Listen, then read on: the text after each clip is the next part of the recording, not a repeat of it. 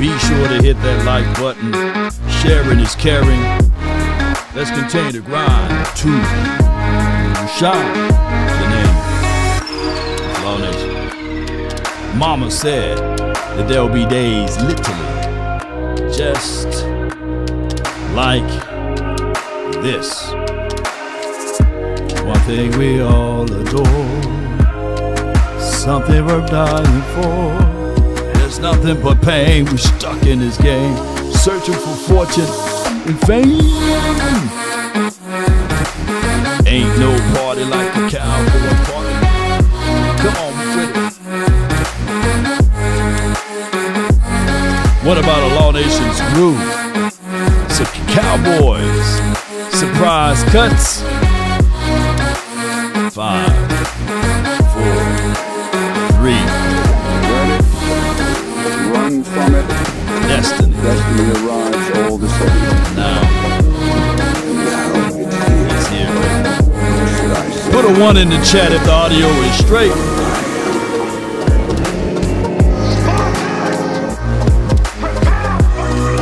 All right.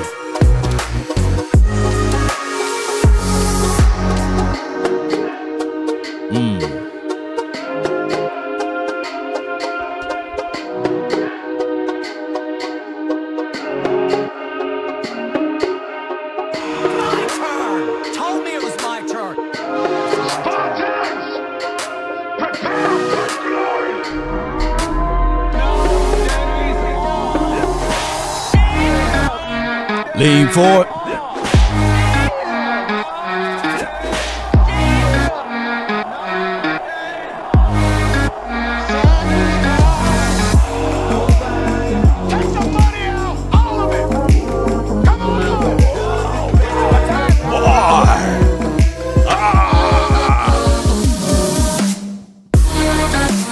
Ain't no party like a cowboy party. Come on with it. Good morning, good afternoon, and good evening. Got it. Appreciate everybody for rocking in with the nation. There will be some surprise cuts today. And there may be already some surprise cuts on the way, Cowboy Nation. But we just got to live with it, deal with it, and be with it, Cowboy Nation. If this your first time ever here, my name is Law Nation, without hesitations nor deviations. Be sure to hit that like button. Sharing is caring, caring is sharing, and share this information all over the world. Come on, and don't get swallowed up. Riggs! I can't take this no more, Riggs. Yeah, I'm glad we got clarifications. I'm glad we got clarifications for the nation, man. I appreciate y'all, man. Especially for those who without hesitations nor deviations. We are also live on TikTok. So shout out to D Arch. Appreciate you. Law Dog, I see you over there on the tick to the talk. Appreciate y'all, man. So help TikTok out and help me out and help everybody out and join the notifications over there. Appreciate y'all. So I'll be bouncing back and forward. But neither here nor there. We got some clarifications for the nation. And we'll be looking for some people that can help this situation out, you know. Chief Tyquan Thornton, former Patriots second-round draft pick, has made the Kansas City Chiefs. Okay, And I do run the 4.28. More speed for my guy, Pat Mahomes, Money Mahomes. But all right, so let me pull this up because I was like, hey, what's going on with this? But let me start off from the beginning. Todd Archer reported that the Cowboys placing Peyton Turner on injury reserve / designated to return with broken rib tips per sources. Put the rib tips in there. Give me the rib tips, man. Give me the rib tips over there. Y'all know, we go to the barbecue spot. Give me the rib tips, man. Give me them. Some barbecues. Sweet Baby Ray's. But he will be missing 4 games. And with that being said, they also put Jonathan Mingo, the Ming Dynasty, on that same situation, right? So I was sitting there, I'm a little confused. Why would we waste our time with not Peyton Manning, but Peyton Turner. He's about as useful as a $3 bill. Now, granted, people say, well, Lord, you be nice to players. You don't go at players. Well, Peyton Turner, I haven't seen him out there on the field, right? He just as valuable as my girl Sadiq Charles that's in the chat. Todd Sutton. Adamanium, who gave me the backstory about Wolverine and Storm, man. You crazy as hell, Adamanium. I can't get that out of my mind. Gene! But now it's Storm. And of course, Eric Old Head Young Bull. So I'm sitting here like, what's going on? And we got clarification. Thank God for the clarifications. And what Clarence Hill Jr. said, pure sources, the Cowboys will be placing Peyton Turner. He spelled it with an E. Some people spell it with a A. And Mingo under the IR designated to return.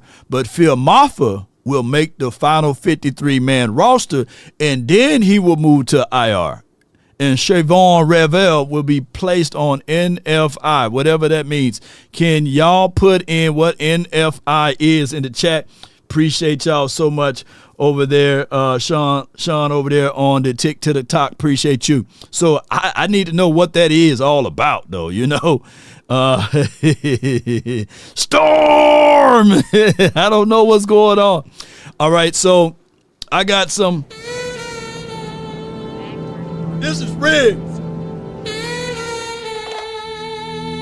So you mean to tell me, ladies and gentlemen, ain't that right, Taiwan?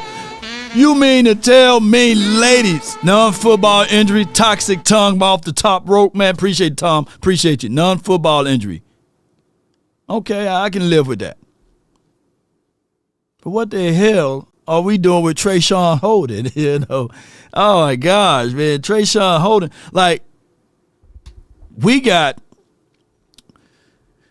a room longer than Jay Leno's chin as it relates to our defensive edge room. We don't need Peyton Turner. And I get it. People will look at the wide receiver with the same type of energy. But I've seen with my natural eyes, Trayshawn Holden could be just as good as Jalen Tolbert, right? And I'm not beating up Jalen Tolbert. Shout out to Mama Tolbert, Daddy Tolbert, and all of the Tolberts, man. Tony Tolbert, any Tolbert. Shout out to all of the Tolberts, man. Law Nation is not beating up the Tolberts. But come on, man. We've seen a little bit more from the upside and the capability and the possibility of what we can get from a Trayshawn Holden. Now, he may clear waivers, right, and come back to the team. But what I'm looking at it is like, if I'm doing the rule of two and I'm sitting here looking at Peyton Turner, not Manning, and I'm looking at Trayshawn Holden, I'm sitting here like, give me the Holdens, man. Give me the Holdens, And that's just for what I get, But, Holden, nah.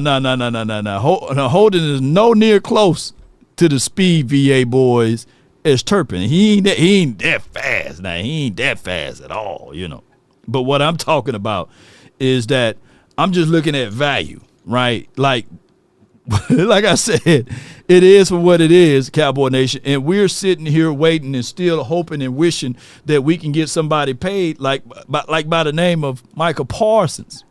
Now, the ongoing debate is he will eventually play. I think that everybody that's watching, whether you're on the Tick to the Talk that don't stop, or if you over here on my YouTubes or Facebook, we're live on multiple locations. Lean forward a little bit. Let's lean forward with me. The ideology is to compete and to play football, not to play politics, not to play contracts. But that's a whole nother conversation. Yeah, Powell, they did cut Holden. Now, to behold, to this right here, to this notion, Cowboy Nation, is that we got to also understand that if we cutting our favorites, right, then there's other teams that cutting their favorites. Shout out to Cowboy Fan Talk. They putting a big boy in there, and that big boy from the Steelers, he got this information here. Steelers waiving defensive tackle DeMarvin Leo. He was a former third-round pick in 2022, And we need size. We need somebody that can help move some stuff around, right? And he's one of those guys that I think that the Cowboys should consider bringing in. Here's the thing. It's just like moving furniture, man, when you're talking about one techs. And if you ever had an apartment on the 3rd floor or the 5th floor, you ain't finna ask nobody who's 195 like me. You gonna find a big boy and say, hey, can you get that other side of the couch for me? You know, that dude right there, he can just put the couch on his back. And we need big boys down that can be able to help move stuff around. And we could talk about leverages and all of this stuff, but the ideology is to get a big guy inside so that you can have a situation and scenario that your edge rushers can rush upfield and get to the quarterback or stop the run, set the edge, contain. So the whole back and forth with the Mozzie thing, I get it. If you want to campaign cheerlead for Mozzie, I got some pom-poms for you and all of this good stuff. But what I'm saying is collectively, he can't continue to be on the field for 60 snaps, for 50 snaps, for 40 snaps, if we want to get the levels of productivity from our one tech, right? I would like, if Mozzie is going to be here anywhere between 15 and 20, that would be the max capabilities or the law of diminishing rates of return that you can have and bestowed upon this team as it relates to defensive side of the coin, right? So that's how I'm looking at it. Now, granted, the Cowboys did draft a guy named Jay Toya. I like his skill set, so he can get the other 15 to 20 snaps, right? And let that be a thing. If you want to hold on to my precious weapons that we drafted, you know, and whether he's a slingshot, a bow and arrow, if you want to hold on to those less ancillary weapons, then do that. But what I'm saying is, if the Cowboys are very serious about this particular team, then they'll go get a veteran defensive one tack. You know what I'm talking about? One tackle, one tech. I can't talk today, but y'all get what I'm saying. We pushing big bodies, can't stop me for the 9-8, got to sell 1 million copies type of thing. So that's where we need to go. That's where we should go, Cowboy Nation. Yeah. T-Smooth, appreciate you. Haven't lied yet. Appreciate you, man. Linebackers been great. Can't wait to see the SWAT all over. This is from Randall. Appreciate you. Let me know. Johnson over there on TikTok, they new to me, man. They think I'm James Harden. But I tell people I'm about 9 to 10 years older than James Harden. You know, he wish he could look this good when he's in his mid-40s. He wish he could look this good. Shout out to James Harden, though. I need some of them coins. Yes, so defensive tackle Jamie Point says we'll take pressure off of the linebackers. He's right. Yeah. Benny talking about want to be a baller, shot caller, 20 in play. All right, man, appreciate it. Shout out to all of the Texas rappers and all of that. Here's what I got. Here's what I'm tired of looking at. The Dallas Cowboys not being able to adjust.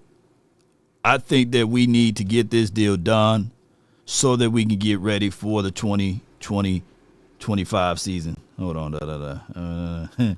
Yeah. Hold on, boom.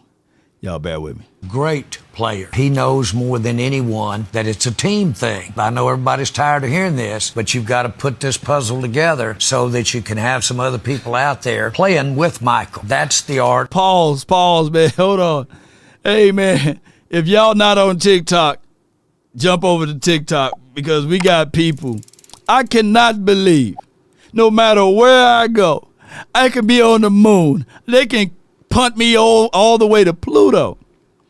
No matter what a Cowboy fan do, we can be minding our own business, kicking it, chilling, doing our own thing. But y'all know who gonna show up. Y'all know who gonna give us 100% an attendance, even on different platforms. It's always gonna be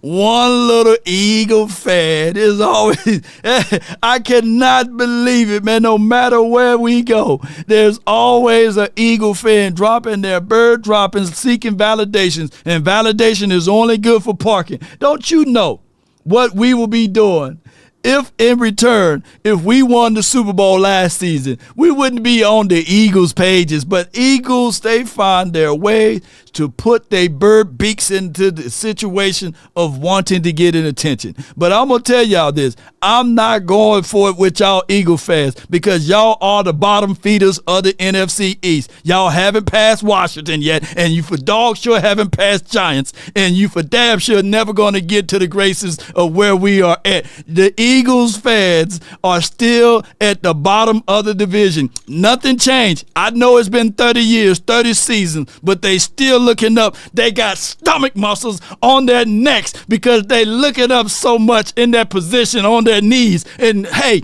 this time, all I'm saying for all of the Eagles fans, just swallow this time. I'm tired of y'all spitting it out because that's the position that y'all in. Don't y'all understand? You got to pass Washington first. You got to pass Washington first. You got to pass Washington. When y'all tied up with Washington, then y'all can start talking noise to the Giants. We are the final boss, baby. That's just for what it is. Now, we know who our issues is. It's the guy that's talking, Jerry Wayne Jones, and at the same breath and at the same time. It is what it is. They nervous. That's what it is. They are nervous, Flex. That's what they do. They nervous. They're worried.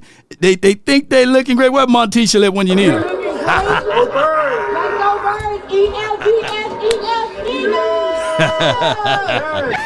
You must be out of your goddamn mind.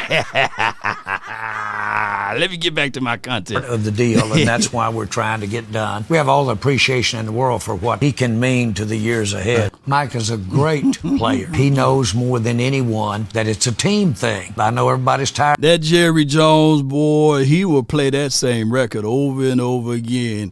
Yes, he will play that same record of this and that. It's a team game. It's a team sport. And he ain't speaking to the owner. He's not speaking to the agent here. Yeah, Montisha is crazy. Yeah. Sean says Jalen Hurts is similar to Dak Prescott. Yeah, they ain't going to go down there, but let's listen to my guy. There's never, and I repeat, never been a situation where Jerry has not paid his guys. He's always taking care of his main players. It's the reason why the Michael Irvins, the Troy Aikmans, the Charles Haley's, everybody else that you ever named is still attached to the brand because he has always taken care of his guys. Jerry Jones is going to pay Micah Parsons. He will be on the field against Philadelphia. It's not on anybody else's timing. It is all. Pause. Y'all keep me updated on who's being released to as we may end up doing a marathon show. Keep me updated. Okay, Todd Archer just reported something. Okay. Ooh, okay, hold on. It's getting juicy. Here's what I don't want. Yes. Isaiah, stand back. We all believe Parsons will play. I don't think that if he didn't skip out on $50,000 a day as far as those fines in practice, can somebody calculate how much them game checks hit different, and he could talk about this and that, but you can't get back a year of productivity because you age daily, right? And we all know football players got a shelf life. Now, trying to go get the bag and not playing, that's counterfeit money, right? You got to get out there and get the real dollars, and that's playing, right? And we get all what people are saying. Every player is a Ryan Shazier hit away. CBS have a live roster tracker. Yeah, I got you. I'm right with you. We right with you. We right with you on the CBS live roster tracker. But what I'm getting at is that I just want our guys to start off with the good foot. That's all I'm saying. Just start off with the good foot. Everything else, man, we can work that out. We can be in the right graces with that. All right, so here's my guy, Todd Archer, and we'll be going back and forth, so y'all have to keep up and with me. If I'm starting on one topic and I move to another one, it's because the news has updated, and I don't have a producer in my ear. It's just a one-man band right here, and we are working together. Ray says, shout out to you, Ray. Chris states that it is $1.2 million per game. Now, I don't know about you all, But man, $1.2 million. I'm sitting here like, oh, okay, all right. I'm out there. I'm out there. I know 1.2 million. You give us that one time and we set for life. Ain't that right? Ain't that right? Shoot. Shark over there on the TikTok. You give us 1 point, Mr. Range Rover. If you give us 1 point, if you all it take. Before I read this, what Nas said, all I got is one mic. Shoot, all I need is one check. Jeez. Parsons will be out there. If he didn't pass up $50K a day, he ain't gonna pass up $1.2 million a game. He ain't gonna pass it up. And especially, isn't he from that area? Is he from Pennsylvania? Can somebody help me out? Shout out to CFT in the building. Salute to you, my dog. Appreciate you. But is he from Pennsylvania? Yeah. Chris Blunt said, hey, dog, give me 4 of them checks, though. Chris Blunt over here, man. Appreciate you. All right, but anyway, in news over here, it states from Todd Archer. He says, for those who wondering if the Cowboys can do roster maneuvering with long snapper Trent Siege, the answer is no. He received a $550,000 bonus and a $1.255 million base guaranteed. The veteran option is such move, which will be C.J. Goodwin, Will Greer, Hakeem, and then Sadiq Charles, if you want to do some roster moving around. So that's what he's saying there. Just think about it. I just talked about Micah Parsons and the long snapper Trent Siege is like, yeah, that's what I make the entire year. he make the long snapper saying what Parsons make per game is what I got guaranteed for the entire year. Shays, that's crazy. All right, so with that being said, that's wild. That's wild activity. But neither here nor there, Cowboy Nation. Let me get back to this right here. Always going to be on Jerry Jones' timing. From his standpoint, he's under contract. From his standpoint, the deal has already been negotiated. And at the end of the day, your star player will be on the field, and he will be the highest non-quarterback paid in this league. There is.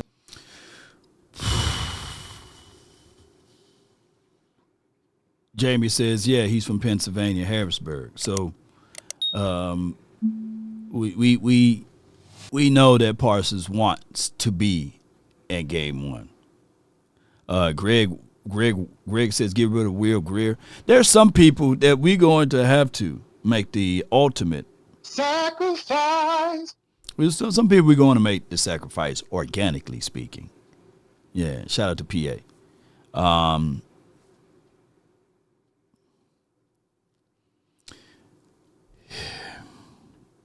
If we are real and true to ourselves, shout out to you, Brand. Appreciate you. Week 1 is a pivotal game. Not because they are the defending Super Bowl champions. Not because they are the Philadelphia Eagles and it's a team that's on the East Coast and we want to see us play. But it's a divisional game. The craziest thing of it all, this game can decide whether or not you have home field advantage for the playoff. Believe it or not, that's the craziest thing ever. And it's game 1. The NFL, I know what they be using. They use ChatGPT to say to themselves, how can we make it as hard as possible for the Dallas Cowboys? Oh, we'll give them the defending Super Bowl champs. We'll make sure they play another division game week 2. And then we'll give them a little break, but we make sure in the middle because we haven't beaten the Denver Broncos since 95, right? That's when Stephen Jones had hair and it was real. You know, Jerry Jones was still talking about Jimmy in a different light, right? So, and Barry Switzer was on his team. So that's a long time. That's a long time. And they put Denver right there in the middle. And then we got some crazy stuff as it relates to that stretch. They said, okay, on Thanksgiving Day, we make sure you play Pat Money Mahomes. You play the Vikings, the Detroit, they could have spread them games out, but they put them all in a row for us. They said, okay, here's your bow tie, Cowboy Nation. Here's what you're going to get on Christmas. So it's a situation, it's an area. Let me pull up the schedule. Let me tell y'all something about this schedule. Hold on. Before I go there, hold on. Got a schedule right here. Hold on. Y'all bear with me. Got a commercial. Hold on. Bear with me. 13 seconds. We're going to pull up this schedule. We'll talk about it in a few seconds. Appreciate y'all so much. Just want to pull this news up right quick. Appreciate y'all. But to Adam's point about hope and to what you just mentioned, Yes. Dak Prescott, hours before the season opener, gets the extension. CeeDee Lamb held out until August 26th. But There's things- if they had gotten those deals done at the start of the offseason when they could have and should have, they could have had more cap space to sign Derrick Henry. Of course. I'm just saying in terms of this actually getting done. As somebody that I'm a little bit familiar with negotiations, here's what the issue is. When you're out there, Micah Parsons, do you understand that he has to walk around on eggshells? You step into your car, you walk up and down the stairs, you drive to restaurants. You got to worry about every little thing when you don't have your bag. And Jerry knows it. Right. And wants him to sweat. Yeah, you gotta understand this. How dare you? And up until the last Wants him to possible sweat, day. and Micah may not sweat because his back is tight. There we go. Bull sugars. All right, so let me pull up my scheduling. Appreciate everybody, man. All right, got the schedule here. Appreciate y'all so much for jumping in, rocking with me. All right.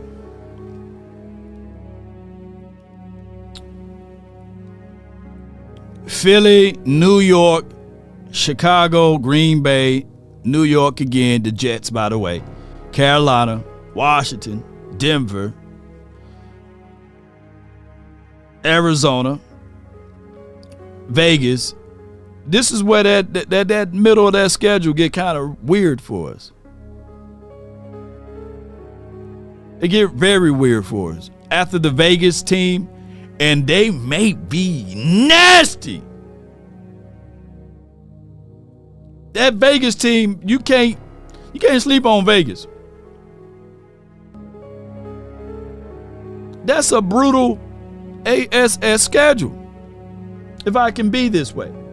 Cowboy Nation. After Arizona, you got Vegas. I don't want Schottenheimer, Hootenheimer, or any of the Heimers, Marty's son, to be saying that, hey, I got to play against the guy that taught me the game. Is Pete Carroll the head coach of the Raiders? Y'all let me know. And then you have the Philly, Kansas City Chiefs, Detroit, Minnesotans. That's how Jerry said, Minnesotans.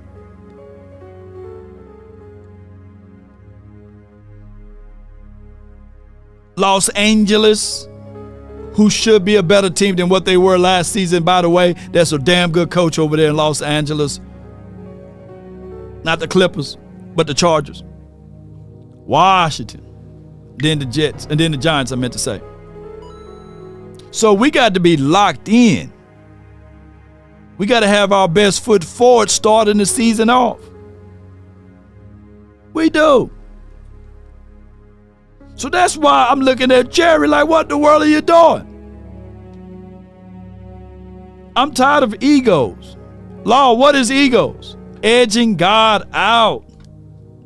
Jerry, you're not going to go broke, man. You're 82. You got wooden teeth at this point. Let's get this thing rolling. You already had your own lady, your own Swedes. Gene Jones was saying, what are you doing? When you got rid of Jimmy. Y'all saw the documentary. And at the end of the Netflix documentary, they all was huddled up like it was a funeral. And they were saying to themselves,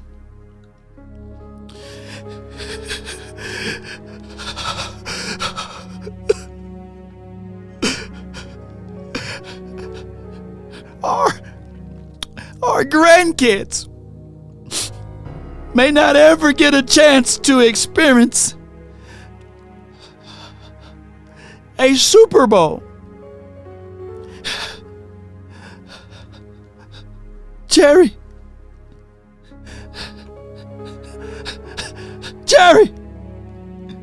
we want to do one good thing. We want to see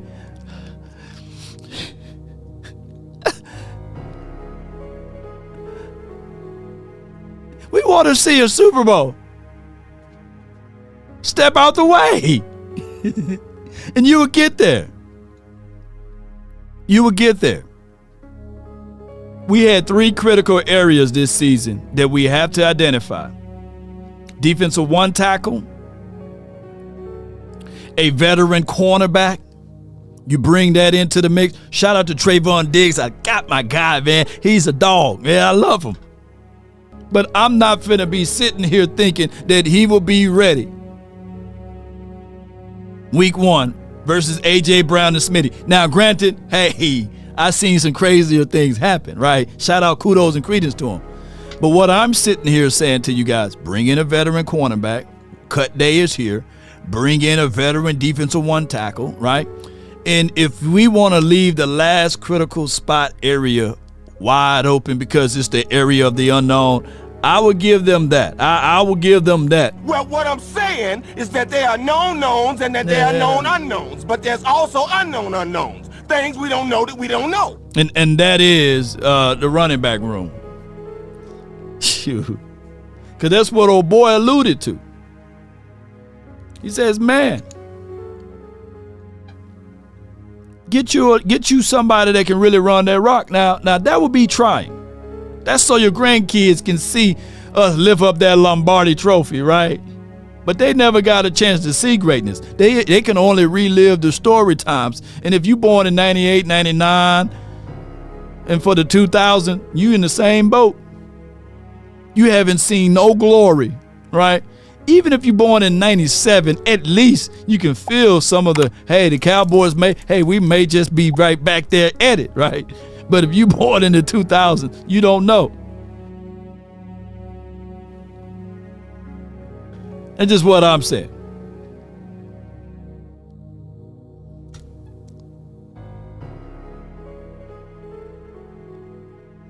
The running back room is the unknown. Toxic Tom says, I already know. Oh my God, Toxic Tom says, I already know my children won't see a Super Bowl. You can go show them that Netflix documentary. They'll see 3 of them. Yeah, they'll see 3 of them. You show them that Netflix documentary, they'll see 3 Super Bowls. I'm not beating up the Cowboys, but I am, just to this point. They just got to move out the way and get things going. I'm optimistic about this season just like anyone else. Holy cow. We got a guy on the training table in a game. I've never seen that before. We've got another person saying this is Jerry Jones' Waterloo. We've got 0 negotiations. 0. Like at least Washington and Terry McLaurin were talking. Trey Hendrickson in Cincinnati talk. Dallas and Micah Parsons not even talking about a new deal for months now. And you know what else? The Dallas Cowboys opened the season on Thursday, September 4th or 5th. What is that date? That Thursday night? So September 4th. They opened the season Thursday, September 4th. Even if the two sides improbably and impossibly figured out a new deal today, which they're not going to do, Micah Parsons is going to be at best limited in that game. That's if he even plays at all. And right now he says, got a super chat. Likes $10. Peace to you, Allah. Appreciate you, man. Come on with it. Let me give you take the money out, man. Appreciate you. Read it. Thank you so much for the support. He's got back spasms. As we're taping this Monday, he was not spotted at practice. His back is tight. The Cowboys say his MRI came back clean. He says his back is tight. How can you prove that your back is or isn't tight? Right? Yeah. Now, what would be interesting would be if the Dallas Cowboys decide to get serious about that and they want to pursue legal action and file a grievance against him for not being able to play when he says he can't play, and they say he is healthy enough to play. Could that happen? That would be interesting. Could Micah Parsons file a grievance against Jerry Jones for unfair labor practices through the NFLPA for going around the back of his head? He could do that if he wants. It don't have to get to that point. Let me say this again. It don't have to get to that point where it's filing a grievance. What's the argument? Can we just start a GoFundMe account? You know, what's the initial argument?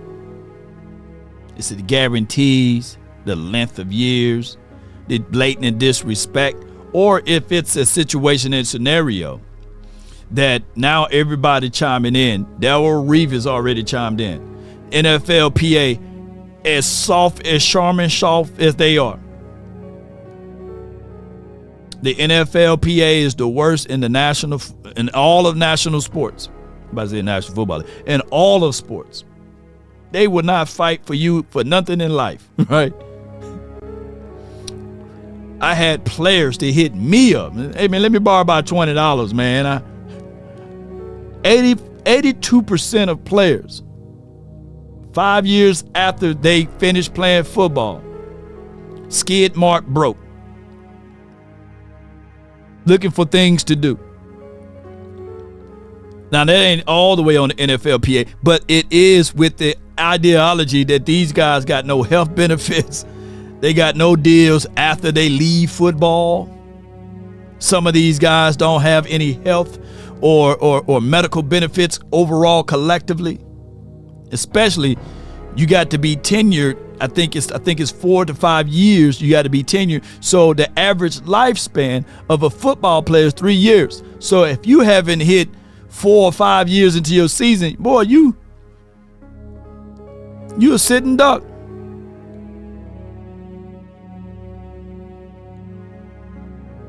So I get on both sides, right? The NFL owners, they're saying, hey, you got a contract.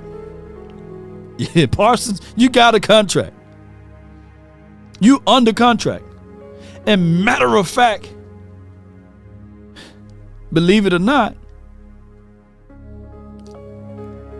I own you for 3 more years. I know that sounds crazy. I know people will say, hey, man, hey, you don't want to call somebody owning you. But technically, that's what they are. They are owners. They are not partners. Let me say this again. NFL owners are owners. This is not a sponsored situation. This is not a partnered situation. Nia says it's the agent.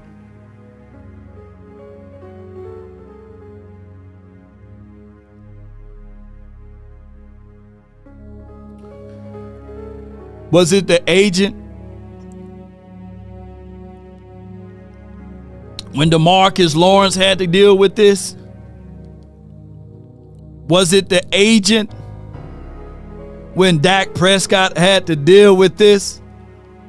Was it the agent when Zach Martin had to deal with this? Was it the agent when C. Dangerous Lamb had to deal with this? Y'all just help me out.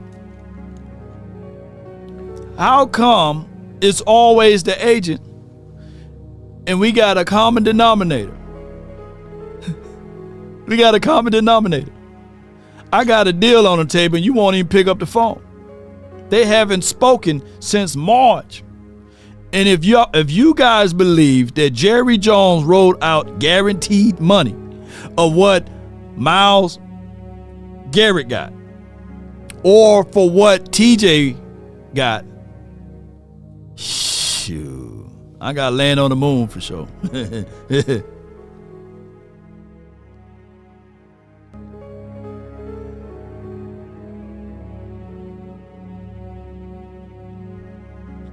Ha! I like what Toxic Tom states here. Law, if everywhere you go and you smell bull sugar, then more than likely, check your shoes. I love that analogy there.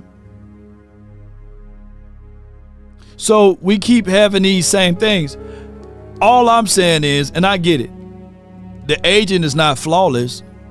The agent want what's best for the player and of course himself too, right? That just naturally, we all trying to. What's the song back in the day? It ain't no fun if your homie can't have none. It ain't no fun. Come on, shit. Your homie want to get some too. You can't cut the homie out. That's what Jerry tried to do. Like, hey man, hey, come sign this deal. Come here, get over here. I want to get this deal. I want to get this deal done. Cut your homie out. Yeah. What's your point? What's your point? Yeah, Jerry.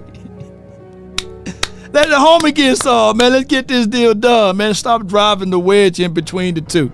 We all know that we want to beat the Philadelphia Eagles, smash their beaks in half, clip their feathers, you know what I'm saying? Pull our strap on them and make sure that all their kids won't grow. Yes, indeed. Well, that's what we want to do. Jeez. That's what we need to do.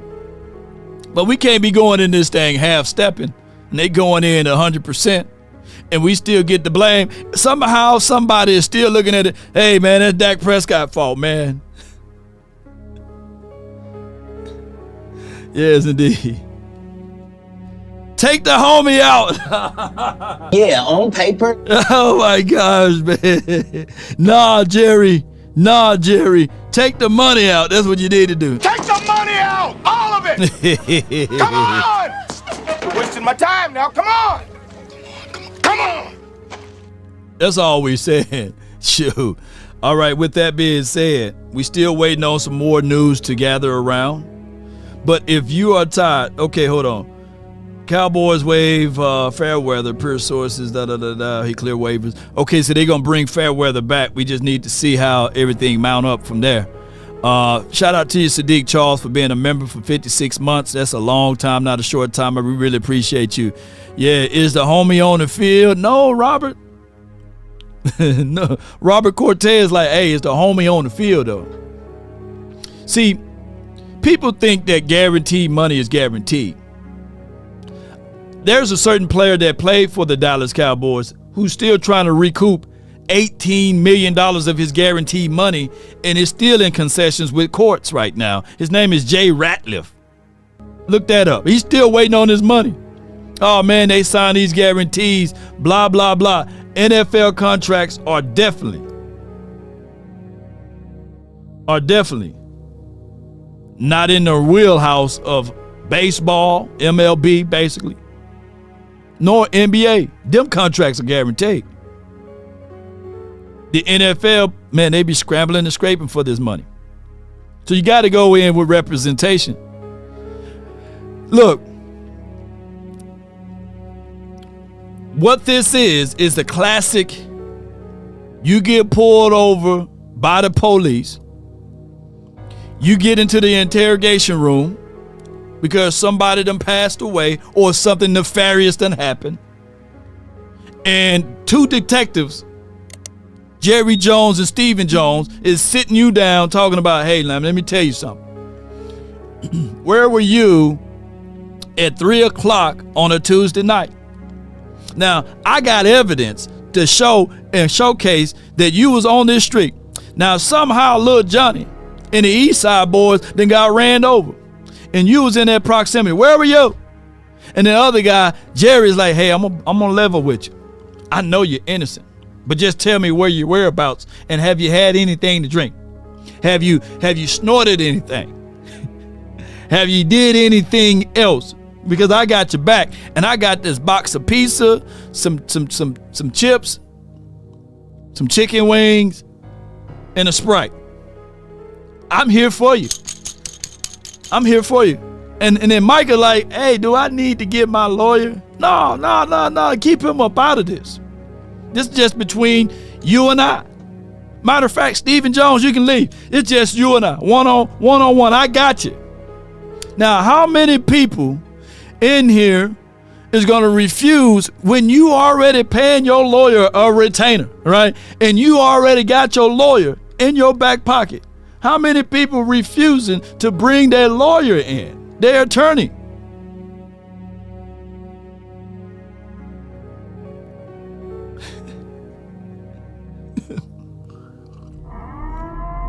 It makes sense to make sure you got somebody that can read the fine lines. Sidica Charles $20. Can we please get past this contract situation? It is not changing until Micah signs, so why constantly talk about it? In my opinion. Yes, Sadiq Charles. Because nobody cares about fair weather. And I really appreciate the support. Nobody cares about us going into week 1 with Donovan as Oraku and Dante Fowler as your edge rushers, right? When you got, it's like, when you got Parsons right here, right? And I get what you're saying. Nobody wants to be talking about this.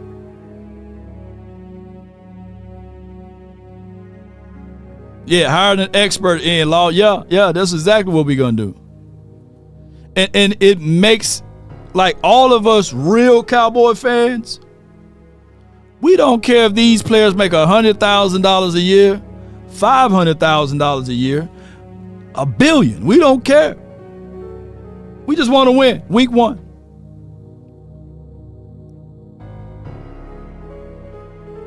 Martinez is that running back out of Miami. Is he pretty much available now? And that what makes this thing all crazy when we doing the 53-man roster. But I do know that there are people that's on this team that's hoping to make this team that's been in practice. Can you imagine? You've been in practice day in and day out. The sweat is sweating, right? The blood is blooding. Sweat, blood, and tears.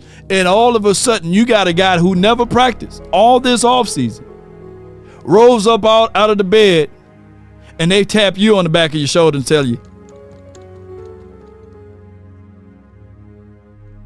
what up? Hey, it's time for you to go. Why? Because we finna bring in Parsons. Damn. I thought I was making this team. Yeah, you was making this team before we inked this deal, and that's how it goes. And it's crazy. Micah is under contract, so he needs to be out there and honor the contract.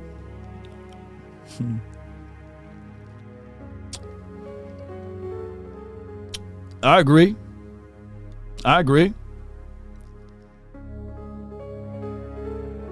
Everybody wants insurance. And insurance, no one wants to be on a lame duck season. The tilt of the scale is heavy on the ones with the future. How many of you guys out here appreciate y'all? How many out here? Yeah, DRT says I scared the Eagles fans off of TikTok. I'm seeing a lot of Eagles fans still there with all of the Eagles droppings. Go over there and beat them up. Y'all go over there and regulate on TikTok, man. They all over there. Get them birds, no fly zone. But what I'm getting at is that the Cowboys versus the Eagles is a real tangible thing, and we need to have our best foot forward. With that being said, if you are playing games, you want to have your best audio for it. And I got something for you.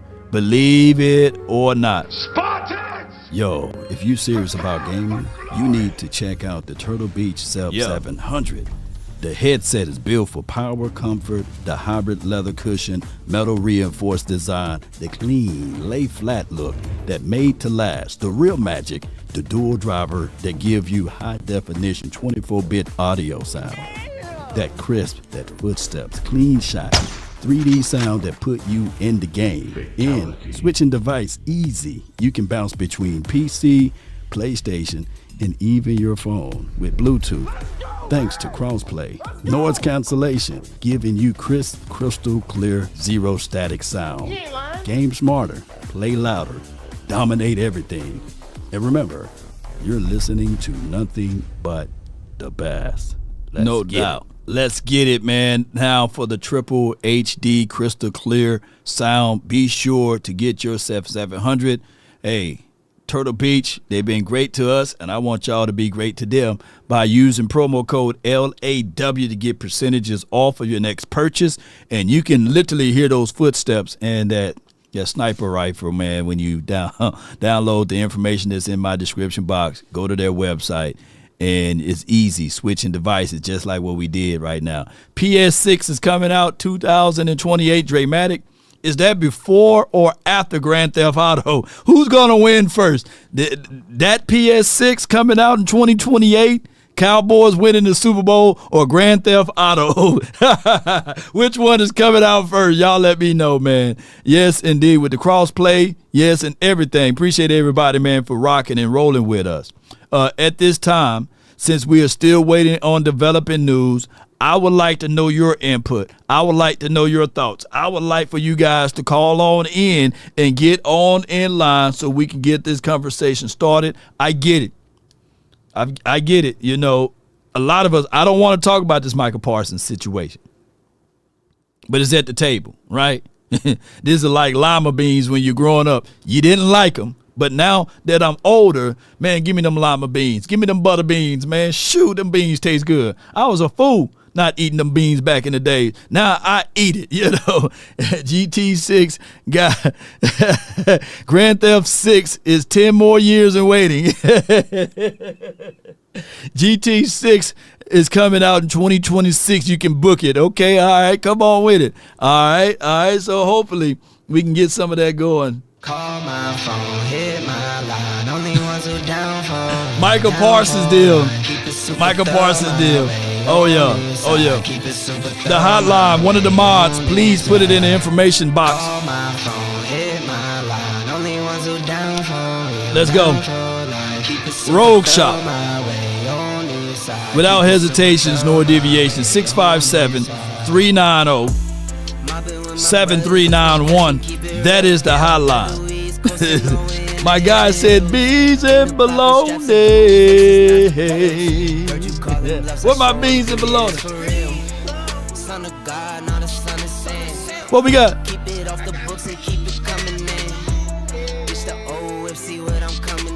All right. I got my guy from the 774. Jamie, you live, man. What's good? Law. How you been, my brother? Happy New Year, man. God dog, boys. man, I just want to say, man, I just got back into the States today, man. Listen, I've been in Portugal for the past 12 months for work. And it's been a ride, man. But I just want to let you know, man. Listen, I couldn't listen to your shows, man, but I rewatched all your podcast, everything that you've done. You got me through this time, bro. Okay. You, the Law Nation family, bro. I've watched everything. I haven't missed a show. And it's the first time I'm calling since April, man. I just want to say, man, I miss everything you've done, and I appreciate you getting me through the time out there, man. It was a tough time, man. Language barrier, but you got me through a lot of this time. I brought my helmet that you sent me out there, man. Yeah. And that's why I appreciate you, man. I appreciate you getting me through that time, man. It was a good time. Man, I was worried for a second. I said, man, my guy that haven't called in, didn't hit me up, but you took a sabbatical, right? Sometimes we need to get away. I was out there for work. I was out there for work. Oh, for work. You got to go where the money's at. You know what I'm saying? Yeah. So, hey, you gotta go where the money. Got me, like I said, I watched everything, man. And like I said, the Law Nation fan, everybody calling in, man. The whole family got me through that time, man. But I'm back home, man, and I'm ready to get this season started, brother. No doubt, man. So what you got on everything that's going on right now? We on cut day. We waiting for news. We refreshing news. We trying to make sure that we keep the best people on this team. So what's your thoughts on that, bro? Well, I'm hoping, like everyone else, man. I'm hoping that we get the O-line established, the D-line established, and obviously the number one thing, Michael Parsons, man. We know we got a We got to lock him in. And I know we waited last minute on Dak and CD and even going way back to Emmett. You know what I mean? We just haven't seemed to do that. The drama always follows us. But there's not a question in mind. Obviously, we're going to lock him into a good deal. It's just let's get it done sooner than later. That's just my hope. You know what I mean? Yeah, and get focused in, like Sadiq Charles says, man. Just get focused in only on football, and that's what I love. I love doing the matchups, man. I love to see how we go up against the Eagles, right? Our power versus their power. I always said this, and I'm gonna say it again. I want them at 100%, right? And we want to be at 100%. But we want their best. We want their best because we don't want no excuses. No excuses, That's man. the way we're gonna get better. But we still man, breaking beaks, I know you got a line waiting. Yeah. I know you're gonna line waiting. I just want to appreciate. I'll be calling in every show. I'm back, and I appreciate you. Like I said, everything that you do, man. You got me through a lot of tough times out there, so I appreciate you and everyone that calls in and gives their input. Sadiq, Ice Cold, everybody, man. Boss, everybody. So I appreciate you all, my brother. No doubt, man. That's Jamie, man. Appreciate him, man, from the 774. Man, high love for him, man, and adulations. And I'm glad that I'm able to be like a therapy session guy over here, right? You know, the therapy session law. Maybe we need to get some therapy session music and stuff like that going when we do these type of conversations. There's still no major news. I did get some information from my guy Malik Hooker, and he was stating that people are pacing and walking the floors and stuff like that. So people are nervous, right? People are worried to a degree on whether or not they're going to make the team or not, right? And that is a real thing. This is like Christmas. Like when you wake up early that morning to see whether or not a magical being then climbed down a chimney and left you some presents, right? And it's wonderful and it's beautiful to know that you got your present under the tree or somewhere in the house. And this is what the lifeline for most of these guys. Some of these guys, this last preseason game that happened this past weekend, would never wear another NFL uniform, and they'll be working at Costco's. They'll be your Uber drivers. They will be your Uber Eats or what have you. And you say, hey, man, don't I know you from somewhere? And you're like, yeah, you might know me. You used to play for the Cowboys, right? Oh, yeah, man, I used to play for them back in the days, man. No, it's recently. Tyler, was it Neville? Oh, you used to be yeah, man. Drop me off over here, man. Add a stop, man. Drop me off at the 7-Eleven. But, man, it's good seeing you. That's how it be. And that's literally how it is when you start talking about cut days and these sorts of things. I got the next caller from the 561. You're live on the Nation, brought to you by RogueShop, man. What you got for me? Man, shout out to RogueShop, man. That alternative medicine, man. The alternative. Promo code Loud Nation. And you know something, Loud, before I get into my rant, before you went on that purge to get rid of those awful mods, I just want to say shame on you, mods. One of y'all done ruined my streak. I've been following Law Nation for like 8, 9, 10 years. Yeah, and I'm like, you know what? It ain't nothing for me to just give Law $1. When I make a comment, I see my name light up green. But I don't know what I did to one of y'all mods. Y'all done blocked me. I had to call in Law's show 2-3 years ago to get my name unblocked. And then y'all kicked me off my membership. That's why I got to call Law and ask him, how do I get back to the membership? Shame on y'all, man. My God. I've been rocking with Law for the longest. I probably wasn't the first subscriber, but I was in that first couple thousand, damn it. And y'all hell yeah. With the baby I beard. Forgive y'all for that. Yeah, with the baby beard, man. Y'all even know, man. Jake the Great, a big supporter of the Cowboys community, man. I've been here for all of y'all. Shame on y'all for doing that to me, man. Yeah, man, shame, man. God, dog. Hey, are you able to comment right now? Can you comment something in the chat so I can... Hold on, let me see if I can comment. Let's see if you can comment, man. That's a shame, man. How y'all do my truck? I just pulled over just because I'm like, I'm so mad. I'm putting yo. Yeah, man. Just comment something. That's the only way if you comment, I can make you a mod or something. Yeah, you know what I'm saying? Yeah, that's wild, man. Yeah. There you go right there, Jake.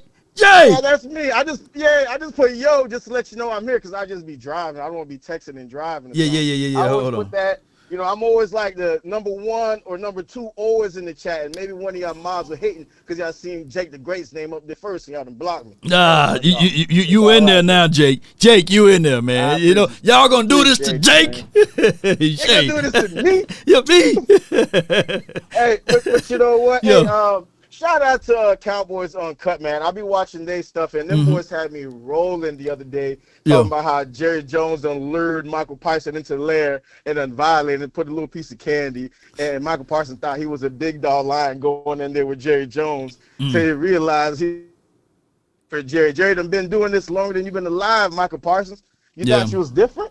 You know, so them boys, shout out to them. Them boys had me rolling, man. Yeah. But you know, yeah, he got his ass whooped trying to do that. Yeah, he got towed up by Jerry. Jerry put his seat way up there, put Michael Parsons' seat way down there. Yeah. Jerry a fool, man. Hey, but you know, I'm kind of optimistic on this season, man. Right. And I'm kind of got my hopes up. I feel like it probably hasn't turned on film yet, but I think Mozzie Smith is going to surprise a lot of people. Like when I first heard his interview, 2 years ago, it seemed like his mind was somewhere else. Maybe the star was shining too bright in Dallas. But his last interview, I heard him. He was speaking clearly, and he was saying that, hey, they don't want me to hold up gaps no more. He wasn't used to that, and now he ain't got no excuses because he knows he's stronger and he can beat the double teams. I just feel like we're putting too much on Mozzie because we just want this microwave, pop him in, and he's ready to go. And we keep forgetting what you keep preaching. It takes 3 or 4 years to get a defensive lineman. Look at the dude in Baltimore. He wasn't doing nothing. And then one day he woke up, 11.5 sacks from the interior. There's Matabuke. All right, so let me get into this, Jake. The guy that trained Matabuke is right here in Dallas. Oh, yeah? His name is Brandon Tucker. He's one of the best in the business. All of the Georgia boys, from Jordan Davis to Jalen Carter, they fly into Dallas to go work with him, right? Mason Graham, the list is longer than Shaq Feet of all of the people that go work with my guy B Tuck. The problem is when even Marshawn Nealon, Donovan Ezaraku, all of these boys go in and they tap in with Brandon Tucker. So when he reached out and with Mozzie, you know, it was due to some other situations. Mozzie don't work with him. I'm not saying that Mozzie, in order to be great, you got to work with this guy. But what I'm saying is if everybody that's pretty much on the pathway of being great or good in the National Football League, and Mozzie himself refuses to get that help, and then I asked Tuck, I said, what do Mozzie ultimately need? And he said he need to work on head, shoulders, knees, and toes. That brother got to work on everything. I said, what about eyes, ears, and nose? Because at the end of the day, Mozzie got to want it. And what I'm getting at is that what I'm hearing is that people who haven't spoken to Mozzie or people who haven't really been in the same room with Mozzie fighting more for Mozzie than Mozzie, right? So, and I'm not beating up Mozzie. We went to the camp this offseason with Buddy Johnson, and he was there, and I got a chance to talk to him at that moment. And his mindset is that he's going along the process. I'm not here to take away from him, but what I'm saying is if we're going to literally put Mozzie into that room of being a one tech for the Dallas Cowboys, former first-round pick and everything, is that I think that the best move for the Cowboys, if they don't want to move on from him, limit his snaps to 15 to 20 and get you a veteran guy to add with Mozzie, and that would be the best thing for him. Right. Yeah. But hold tight. I got a super chat from Stephen Carroll. Hold tight. Stephen Carroll, $9.99. Don't feel too bad it happened to me too before law reset the mods. Yeah, Stephen Carroll, who's a great, strong supporter, he's reaching out to you as well, Jake the Great, and said, don't feel bad it happened to him. They blocked and they removed him up out of here. And salute to all of the mods. But yeah, can't be too block happy. But go ahead, bro. Go ahead. Yeah, and all I got to say is my 19 snaps. Don't be like, what's his name? Woods and talking junk now, but it's all like that. I ain't hold up the line. No doubt, man. Cowboys and how about them? Yeah, man. Yes, indeed, man. I thank you, man. That's Jake the Great, and I don't want look. Mozzie is a cool cat. He's a cool brother. He wouldn't hurt a butterfly. A fly can land on his shoulder, and he won't. Most people swat at the fly. He won't even do that to the fly, right? Mozzie is a real cool guy. But what I'm getting at is that he got to want it. When I say if you want a thing bad enough to go out there and fight for it, to work day and night for it, he got to want it. And I'm not saying that he don't want it, but from his actions that speak louder than words, you got to wake up. When you talking about being when you talking about being in the rooms with greats, you gotta want to eat that just like you ate your cereal or whatever you ate, your avocado toast, your grits, your eggs. Put some cheese on my grits though. You got to want it that way. Now some people are organically, naturally gifted. They can roll out of the bed and just be great. Some people can be that way, but he ain't them. And I hope that year 3 everything connects and we go back and revisit this point. And everybody say, you know what, Law? You was 1,000% wrong on him. This man got 5 sacks, man. Or this man done stopped the run and you can't even run. You can't even get an inch that way. I would love for that to happen. I would love for those type of things to be here. You know what I'm saying? I would love for those things to be in those same wheelhouses. Yeah. Cowboy Nation. He's a future wrestler. And it's not beating up Mozzie, by the way. Mozzie got to be slapped before each game, fire him up. Yeah. Or shoot, Marshawn Lynch used to take a shot of Hennessy before every game. Wake him up a little bit. Yeah, this is what it is. Mozzie gonna be one of them Amazon drivers. Like, hey, don't I know you, man? You know, you used to play for the Cowboys, man. Hey, put the package, man, under the bench. It's on front of the porch, man. Put Put it right there, man. We'll be right back. You know, we talking through the ring phone.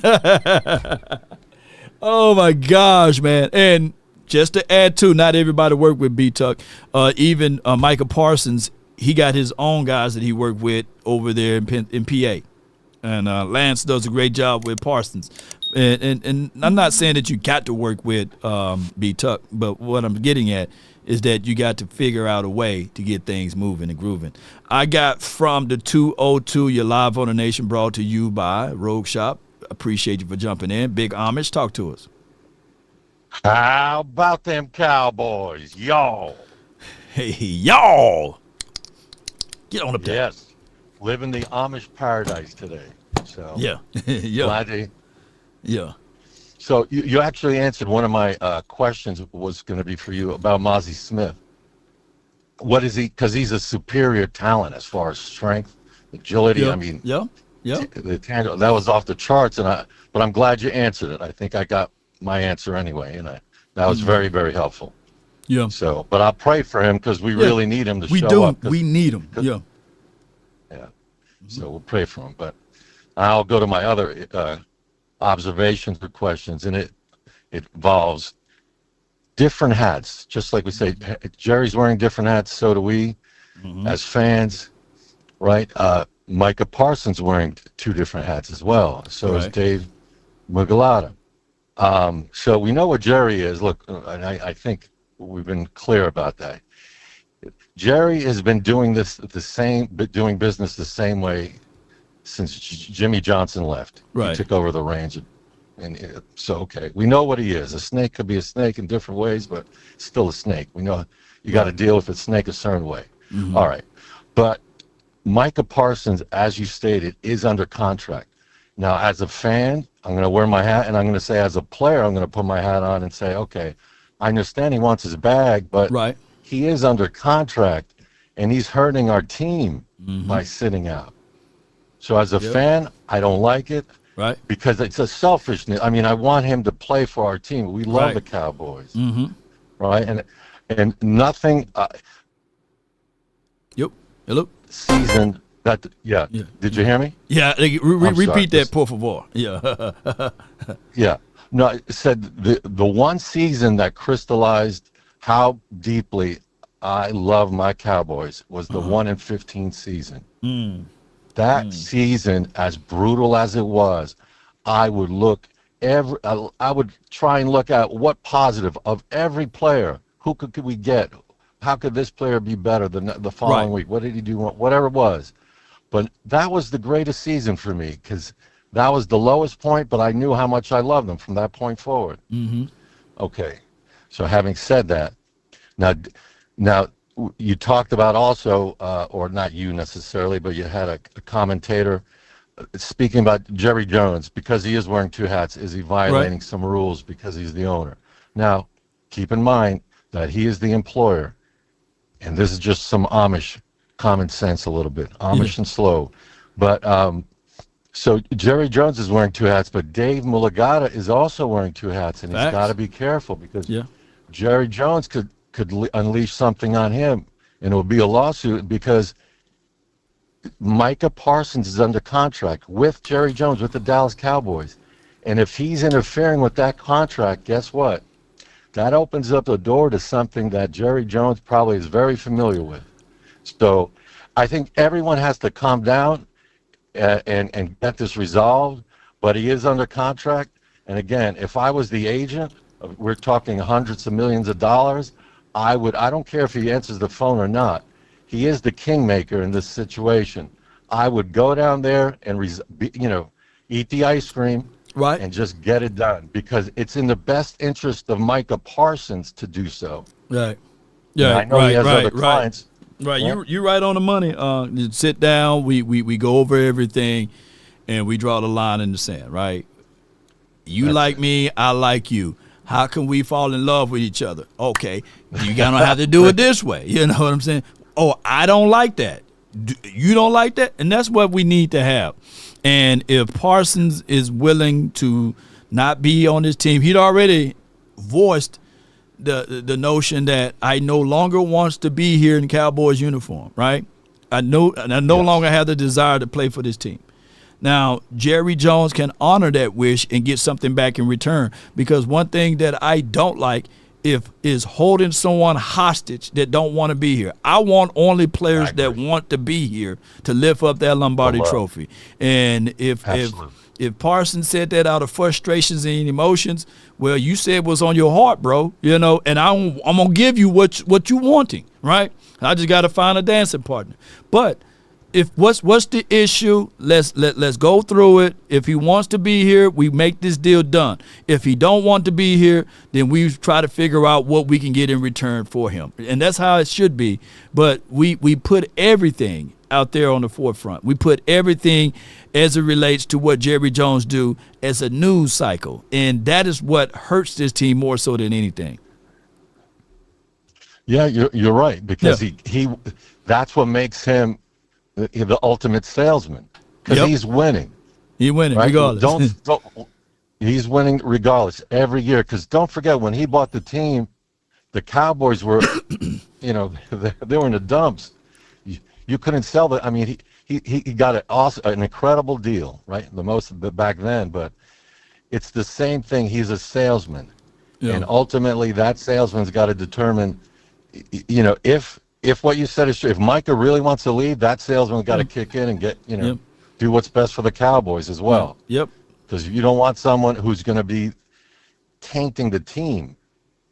If that's true, if that's the situation, I really like Mike. Yes, indeed. But man, what else I got, man? Before I let you go, what else you got before I let you go? That's all. I appreciate your time and love your content as always. Appreciate you, man. That's my guy, the Big Amish. Let me hear you say it. How about them Cowboys, y'all? Yes. I mean, that's just, and I know it's antics, it's everything else, and I just want people that wants to be here, right? And there's no ill will. Shout out to Mama Parsons, Brother Parsons, Daddy Parsons, Kid Parsons, all of the Parsons, man. Fiance Parsons. I love all of the Parsons. But at the end of the day, man, we got that agape love for the Cowboys. We got some unconditional love for the boys. Think about it. As old and gray as Jerry is, I was following and supporting and doing all of the things for the Cowboys before he bought the team. And it is for what it is. At the end of the day, Jerry is not going to sway my mind to start rooting for the Eagles, start rooting for the Bengals, start rooting for the Washington team, the 49ers. I'm going to be here. So when it's time for me to catch a cloud, all I'm saying is before y'all put me in the ground, make sure that my tombstone got the star on it, right? If not, I'm coming back hunting everybody. Every time you mention law, say my name like 3 times like Candyman. I'm there until y'all put that star on my tombstone. It'll be a scary movie over here. And that's how deep we are, from the womb to the tomb. We ain't finna flex around and move around. No way, Jose. But if someone don't want to be here, then move on, get something in return. Try to do those type of things. Any word on Houston? This is from Sweet Zeke. Shout out to you, Sweet Zeke, man. Sucrose Zeke. My thing is, I want him to be on the 53 man. Yeah, I do. Shout out to James Houston. We need him to be on that. But it is for what it is. I got the next caller who's been waiting. We got Hoodquavius Cushiton from the 484. Hoodquavius, you're live on the Nation, man. Talk to me. What's goody, Law? Not much, man. What's going on, chat? JV, B-Boy, T, Jackson, Deacon Charles, Ice Cold. What's goody, everybody? I'm not gonna dive into the Micah thing. I'm kind of dried up from that. But what I will expound on is these roster cuts. Right. There's a few roster cuts that weren't so surprising. One was to me. I think the Rivaldo Fairweather cut was a little surprising. I think he did more than enough to push Scooty off. Right. But I'm not a coach. I'm not in the building. I'm not in the war room with him. But hopefully he clears waivers. If he does, bring him back, man. I look at him like a smaller, more compact Isaiah Likely. You know what I'm saying? Real athletic. Yeah. You know what I'm saying? That's the type of guy you kind of want. And he can block down the field. He can do multiple things, man, especially line up outside. He can play inside. He can be an inline blocker. I like Fairweather, you know. It's a toss-up between him and Princeton Fant, but I think Fairweather should get a shot at it. And it is reported that Fairweather, if clearing waivers, he is welcome to the practice squad. I'm fine with that. As long as he's here. Because I don't want to see him prosper anywhere else, because that's an evident thing. Yeah. Like certain dudes, you can just look at them and say they got it. You know what I'm saying? And he's one of those dudes who got it. Right. So, and we haven't still, like you said, we haven't seen Schoonmaker do anything. Exactly. You know what I'm saying? As it relates to a consistent player. So, consistent player, yes. Yeah. He's done things. He's done some things. Yeah. Just not consistent. Consistently speaking, by the way, Yeah. Trayshawn Holden, not a surprise. Still a little still has me like, oh man. You know what I'm saying? Like, not surprised by it, but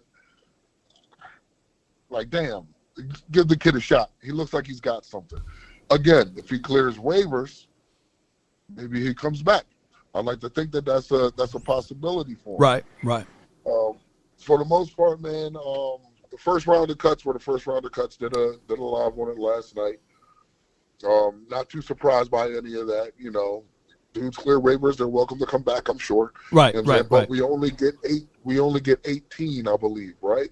And that's 18 with Denzel Jackson as the international player program guy, if we decide to bring him back. What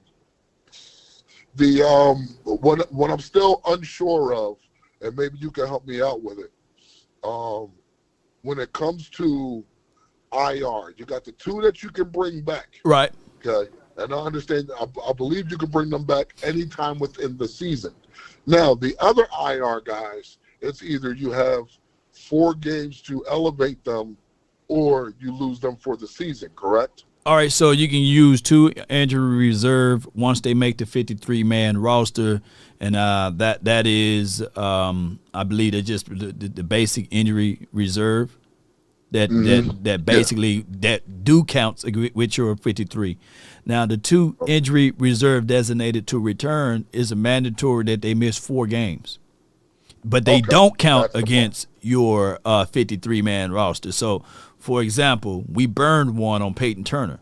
Peyton Turner, I've seen JV Boy and Brian Peters that's in the chat, or somebody over here on TikTok like Tisdale, like they did just as amount of much work that Peyton Turner did, right? So it is for what it is. I think that the Cowboys kind of like wasted a spot with that one. That was it was a head scratcher there. So I don't know what they're going to do with the Peyton Turner. I understand the Mingo situation, but it's the Peyton Turner thing that I'm sitting here like, man, what the hell they doing? But it is for what it is. What you got? What you got next on this one, bro? Next one on this one, nothing really, man. I just wanted to jump in, give my views, ask my questions that I needed for some content that I may do later on, and wanted to tap in with my guy. That's all. No doubt, man. I appreciate you for calling in, man. You have a good day and a better tomorrow. That's. I want you to do the same, Law. You heard this, your boy Hoodie Kush with the Basement Boys. Come check me out. Like, share, subscribe. Cost you nothing to be kind. Do the same for Law. Hit that like button. You know what I'm saying? Let them know that you care. Yes, indeed. How about them Cowboys? Y'all yes, breathe indeed. easy. Yes, indeed. That's my guy, man. Hood Quavius Cusherton, a.k.a. Cam now, because everybody was saying, hey, Law, man, you getting Cam to call in? You know? All right, I got 832, and then I got the 201. It states here from Duncan Wright, Jerry Jones, 2 Super Bowls, Dak 0 Super Bowls. I don't understand that super chat, but we really appreciate that you sent that money in, and that will go towards the cause here, man. I appreciate you, and thank you for all that you do for the nation. And they understand the cost that is involved. No doubt, no doubt. But let's go ahead and get the 832. You in the building, man. Talk to me. H-Town, get down, man. What's good with you? H-Town, Russell, long time, no talk. No doubt, man. I mean, all is well, hey, man. I tell you about it, man. I like this Cowboy squad, man. The depth is showing on this cut down day, man. Yeah. So that means we got good depths, man, far as certain pieces. Not overall, but certain pieces that we're banging the table for. Well, we got top end talent. We know that. That's why everybody complaining about. So now we got depth. So why I think they kept Peyton Turner was, remember last year when Micah went down, we didn't have any DNs. When Nealon hurt, Sam Williams hurt. Okay. So I think that's why they kept Turner, man. Do you think that he showed us anything like what Tyrus Wheat, not thin, can do, or as well as with James Houston? Well, I think what they're trying to do, Law, is because Eberflus runs a 3-4-4-3 hybrid. Yeah. Is keep Peyton Turner because you can put him at the 5 tick. True. And those guys really back up to Ezeruke and Micah. And Sam Williams, Sam Williams and him. No, Sam Williams, he's a true 4-3 end. Okay. But they're gonna rotate him and Nealon and Fowler opposite Micah when he get back. So I think this defense hybrid. What I've seen, he running a hybrid defense, sort of like what Belichick used to run, based on whoever we face. Okay. But what I like, Law, what I've seen. And I've seen them preseason is the physicality on the lines. Okay. And I like the guy we got from the Cardinals. He's showing some creativity with the line movements, the pin downs, the pulls, and I think this is gonna be the best line we've had in 5 or 6 years because. Truth be told, Tyron Smith and Zach Martin for the last 3-4 years, they was injury concerns and not up to the, you know what I mean? So I think with this Tyron, Big Booker, he's a monster. Tyron Smith, he's a monster. Yeah. BB, so if I think everybody talking about D tackle, the way Eberflus is playing downhill and aggressive and plugging holes and playing aggressive assignment football, I don't think that 1 tech is going to be that big of a deal. Now, hear me out. I'm going to hear you out now. I'm watching because we've always gone sideline to sideline with our linebackers. Okay. Since I can remember. Mm-hmm. So Eberflus is having the linebackers attack the line and plug in the holes. So we're going to play an aggressive front with disguises in the back, which I think is the best way to play football, because you put the onus on the quarterback getting the ball out fast. And I think Elam's going to be surprised. And the biggest move I've seen, Law, is Flornay. Flornay is a beast, man. We haven't had nobody that can run a slant since Michael Irvin. Yeah, and Pickens can run the slants, but I think that when you look at the play calling, I get that. I get that. I get You gotta have that. somebody out there that you can't because on a slant you liable to get a concussion. But I think that's going to be big on 3rd and 6, and you being flowing on there. And I also think Kevontae Turpin in the slot is going to be big because if you can get him on the run, I haven't seen anybody that can keep up with him, Law. No doubt, but Russell, man, let me just ask you this though, and I know you jumped around from defense and then you went back to the offense and these sorts of things, and you really didn't expound upon with the defensive 1 tech and all of this stuff, and I get it, you want your linebackers to push it inside and you fill holes, but what you about to say? Mm-hmm. Well, you got Solomon Thomas, you got Osa, you got Winfrey. Winfrey was a former top player. I think he was a 2nd-round pick initially. Everybody talking about USFL, but he had a little trouble. 6'4", 300 pounds. He playing aggressive. Thomas playing aggressive. Osa, he plays aggressive.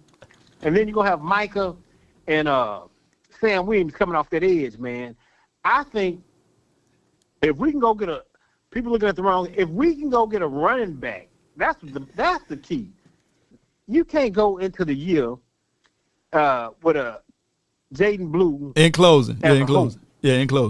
Oh, okay. I was hoping we go get Kendra Miller or Breece Hall, but I see Aaron Glenn going to start Breece Hall. Yeah. And I think that would have been the play because everybody knows a running game can control the game, so you can play ahead with all these defensive ends we got. That's all I got to say, Law. No doubt, man. No doubt, man. I appreciate you for calling in. Thank you for letting me in, man. Long time, man. Yeah. And great luck to you and great future for you, Law. No doubt, man. I appreciate you, man. Thank you. That was the RogueShop caller of the minutes there, and that's Russell from the H-Town Get Down.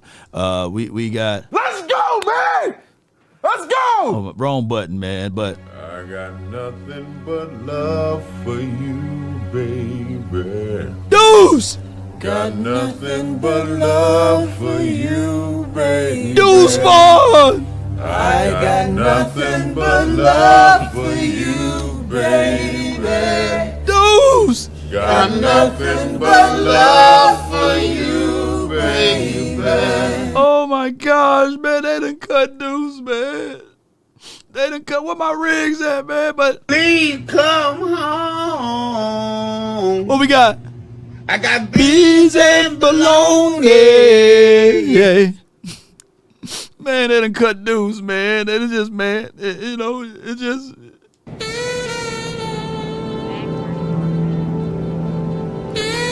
This song's dedicated to my homie and that gangster lean. Oh, boy. Yeah. All right. They cut Deuce. He'll be back on the practice squad, guys. He got an in-house sponsor. His dad is on the team, and he's one of the scout guys. So when he clear waivers, he will be one of the guys that they will bring back from what we know. And if not, then he may find himself on other teams, but he would not have the reigning endorsement like it is for the house, right? So Once he clear waivers, man, they'll bring him back into the folds. But I got my guy, man, not $200, not $50,000.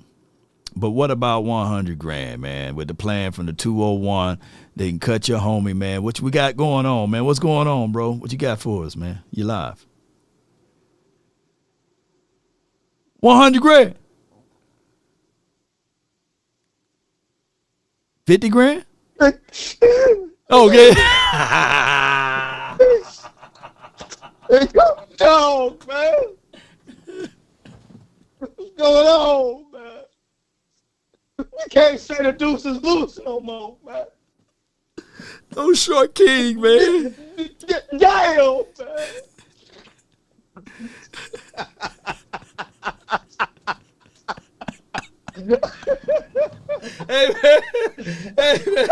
Hey man, damn boy, that shit. Hey, that was in the real news, man. Oh my gosh, man. Yeah, I gotta go get a fresh bottle of Henny, man, and pour it up for my dog. Yeah, I really miss my homie. Oh. Short king. A lot of that what the girls. Short king. Them women be saying, I want a man that's 6 foot, 6 figures, and a 6-pack. I'm sitting like, oh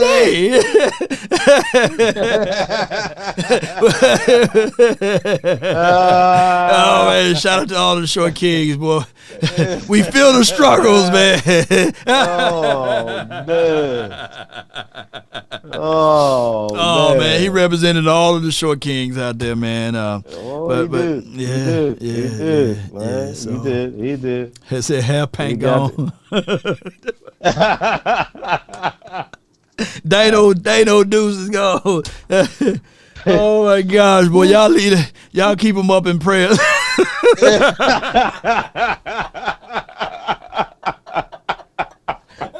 Keep him up in prayer. Stand tall with Deuce.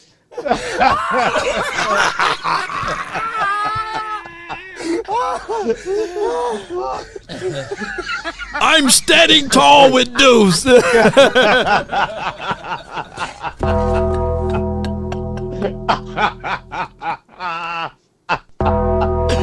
Oh my gosh, boy.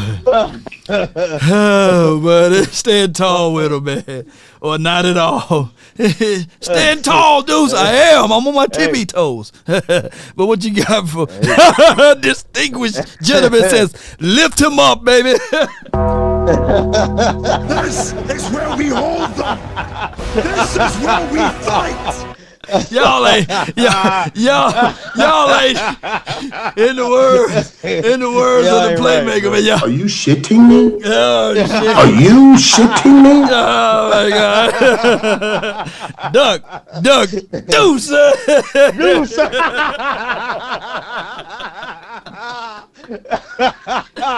Yo, killing me with this.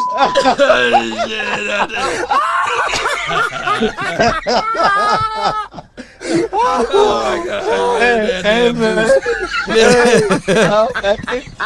I went ahead to be the Cowboys locker room listening to Law right now. They hold.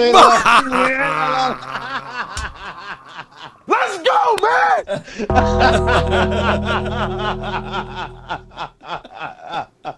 Oh, shit. He gonna stand up and fight me now. Yeah, on paper. All right, man. Shout out to dudes, man. Shit. Y'all better. He gonna come off the practice squad and knock down everything. Oh, he might go to the 49ers or something. And might try to get it, man. I don't know. Hey, fool around go to the Niners, man. The Eagles might pick him up in spite. Detroit. Yeah, you might. Yeah, Eagles, week 1, the Eagles starting running back. Saquon Barkley and Deuce. Yeah. Hey, shit. Shit, we be mad as hell. Though, won't we? We had him on our team. You can't hit what you and behind that offensive line, shoot. Hey, behind that offensive line, shoot. Oh my gosh, man. But yeah. But listen, man. When you was talking about Micah, about how he said he didn't want to be on this team, right? And you said you didn't like people who say that. Inches, hold on. I got to play this one more thing, man. In honor of Deuce, man. In honor of Deuce, man. In honor of my guy. Brother had a. Hold on. Hold on. I'm gonna go. In honor of Deuce. Hold on. DP just sent a super chat. Darren Posey $5. Imagine Deuce taking his booster seat out of his locker and putting it in a trash bag. Oh my gosh, I'm not gonna say anything about that. But the zesty analysis of all time. Y'all listen to this, boy. If this brother had a few more inches, he can see things a lot clearer. Oh my goodness, what Deuce a run! Oh Lord, don't get me salivating and fantasizing about things. Big cut by Deuce Vaughn, and this is what you want to do when you have a defender one-on-one. He had two defenders, spent out of trouble. He has a low center of gravity. That's what she said. Oh my God! He said, boy. He said, that's Stephen A's brother. Said if this brother had a few more inches, man. But hey, that's man. What she said. Hey, man, that's what she said. But what you got for me today, man? Well, let's get it going. Shit. Yeah. Like I say, man, Jerry Jones, right? Mm-hmm. Is making this happen. Next year, this is going to be Pickens. What do you say about that? This is going to be Pickens all over again. This is going to be Pickens next year. Yeah. We don't know. It's the pie. Jerry Jones is making it hard for our star players to stay here. Now, what if our star players start to say, you know what? I ain't fighting for my contract no more. If I stay here, I got to fight to get paid. I'm just going to leave. Right. Think about this now, Law.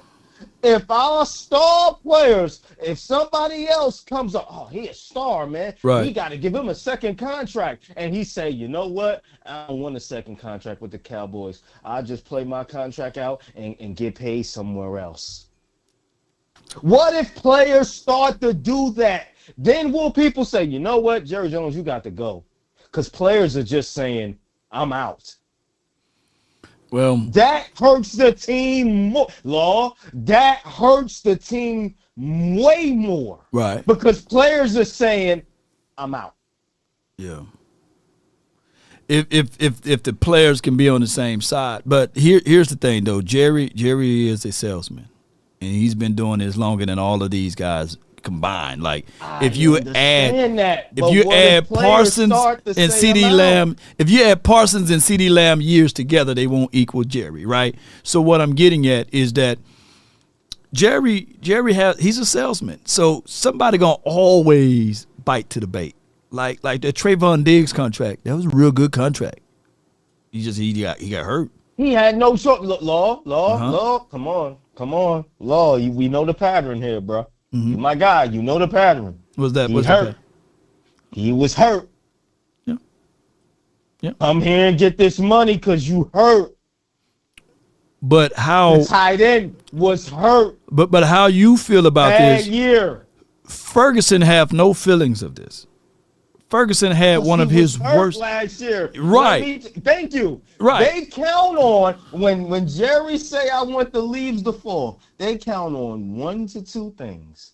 Okay. Either they hope you get hurt, or they hope for you to have a bad year, so they can use that bad year against you, and then they come in with a low ball figure. But if you don't get hurt and you have a better year, and they can't come to you and lowball you, then we're going to fight you. We're going to attack you through the media. We're going to drag this out. Yeah. Now, what if those players say, you know what? It's a pattern here. Right. If I have a good year and I outplay my contract, this is what the Cowboys are going to do to you, your character, the type of person that you are. Don't stand for that. Just leave. Just leave and get paid from another team. If the top players let me get you right quick, 100 grand. This has been going on for almost 30 years, 30 seasons. You know what else been going on for 30 years and 30 seasons? This is a new market. No. New market. Let me leverage with you. Let me bring in this analogy. What major skill set the Kardashians have? And they've been doing this for almost 20 years, 20 seasons. Come on, bro. They still get slide in. Do they get still slide in? Do they? 12-year-old daughter. She even got her 12-year-old daughter out here. Looking like she grown out of continuation. We already know what time it is. So what I'm getting at is that they figure out ways to still accumulate people to still slide in them DMs, still hit them up, still be out there on the forefront. So that's what I'm getting at. The Cowboys may just be the Kardashians of the NFL because people still, regardless of the situation, find themselves over here in Big D. That's just the reality of it, unfortunately, 100 grand. But what are the chances of somebody rejecting them? A star after star every year. And then when you have your stars just leave and don't even want to negotiate a second contract with you. Let's say they just leave. When your team don't have the stars, they're going low. That's what I'm saying. When your stars say, I'm out.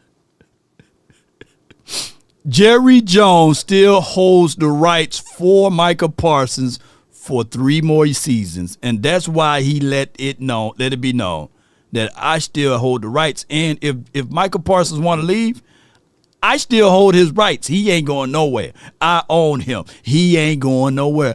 He's my property. And if anybody try to holler at him, hit him up, that's what we call tampering. That's what he said in that interview with Stephen A. Smith as well as with Michael Irvin. I wonder if Dak Prescott and CeeDee Lamb would say, you know what, instead of me going through and getting destroyed in the media, we just gonna leave. What you gonna do then, Jerry? Because you gonna only franchise tag one of them. What you gonna do? And then hold on, listen. And then let's say he franchise tags Dak because he's the quarterback. Now you got Michael Parsons coming up for a contract. Dak still wants to leave. Dak said, okay, now what you gonna do? Yeah, now by that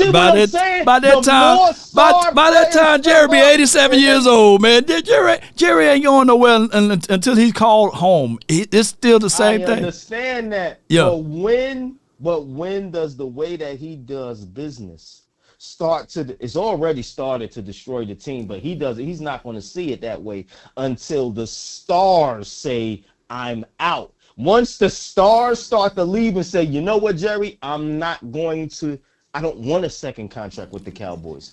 I will go to another team. That's going to make Jerry Jones change. Until that happens, he's going to continue to do the same playbook. That's what I'm saying. What I'm getting at is that Jerry Jones is the star. There's nobody that got more power than Jerry. Right. There's nobody that's going to be in the camera more than Jerry. And Jerry is the ultimate star. People can say that they want to leave, but at the end of the day, we got that Kardashian effect. People say, man, I ain't messing with Kardashian no more after Ray J. Look how many people she done had and all of these, allegedly, I don't want to get fired over here, sued and all this stuff. But allegedly, look at all of the people that they still done accumulated and all of the business deals that they done leveraged and got out of the mud and these sorts of things. And also cross-branded, they became billionaires, all with a B, because of that particular thing. I get that, but it all starts with one. Michael Parsons says he wants to leave. Now, whether that's true or not true, because Diggs said that he ultimately wants to stay, and that's his boy. So, ultimately, if it's true or not true, but it's chum in the water for other players to come up and say, you know what? I don't want to negotiate a second contract with you. I'm gone. I'm out. Yeah. And that's going to make the fans come down further on Jerry, because now our stars don't even want to negotiate with you. They just up and leaving. Well, we'll find out, man. Now it's going to force Will McClay to continue to get these guys. I know you standing your ground, 100 grand, but we'll find out down the stretch, man. But let people know, man, what you do and where they can find and follow you, bro, before I let Uncle Charles on. All right, guys, Graphic Zone HD on Instagram and Facebook. That's Graphic Zone HD. I do everything. Flyers, you already know what it is. No doubt, man. I laugh. Hey, I'm gonna hit you up on that sports betting spread too, man. I got a new contract that we want to bring forward and these sorts of things. But we got some more developing news. Appreciate you. Yeah. Yes, indeed. According to information brought to you by Calvin Watkins, we got some more developing news. Oh my God. Okay, what's going on? Oh my goodness. Okay. Breaking news, the Cowboys are trading Awesome Richards to the Saints. A person with knowledge informed us this. We did a trade, baby. Yes, indeed. Come on, Jerry done sunk his teeth into Kellen Moore. This could be the real deal right here for us, man. Yes. Come on with it. Yeah. I don't know who is going to be the player, but don't let it be a big body. Can't stop me for the 9-8. Got to sell 1 million copies. I don't want a futures draft pick. I want something tangible now. Y'all get what I'm saying? So I can't wait to see what it is. And also we got developing news that the Cowboys are releasing 2025 7th round defensive tackle Tommy. RDUB $763.05. These players don't want to leave the Cowboys market. Remember what Cam said? Everyone wants that marketability. Hell yeah, Dub 763. There's always that one person that will look at the deals and the sponsorship deals and say, you know what, I would take a little less to be here, right? And Jerry will already know how to dazzle, finagle them a little bit and dazzle them with brilliance. Baffle them with bull sugar. Y'all get what I'm saying. So I just think my guy 100 grand, but star players or no star players, believe it or not, I'm gonna say this real slow and real quiet.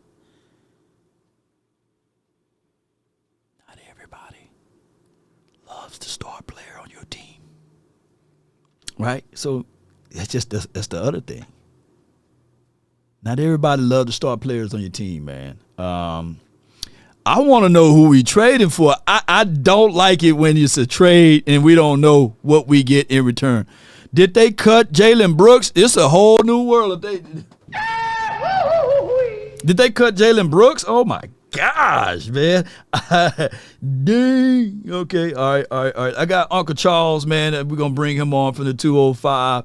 You're live on the Nation, brought to you by RogueShop. Talk to us, Unc. What's up, Law? What's up, Cowboy fam? What's up, Law? How you doing, man? Man, I'm doing well, man. I can't complain. Oh, man, let me tell you something, man. I say this, and I put this in the atmosphere. Here we is, for to play the biggest game of the year. And you know what we struggling with? Money. Contracts with our linebacker. How? Why? Jerry Jones really don't have to say anything. Right. He know he got the upper hand. Yeah. Did he say, I love Michael? But Michael didn't say he loved him. Well, what the hell is going on here? But forget about that. Micah is acting like a real little boy right now. He laying all on top of the medical table. He all in the tent. He out there eating popcorn with people. Come on, man. It's all right, man. What you need to do, Micah, is go out there and practice, keep a smile on your face, and pray. And guess what? He's going to give you that money. Oh, yeah.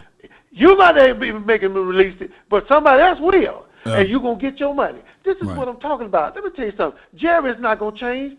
Just like my daddy friend, Cougar Bell. Cougar Bell never cut his toenails. In fact, he cut his toenails since 1975. So he couldn't wear but flip-flops. But he's the only one that can put on socks and turn them into leg warmers.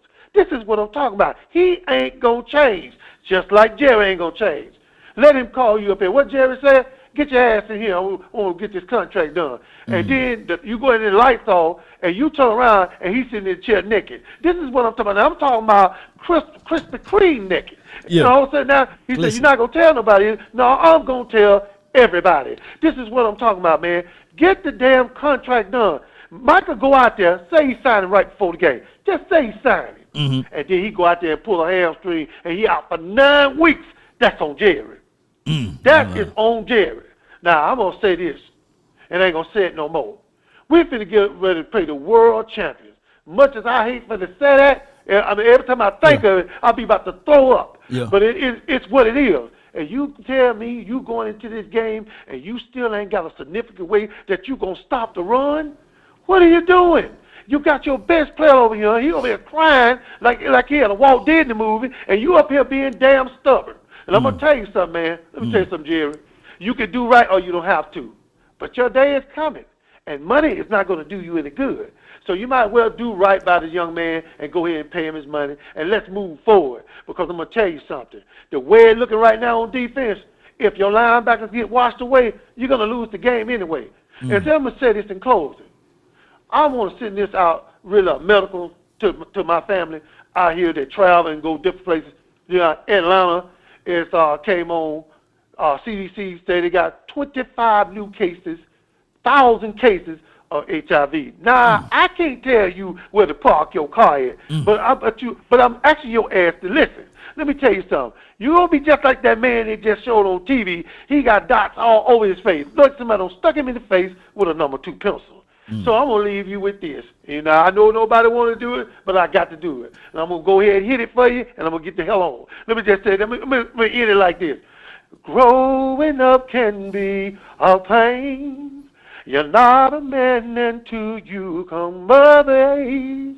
We giving up our teenage years in the effort to pursue our career.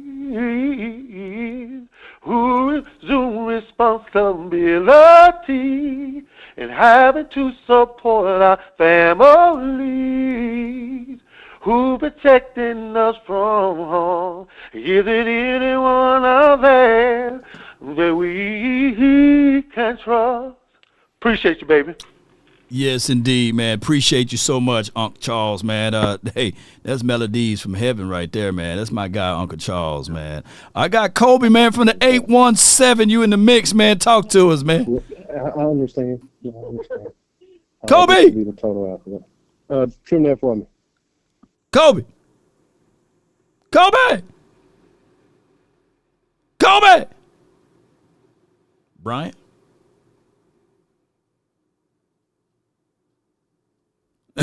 Yeah. Can y'all can't hear me at all? Can y'all hear me? Mic check. Mic check. Mic check 1 2 3. Mic check 1 2 3. Mic check. Mic check 1 2 3. Put a 1 in the chat if y'all can hear me. You know. Yeah. Take the sound out. I feel you. Let me know if y'all can hear me. Cowboy Nation. Put a 1 in the chat if y'all can hear Law Nation Sports. Johnny, Uncle Charles Gills, man, but y'all crazy. Let me know if y'all can hear me. Okay, you can hear me. Why y'all telling people y'all couldn't hear me, man? Yeah, I'm just making sure.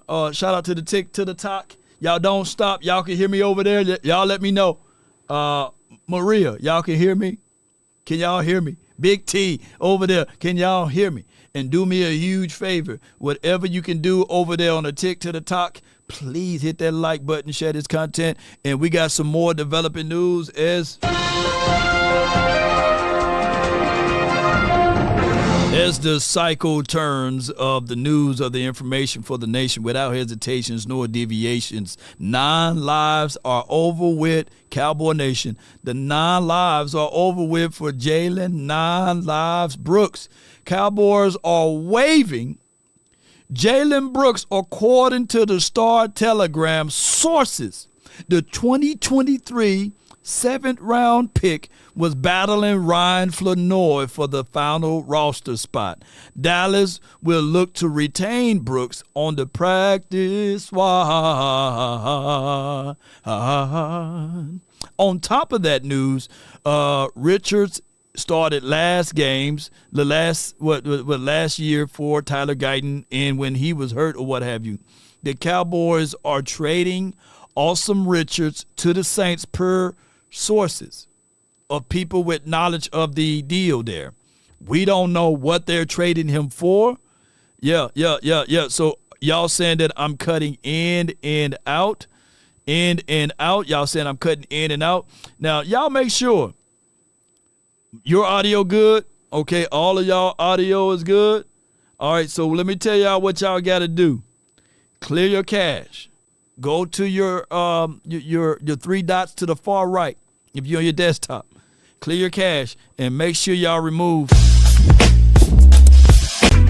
Yeah. Get off of those sites, man. Malware and all of the Trojan things.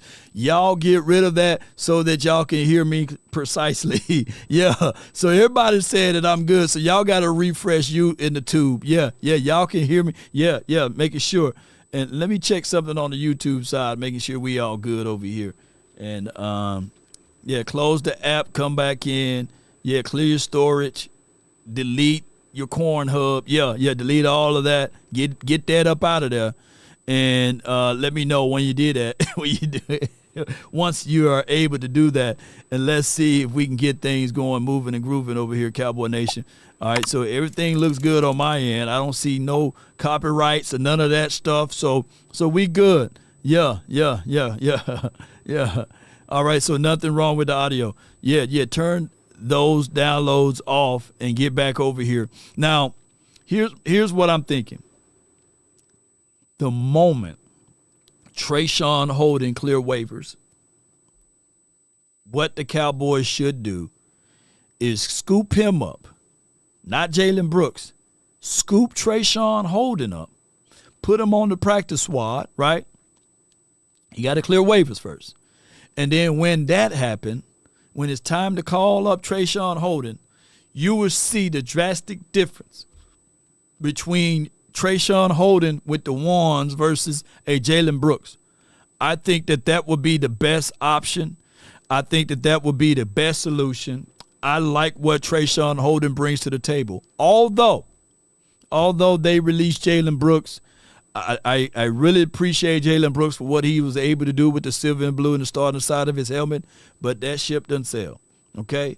So with that being said, we are still waiting. His chances of making the 53 didn't look good. All right, let me see. This is John Machota on the Awesome Richards deal. KB said he's not clearing waivers. I'm trying to fight for Holden to get back. Here's what I want. Here's what I want to happen with Trayshawn Holden. It's for the front office to expound upon. You can be a starter. You can be a backup on the Cleveland, right? And make some money, make their 53-man roster. You can be on the 53-man for the Saints or the 53-man for the Denver. And there's no guarantees that these guys will elevate you to the starting role. But even by you being a practice squad player here, you got some people that's been fighting for you, meaning that Junior Adams, who's no one to sneeze at, coached him while he was in Oregon, right? And he was able to help facilitate him once he came to Dallas on a whole nother level. And, during this offseason, Trayshawn Holden then found a new pathway to life and got baptized and started walking the straight and narrow. He got resources here. I'm not saying that he will have resources elsewhere, but if I'm Trayshawn Holden to get the best max abilities and possibilities out of your career, sometimes at this point, all money ain't good money, and it'd probably be better for him to come back and not sign for a deal to be on a 53-man elsewhere when you can be on the Cowboys practice squad. Wait, be patient with us, and then eventually get your shot at life here. All right, so let's see what they got right here. They just saying Adam Schefter, he don't have a clue. He's still saying that, You know, the Cowboys are sending Awesome Richards to the New Orleans Saints per sources for Chris Olave. Oh, my.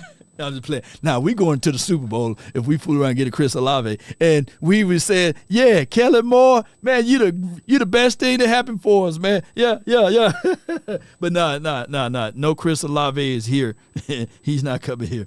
I'm going to check out Kobe one more time from the 817. You're live on the Nation, brought to you by RogueShop. You here, Kobe? I'm here, baby. I'm here. All right, good, man. What you got for us today? Man, I'm sorry about that, man. I was hearing you. I was just talking with a customer. You know, I'm out here doing my landscaping, so. Okay, no wrong with that. I'm sorry about that. Yeah. To pick back up what $100,000 was saying about players not wanting to sign because of what they witnessing with Micah Parsons. Right. Well, we heard what D. Law said. Yeah. We heard what DeMarcus Lawrence said. He said, I ain't had no problems with Jerry. You know, everybody that has ever got paid by Jerry, they end up getting more than what they supposed to get, because of the holdout. So, right. Hell, if I'm getting a holdout and I'm getting more money, hell, I'll hold out for it. My job is secure. Mm-hmm. So I look at that situation like, man, everybody that has ever had a holdout always got paid. Yeah. You know what I mean? So I don't think that's going to deter anybody or run anybody off. I think, when you playing with that star on your helmet, man, it opens so many doors for you. Then you want to play for the Jacksonville Jaguars. You know what I mean? Yeah. You gonna play for what you gonna do after that? Like Jerry say, me and Emmitt Smith in business together. Yeah. That he ain't played since the early 2000s. So it's just so many opportunities that are created from a player wearing a star on their helmet that it's gonna last forever. I mean, we got what's the name in the media? What's his name with the long hair? Used to play Isaiah Stanback. Isaiah Stanback. Jesse Holly. Look at him. Jesse Holland, look at him. Nate Newton. These are all Newton. These are all ex-players that have created revenue out, and there you go, outside of the star after they was Dallas Cowboys. So I just feel like playing with the star on your helmet, it's a different kind of vibe, man. It's like Dion said, it's nothing like it. It's nothing like it. You can't find it anywhere else. So I don't think this is going to deter anything. But I'd like to get your insights on it. Man, Marcus Spears, Chris Canty. If you play a teaspoon of a game with the Cowboys, you forever be a Cowboy. It don't matter what you do post Cowboys, but as long as you put the silver and blue on, you forever be a Cowboy. For example, Jalen Smith took a real home team or like the second contract. You remember that? Yeah. To this day, he's a business partner with Jerry Jones, right? Because he didn't fight that contract. And even though I believe, even though I don't think that he should be, I ain't gonna say it. Yeah, I'm gonna lose out on my damn business meeting. I'm gonna lose out on my business meeting with doggone. Jalen Smith gonna be like, hey man, we working business together. But even though I don't believe that he should have got that contract money, but it is. Oop, I said it out loud. But it is for what it is. Yeah, it is for what it is. And it's one of those things that the Cowboys hold that high card because some people will embrace the fact that you're going to play in at least at minimum 5 primetime games or 6 or 7 primetime games. And you're not going to get that at minimum. You're not going to get that out of Cincinnati land, right? You're not going to get that from Green Bay. So that's why people still have these type of things. JV Boy says Morris Claiborne and Keyshawn Johnson. Yeah, Quincy Carter and all of them. See, there you go. Yeah, it's a lot of people, man.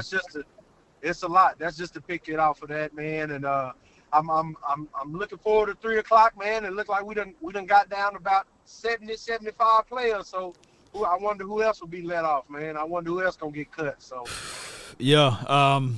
The tracker, let me see what we have here. And I appreciate everybody, man, for rocking with us. The Seattle Seahawks have released Damian Martinez. Okay. Shoot, I'm gonna we should look into that. We should look into that. Man, everybody said, man, you left out Tony Romo. Yeah, Tony Romo. Did you see the documentary? There you go. Did you see the documentary? There you go. We talked about it yesterday. Absolutely. Yeah. Tony Romo, you know, at the end, when he was at the end, I like, what they gave Tony, man? He like he was on some Viking or something. He said, I know, I bet he got a nice change in that Netflix documentary.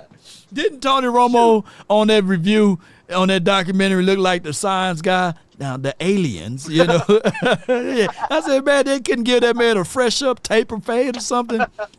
Tony Romo. Now, but Jerry, he do assembles good teams. Like, Romo, you was there. 06, 07, 14. Yeah, you was there.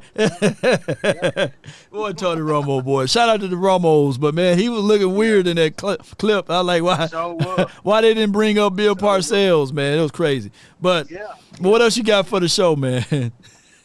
Man, I just want to say thank you, man, for what you do. Your great content. I'll be tuning in, man, and let's go Cowboys. Let's win this thing. Let's get it, man. How your pops doing before I let you go, too, man? He's good on everything? He's doing good, man. Yeah, he's working out here like a Hebrew slave, man. You know how that goes. This 102-degree weather, it don't smile to nobody. Man, come on with it, man. But appreciate you for calling in. Get back to work. Yes, sir. Yes, sir. I said now, get back to work.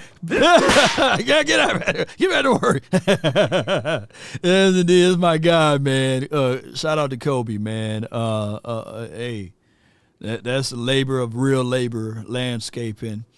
Yes, indeed, because at the end of the day, it's seasonal. But you got to also sell during the off season. You got to say, hey, I got some grains that I could put out there to keep the grass green and exuberant, and we got some stuff that we can keep the flowers and all of that stuff from dying, and we got to make sure we treat your lawn so that the worms won't eat it all up. So you got to make sure you do all of those things. Vicodin and coffee.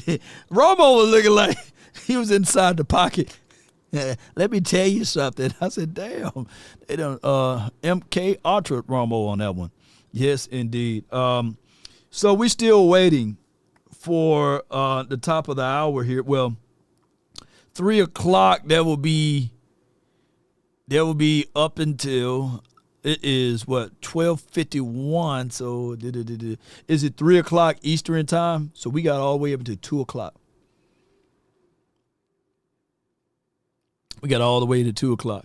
That was our last caller. So I don't know if I can stretch and pull out any more content for you guys. Outside of just waiting here thinking that we need to hear from other news that's being released. All I'm waiting on is to see who Awesome Richards is going to get traded for, and we waiting to see that. So 2 o'clock. Oh, it's 2 o'clock Eastern Standard Time, huh? No, I think it's 3 o'clock. Dre Maddox says so 4 to 3. Dang, so I got to wait all the way to 3 o'clock my time. I don't know if I can last all the way to this point, you know, but let's see if we can finagle some stuff around Cowboy Nation and stretch this out. Maybe I'll talk more about Micah Parsons' deal or get somebody else to talk about it. Let's see what they're saying over here. It's cool that you have stayed here after an incredible run in the 90s. I take it you've been watching the. This is Charles Haley. Just to burn some time because I got nothing else. I'm just waiting for some information to get out here. Somebody says that it's for the 2028 6th-round draft pick for Awesome Richards. That would be crazy. Docu-series America's Team. Mm-hmm. I haven't watched it. You haven't watched it? Okay. No. Charles Haley. Other people tell me about it. You're featured prominently, as you would imagine, both on the field and talking about some of what was going on off the field. When you look back... Can y'all hear audio? Put a 1 in the chat if y'all can hear audio. Back at when you came to Dallas and from San Francisco, that team that you were on was just incredible, but everything that happened in about a 5-year period was pretty incredible as we're reliving here. What stands out most to you about that time? It was just what's amazing is that the amount of athletes that Jimmy had compiled, and the work ethic that he had. He was a great leader, and Barry came in and took over. But my thing is just leadership. Leadership is the key to success. Jerry Jones told a story about you throwing the helmet, and Jerry said it almost hit him, and you told the story as well that you thought you might get cut if the helmet had hit Jerry in the head. Do you think you would have actually been cut? Well, if I hit him in the head, he probably would have forgotten that I did it, right? So, you know what? That's Charles Haley. Let me see. MJ call in, talks Law's ears off. Y'all stay alive, you know. Yeah, man, the call-in line, we still got the call-in line open. The line will be 657-390-7391. That's 657-390-7391. That's the hotline or cold line for your mind, because nobody calling in, man. That's okay, man. Y'all don't want to call in, man. That's okay, man. I mean, one day, man, I'm going to be so great, man, that there's going to be a lot of people on the call-in lines, man. But let's listen to the rest of this, man. I butchered that super chat. Let me MJ, call in and talk Law's ears off so he stay live. Oh, yeah, my bad. I guess I did butcher that super chat. You know what? The one thing that I would never do is challenge the owner. Hey, so, yeah, I think I would have got cut. And I wouldn't be able to play football ever again. Well, you did play, and you played at a really high level. And you mentioned Jimmy's leadership and the team that he put together here and bringing you in from San Francisco. We just talked about his departure here from Dallas. If you could talk about what you remember most about when Jimmy left and Barry came in. They had different approaches. Hold on. Dre Madden says some of us got work. Y'all got PTO, right? Paid time off, which is they got to give you that. So put reasonable accommodation in and say, I got to call and talk to my counselor, Law Nation, and go on get in line and talk football. Y'all supposed to take days off when it's cut day, when it's Sundays, or when it's Mondays, and when it's Thursdays. No excuses now. No excuses. All right? You know. All right, so trade update. What we got? Oh, snap. That person on TikTok was right. Oh, my gosh. You was right. Oh, my gosh. Wait. Oh, my gosh. Let me put the rigs.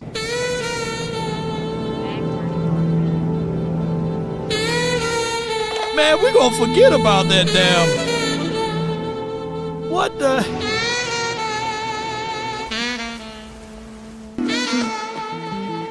Riggs! So this is the update.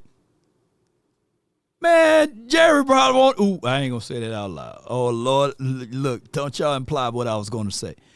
Trade team updates. The Saints get offensive lineman Austin Richards and a 2028 7th-round draft pick.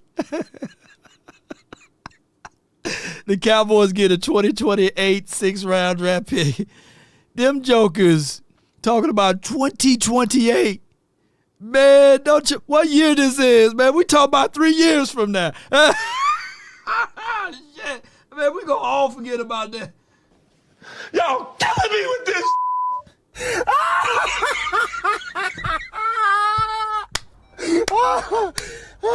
What's it for? What the hell? Man, what the shit? Oh my God! You talking about 2028? That's crazy. Now, awesome. You better not become awesome over there in Saints. You better not become awesome over there. Don't y'all look? What year is this? 2025, man. What's going on, man? This is where we hold them. This is where we fight. This is the wildest, the wildest thing I ever seen, man. A 2028. Hey, shit. I got from the 318, man. Herman, talk to us, man. Help us out, man. Hey, Law, you got me saved. All right. Yes, man. It's been a minute. You sounded so desperate. I said, well, let me call in and talk to Law. Help a brother out, man. HBO me, man. DC for life since 72. 72. I'm one of them old Cowboy fans. Hey, man, everything going all right today. You know, the Saints didn't have much to work with, so I guess they was trying to move Awesome. That's the best they can do. That's a favor for a favor right there. Like, we'll give you 2028, Jerry. Well, you know who the coach is. Yeah, his grandson. Twice removed. Outside kid. Hey, you know they did him a favor. You know I ain't got no draft picks in there. Since Drew Brees messed it up, I ain't got nothing down here. Man, that anyway, is the wildest day. The wildest trade in NFL history, bro. Talk to me, though. Yeah, I ain't never heard nothing like that. And there's another thing, man. I know some folks going off about Holden, being waived. Hopefully he can come back on the practice squad. But at the same time, when you get down to that fourth and fifth wide receiver, you got to play some special teams and some other stuff, Mm-hmm. Only those first 2 or 3 guys can actually the first 2 guys, they don't have to do nothing. But even the third guy, he return punts. So so anything surprising you so far? Everything is tracking okay. Nothing surprising me so far, man. Outside, no. The cuts that they did make, the ability to cut Jalen Brooks surprised me, right? The ability to look into the sky mirror or your own mirror to say, hey, you know what? We're going to go ahead and move on from Deuce Vaughn, right? And they're going to bring him back. Mm-hmm. But those things are kind of like a little surprise. But what's the most surprising thing was this trade, though. That got to be 2028. 2028. We better be on our third Super Bowl by then. Put some glasses on, Law. You might have misread that. Let me read again. My Mississippi eyes, man. That eight may be a 6, bro. Yeah, let me see. 2028. This got to be the weirdest trade ever. Hold up, man. I missed that. They let big man go, the wide receiver, the other one. Who? Brooks. Yeah, he gone, man. Shoot. I missed that. I missed that on the updates. Okay. Yeah, I missed that. It's crazy, man. Yeah. Wait, hold on. We short on wide receivers then. Mingo is going to designate it to return. You got you got Jalen Tolbert still in the building, right? Right. You got Turpin. Ryan Flournoy. So you got guys, man. Lamb and we Pickens. Got 5. We still got 5. Yeah. I couldn't believe they let Brooks go. He was good on special teams. right. I'm looking at this trade again. This got to be the weirdest one to see. 2028. Look at the trade, man. You sure it's 2028 and not 2006? Man, it's literally that. You know what I'm saying? And I don't know what else to say, bro. You know what I mean? It's just that bro, that's all they could get for Awesome, man. That's all they could get for Awesome, bro. Not a bag of Doritos or something, some Cheetos or something, man. Shoot, some Pop-Tarts, man, or something. Jeez.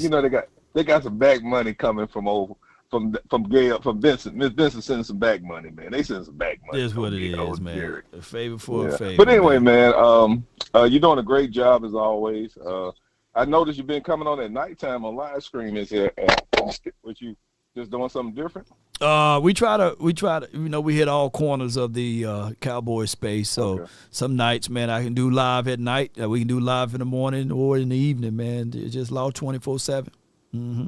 Well, next time rub that shaving cream in better, okay, man? Oh yeah, it was. Atlas, the Michael Irvin edition, brought to you by. No, that'll be the cocaine edition.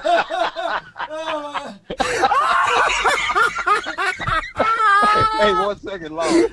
The Michael Irvin Atlas edition. At the hotel, you remember when they caught him in the hallway of the hotel in that meat coat, bro? That joker, boy. It was 105. He had the whole mink on, man. Shoot. I love that. Crack your cranium and fertilize your brain. Damn, Mike. Hey, watching that documentary, you know what I'm gonna do? I'm gonna go live, right, for my Patreon. And I'm going to have the documentaries for those who are on the Patreon or you know what I'm saying, because you can't do it anywhere else. Right. And we're going to just watch all 8 seasons right with me live. And we just had a commentary of me just laughing at all of this stuff. But, they set Michael Irvin up wrong, though, with that damn.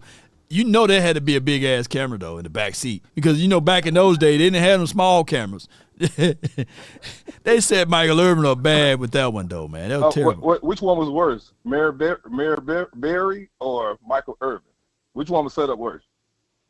I think the Michael Irvin thing, man. That was worse. Oh, man. okay. Oh, yeah, you remember Marion Berry, right? What they do with Marion, the Barbarian? What they do? Even though he was the mayor of D.C. You remember they called him? He was doing some crack. You remember that back in the 80s, 90s? I had to go back and relive that one. That's when D.C. was really the district of chocolate, bro. Yeah. Yeah. But anyway, man, I'm not gonna hold you. That was my heyday. That was my days in '90. Them Super Bowl teams, man, and my sons were just learning, playing, learning to cheer for teams and stuff, man. Yeah. But hopefully we get back there. I know a lot of folks the last 30 years hadn't witnessed what we witnessed, but it was glory, that's for sure. Yes, indeed, man. But I appreciate you, man. Thank you so much for calling in, fam. Stretching this time out. Hey, no problem. Hey, one other thing, man. Quit telling people to quit saying if Dak get hurt. What about if CD get hurt or something? I mean, we need to stop doing that. I mean, the man gonna be all right. Well, if nobody get hurt, what about that? Exactly. Appreciate you, man. All Thank you for calling in. Mm-hmm. Yeah, that's Herman from Arkansas, right? Yeah. Yeah, Arkansas. You right. Yeah. Jerry Jones, Ken folks. Yeah. Hey, I went to school with his daughter. Charlotte, well, you didn't dip that spoon in that Charlotte, didn't you? No, sir. Hey, look. I don't think I was trying to dip is get a trigonometry answer. I was trying to get a trigonometry question answer. No doubt, man. Appreciate you, man. Yes, all right, bro. Yeah. Yes, indeed. All right, man. Princeton's fan got cut. Lord. AI, Tisha, can you please, and I mean just that, can you please read out that terminology for me on the update with awesome? Because I'm still having trouble. Trade terms update. Saints get OL SM Richards and a 2028 7th-round pick. Cowboys get a 2028 6th-round pick. Oh, so the deal is even worse. Now that she said it that way. So they get, what we doing, swap and spit? So it's just like a swap or something. They get awesome in the 7th-round draft pick. And we just get the 6th-round draft pick, right? This is a backward trade right there. I don't know that. You know what I'm saying? On TikTok, can y'all hear at all over there? Because can y'all hear it all? Put a 1 in TikTok if y'all can hear. If y'all can't hear me at all, no, sir. Oh, y'all can't hear the callers. Okay. But y'all can hear me, though, all right? Now, if you can open up 2 screens at once, right? You open up the YouTube or the Facebook and then just watch me on TikTok. We're going to work out ways whereas we can find ways that we can pipe in, pause if necessary, the noise from the YouTube over to TikTok. But, for right now, it is for what it is. The Cowboys are going with 3 tight ends. Okay, for sure. So we go down 3. Is Hunter the 4th? What we got over here? We got some more news. Hold on. Who's the best reliable source on Instagram? Not Instagram, but on the X app. Who's the most reliable source that I need to be checking with on? Because some people are not updating their stuff quick enough, right? It'd be like 4 or 5, 40 minutes later, like, yeah, all right, that's cool and all, but you 40 minutes late on that. Did my guy get cut? Izzy get cut? Did Izzy get cut? Man, who's the quickest person on Adam Scheffner?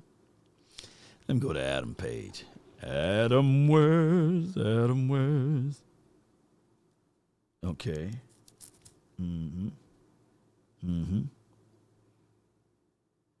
Okay, let me go right here. Hold on. We're going to definitely do that.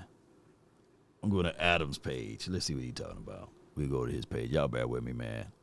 While I'm doing that, let's just listen to Charles. But you were close to him in different ways, weren't you? Yes. Nick Harris? Me and Jimmy, we had that, boyfriend, girlfriend fight all the time, fight and make up. Yeah. We had that kind of relationship, and Barry was more of a player's coach, and our relationship was more like a father-son type relationship where, he let me make mistakes, but yet he was there to correct me. And then when Barry took over, you told a story in this series about him motivating you in that very first game that he coached against Pittsburgh. Did you find him to be a good motivator? Barry, man. Barry. Right here. Yeah. All right, so, Nick Harris is good with it. Okay, so the Cowboys are releasing Princeton Fant. Sources tell CBS Sports current expectations that he would end up on the Cowboys practice squad. Appreciate my guy Nick Harris. And talking about that, this is the first one I had on my 53-man roster projections that's gone with the 3 tight ends. It will appear. So that is from my guy Nick Harris. So we're going to be refreshing Nick Harris. And let me make sure I'm part of his notification. Yeah. I don't know if that turn on or off. Turn off, turn on. Okay, I'm part of his notification. So turn it off and turn it back on. Booth, he ain't going nowhere. Yeah, Booth is still here. Todd Archer. Let me go to Todd Archer, man. God dog. Please don't tell me it's true. I hope you're wrong. All right. Todd Archer. Go to his page. Oh, my gosh. Yeah, on paper.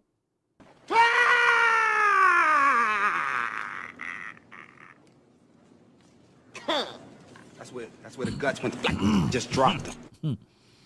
Defensive back Izzy has been released by the Cowboys per sources. Signed a 1-year deal back in March. Played in 33 games in 4 years. With 3 starts at safety and corner. Was a core special teamer. So there's no Izzy. Izzy, my guy, man. Mama Izzy, Daddy Izzy.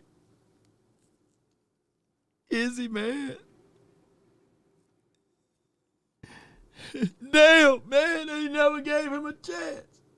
Oh, my God. Yeah.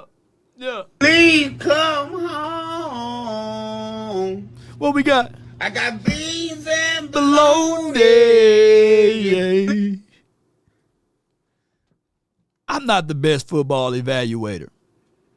But damn it, there's no way that people can literally look into this camera and say to themselves or say to you all that Andre or Andrew Booth is better than Izzy. I'm just saying, man, just give the kid an opportunity.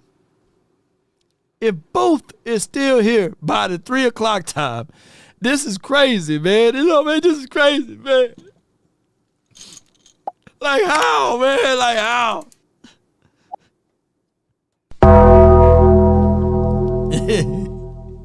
Booth must have walked in on Gene Jones and Kevin Costner. He had to. What? Like, come on, true story, allegedly, like, come on, like, what's going on with Booth? And guess who Booth's agent is? Y'all put a wild guess. It started with a D, and his last name started with an M. Yeah. And he got to say, and he's been working on a deal with Micah Parsons. So I don't know, man. Spencer, no IQ, states, and that's his name. I'm not calling him no IQ. He says Booth has tape law. I mean, they put him out there.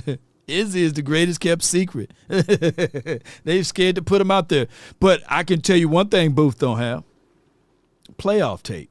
I can go back to Izzy playoff tape against the great Tom Brady, and he was able to put up some great numbers and shut him down. But that's a whole nother conversation. Yes, indeed. Moolah Gitter. That's a crazy name. Yeah, both Booth have pictures of Jerry Jones and his mistress. This is what's going on, Law. He got something on somebody, man, for him to have 9 lives here. Yes, indeed. It is for what it is, Cowboy Nation. The Booth, we was here for a long time. Oh my gosh. So this is let me go back to my chart then. Let's go back to our chart over here. Appreciate everybody for rocking with us. I thank you guys. If we offended anyone, please charge it to my beard, not my heart. If you're an Eagles person and you feel offended today, you just offended, okay? That's just the reality of it. Let's see if we can strike down the people that's on this team right now. All right, so let's go all the way back to the top. All right, per terms. Hold on, got another update. Why did he retweet the same thing? Awesome Richards NA 2028. Okay, he just retweeted the same thing, I guess by accident. All right, so we have here no Deuce, no Malik Davis, no Will Greer, right? Will Greer still here? Y'all help me out. I think Will Greer still here, right? Joe Milton III still here. Is that correct? No Trayshawn, no Jalen, no Josh, no Cropper. These are the guys who's going to lift up the Super Bowl, right? Take us there. No John Stevens. Okay, confirmed. Confirmed Princeton Fan and Izzy are expected to not be on the 53. Okay, we got that report. No Princeton Fant. No Ronaldo. No Tyler, right? So we go on with Ferg, Schoon, and Brevin Spanford. Is that correct? Yeah. Let me see what Calvin Watkins said. Can confirm tight end. They just recycling the same information. Cropper is still here.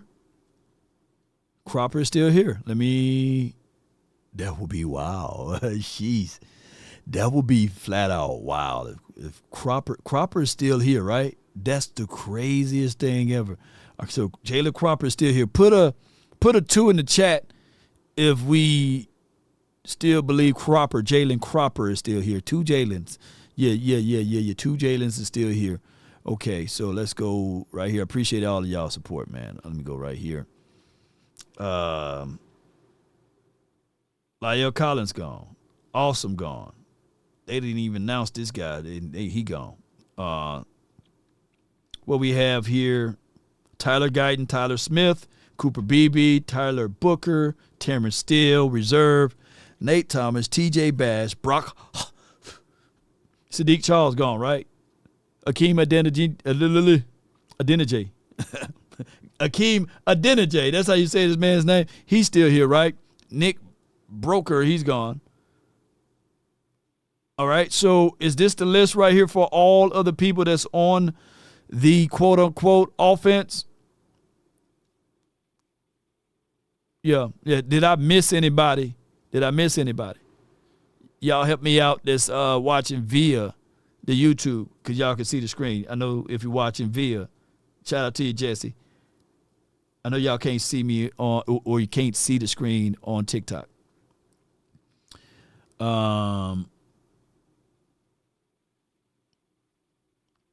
Did they announce or something like that with Cropper, or Cropper still is Cropper gone, or Cropper here? My son works. All right, so let me screen grab this one because last time I did this, I didn't screen grab it. So y'all bear with me. All right, sounds of soft souls hits IR. We won't keep the IR stuff alone. Okay, let me get my screen grab together. Boom, new. We're gonna get it this time. All right, boom. We screen grab that one. We save it. Boom. We save that because last time I didn't save it. And then we're going to delete everything. Let's get to the defense. That's where you win championships at, ladies and gentlemen. The defense. All right. Cropper is still here. That's an amazing thing. They haven't cut Malik yet, Law? That would be wow. That would be wild. Ozempic Zeke will be wild with the 21. And I can't wait to see what the new numbers going to look like, because people going to be having new numbers and stuff like that. No word on James Houston. Okay, so let's go ahead and get this one going. I know this is hard, y'all. All right, so we're going Tommy gone. Denzel, not Washington, but Daxon is gone. Peyton Turner, they put IR reserve. I'm going to keep him on here. Who else did they get rid of? Buddy. Is Buddy gone? No, Buddy's still here, right? Who else they cut? Troy Pride, not the month, but he's gone. Christian Matthews, is he gone? Since you've been gone. Holden was waived. Yeah, we already talked about that. We on the defensive side now. Who else? Mozzie's still here. Parsons is still here, man. I can't believe Parsons still on the roster, y'all. I'm just messing with y'all. Carson's is still here. Mike Smith gone, right? Who else? Izzy gone, right? Barron, is Justin Barron, the Timu LVE, is he gone? Barron, I like him though on special teams. Y'all can't tell me that he ain't nobody. He's somebody to sneeze at, right? So we waiting on a few more things, man, as far as defense, and then we can get things going. Robert Rochelle, he gone though, right? Yeah. I think he's gone. Robert Rochelle gone. Man, we got to see what we can do things here. I got from the 254. Is this my homie John? You're live on the Nation, brought to you by. Hello, Nation. What's good with you, John? Talk to me, man. What's you got going on? Nothing much. Mm-hmm. I just hopped on to tell you I got a great and exciting news. You got some great news? What you got for us then, John?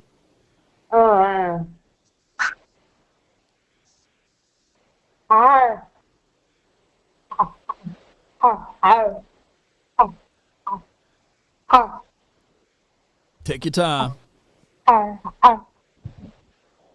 I'll probably be going to go to the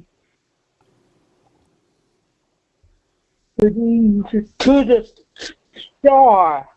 To the Star, and the one in Frisco, the Star in Frisco for the tour, right? Yeah. Oh man, that's gonna be dope. This gonna be really dope. Yeah. One.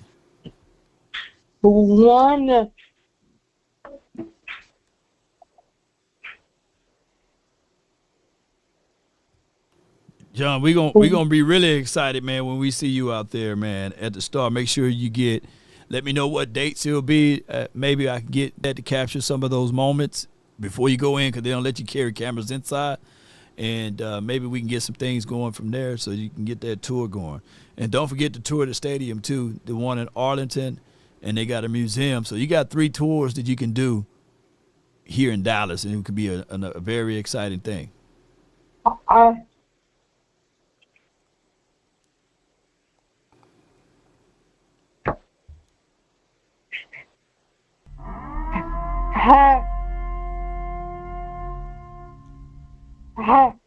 Yeah, we undefeated when John go to the game, y'all. I'll never forget. John said, man, what game you want to go to? John went to the Eagles game. He undefeated, man. Boy, T.Y. What was it? Was that the game, boy? We beat the brakes off the Eagles. We were like, yeah, because we had my guy John there. Yeah. Shout out to you, Iceberg Q. Hey.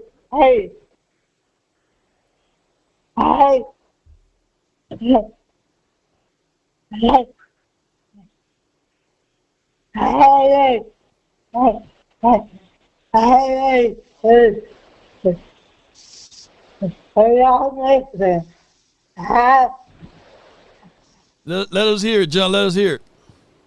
How about the game going? How about the Cowboys? Go DC 12. my God, John. Yes, indeed. That's my guy, man. So John is a superstar. He's a rock star. We got a chance to get him out to the game a few years back. We would love for him to go to all of the Cowboys games. That's my guy right there. And definitely, we're going to look into some situations down the stretch with one of those people that hit me up the other day saying that they got suites and stuff like that. We need to get that for John, man. Not necessary for me, but get it for John. Yes, indeed. I got the next caller that's here from the 505. You're live on the Nation, brought to you by RogueShop on the Lawathon Marathon. What you got for me? Yo, what's good, Law? Just need to bow our heads one time for Deuce Vaughn, Jalen Brooks, and Izzy. You lying. All right, Yeah, but aside from that, Law, all right. So I'm typically a glass half full type of guy, right? Right. But this whole thing with going into this season, man, the past 30 years, it's like I just feel some type of way about this season. It ain't the same. All this junk going on with Parsons. I would like to speak on that a little bit. Go ahead. I mean, it's probably been talked about. But Jerry's making a stance not only for the Cowboys but for the entire league when it comes to these contracts and these max player deals. And I mean, Mulugeta is definitely he's not with it. So what do you think is going to happen? Because I don't think anything good's going to come out of this. And do you see Parsons end up playing? Like, what do you envision? All right, so you did pick up for what was told to me about Jerry Jones and standing up against David Mulugeta. Mulugeta had found himself growing a little bit too fast, right? Kind of like, to a degree, you remember America Gangster, right? And when Denzel walked into that room with that coat on, or the girl or somebody had that coat on, they're like, hey, what's going on here? You know what I'm saying? So when David Mulugeta then did over $1 billion of contracts, right? And he knew how to finagle and finesse some of these owners with wordplay, with his aggressiveness, right? That somebody got to set the example. And if anybody who's willing to go the distance, round for round, pound for pound, is Jerry Jones. And the reality of it is that Jerry Jones do not fold up like wallets and lawn chairs. And he will make a prime example of David Mulugeta and try to wedge and separate the two between Micah Parsons and David Mulugeta. The thing is that David Mulugeta is very personal with his people that he represents. He was there at the Micah Parsons event. They do a gang of things together, right? As far as traveling abroad and doing a whole bunch of other stuff, right? That facilitate that these are not transactional. I can't even talk today. Transactional situation. This is the relationship that Micah Parsons have with David Mulugeta, and ultimately he also have with, dare I say, the Cowboys. But where that line is drawn in the sand is when people step on toes, right? And that is the only problem with Jerry approaching this, is wedging the two of relationship. Micah Parsons is a very loyal guy. He's very loyal. Like just to give y'all some insights to a certain situation. Like his best friend from college, go to the games, go to training camp with him, is able to do certain things. So Micah Parsons is one of those guys that will look out for you, not just for the moment that you are with him, but for life. And now that you're telling him, hey, let's draw a line in the sand, join me, be on my side, not David Mulugeta's side, it's ruining the relationship because you see how friendly the lion is, and that's Micah Parsons. So it's difficult, bro. Yeah, I think Micah's just wanting the ball at this point. Yep. I mean, you know what's in that, brother. He's just wanting the ball. Do you think like what happened with T. Higgins? Do you think that eventually happens, or is they in it till the end? him and DJ. Well, like I lamented before, T. Higgins is really, really dialed in for the Cincinnati. And he didn't want, like, who's leaving Joe Burrows, right? Let's just put that on the table first. Who wants to leave Joe Burrows? Joe Burrows is one of the dedicated, far superior quarterbacks that you can think of that wants to win ultimately. And when you start thinking of the relationship that Jamar Chase have with Joe Burrows, right? They both approached T. Higgins and said, hey, we just went through these deals. We just went through this heavy terrain of negotiation. Look, my guy, Rocky Arsenal, got the cheat codes to the front office already. The front office wasn't really willing to budge with David Mulugheta. How about you remove yourself from David Mulugheta and join forces with us, because Rocky Arsenal already have that relationship that's not crossed with us, because we just got this deal done. And they got the deal done. But for anyone to sit back and say that David Mulugheta is just as is bad or worse than Rocky Arsenal, that let me know that people haven't did their research on Rocky, because Rocky Arsenal is the same guy who put the feet to the fire to Jerry Jones with Ezekiel Elliott's contract. Yeah, I didn't know that one. Yeah. Rocky Arsenal represented Ezekiel Elliott in that deal, the Carbo San Zeke. So it's like this is what agents do. They're going to make sure that they can fatten your wallet and also theirs, and also cover you with protections with the languages of the contract. Just because the contract states that it's guaranteed doesn't mean that it's guaranteed, especially in the National Football League.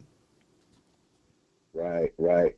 The media pundits are saying that the Hendrickson deal helps us somehow. I don't know how that would really help us out, because I don't think it really don't, right? Especially in the grand scheme of things. But lastly, Law, appreciate your work. And I mean, at the end of the day, it doesn't really matter if we can't stop that run, if we don't get a true nose tackle up in there. I mean, we have some issues on that defense other than Micah Parsons. We got some dogs on the ends. Yeah. But I mean, I like I said, I try to be glass half full, but we'll see where the season goes, and it's gonna be a long one. Appreciate you, Law. Appreciate you, man. It's for the 505. So what I'm getting at is that when you start to break down agencies and what they do, somebody got to be grown-ups and grown enough to sit at the table, have the heart-to-heart conversation to get this deal done. And you can't get a deal done when someone is saying, look, I only talking to the principal. I'm not talking to this guy. I'm going to set the example. David Mulugheta, look, you going to try to do this to me? You going to try to run a fast one on me? I'm Jerry Jones. You think that by signing that one little $1 billion thing which you got going over there is motion? You can't spell motion without Jerry and Jones, you know? That's what Jerry Jones is looking at this thing. This is an ego. Edging God out is basically what it is. Now, he is stubborn, just like what Stephen A. Smith said, that the deal will eventually get done. But look at the cost that is going to be involved. And I ain't talking about remunerations. I'm talking about you got personal feelings on the line. You got somebody that's been hit with the facts that they saying that they no longer want to play for the Cowboys. And you think money resolve all of that? No. That's the issue there with the whole back and forth with this. You may can do Dak Prescott like that to a degree. You may can do CeeDee Lamb, but these are different personality traits. And at the end of the day, nobody wins. Because when you sign Parsons to that deal, most people are going to say he's not worth the money. If you don't sign Parsons to that deal, now you got a disgruntled player. It's damn if you do, damn if you don't. But when you truly believe in something and when you truly have faith in something, you sign that without a shadow of a doubt. You get the deal done, you keep it moving. But you don't take your best car and park it outside and let people put their fingerprints on it, scratch it up and key it up when you have a 3-car garage, is what I'm getting at. And the front office haven't protected this kid, Micah Parsons, enough. And Micah Parsons haven't did his best job by talking and letting his emotions and feelings get in the way too. So it's a lose-lose situation, ladies and gentlemen. And just right, Jay, shout out to you on the TikTok, man. Appreciate y'all. Yeah. Yes, indeed. So that's what it is, unfortunately. And we as Cowboy fans, we don't give a damn. We just want to win week 1. We want to win week 2. We want to win week 3. Yeah. Jalen Brooks is Wade for those who just now tuning into the nation. Be sure to do me a huge, huge favor. Hit that like button, share this content. Let a friend or a neighbor know where to go when it's time to tune in to Cowboys Sports Talk and Beyond. Let me just make sure to do a recap of everybody that's here, man. I really appreciate y'all. I love y'all to the moon and back, or to the stars and back, basically. So let me just make sure that everything is straight. No updates or any news or anything. Hold tight for me. Just double checking. Discount double check. Okay. All right. And ESPN, my understanding that the Raiders reached out for a trade for Jacoby Myers. Okay. All right. No updates or anything else. Y'all keep me informed. Let's be well informed. I got my guy from the 469. What's on your mind? Yo, what up, Law Nation? Not much, man. What you got for me? Good afternoon. Good afternoon. How are you today? Man, I'm great. Can't complain. Many blessings, man. Real quick, man. Hey, next one more week and then Eagles time, man. Full on. Fries. Yep. Shoot, time to fry them Eagles. Oh, I want to deep fry, man. I want to deep fry them birds with the beak and feathers and everything. I don't even want to have time to pluck them. Just throw the whole bird in the deep fryer. Hey, put that on the menu of the state fair. You know what I'm saying? Mm-hmm. But give me one sec. You good? Hello? Oh yeah, I was walking past the truck. My bad. No doubt. Real quick to my points. Real quick down to the 53-man roster. I told you my opinion about keeping Phil Moffitt to the team. Mm-hmm. I think that's a huge pickup for the Cowboys because I really feel like you gotta help this offense with this run game, especially with I mean, it is what it is. The personnel we have, right? Right. I think Jadon Blue and Phil Moffitt is enough to for this room. But hey, we got Sanders and them of the world.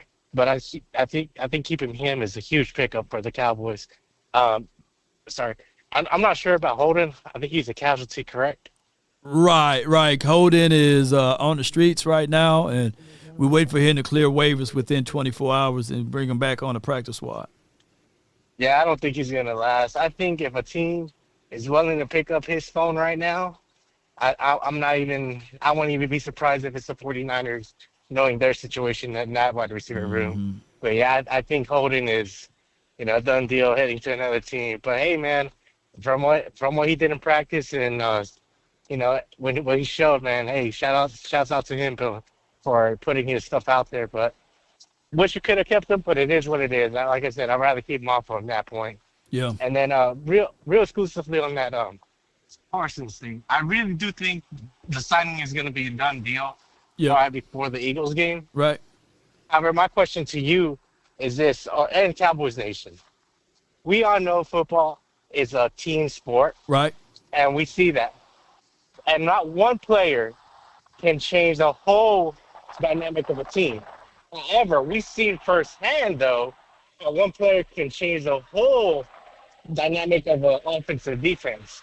Keep in mind, I'm just saying, past champions, but look what Barkley did with the Eagles. Right. I mean, shit you not, man. He changed that offense night to day. And, he changed Hurts not being a Superman to just being a average quarterback, and, hey, we're praising him because of that, right? Right. But my point is to say this. Micah Parsons is not the end-all, be-all type of player. Like, he's not like, oh, we're going to sign him and we're going to be these Super Bowl contenders.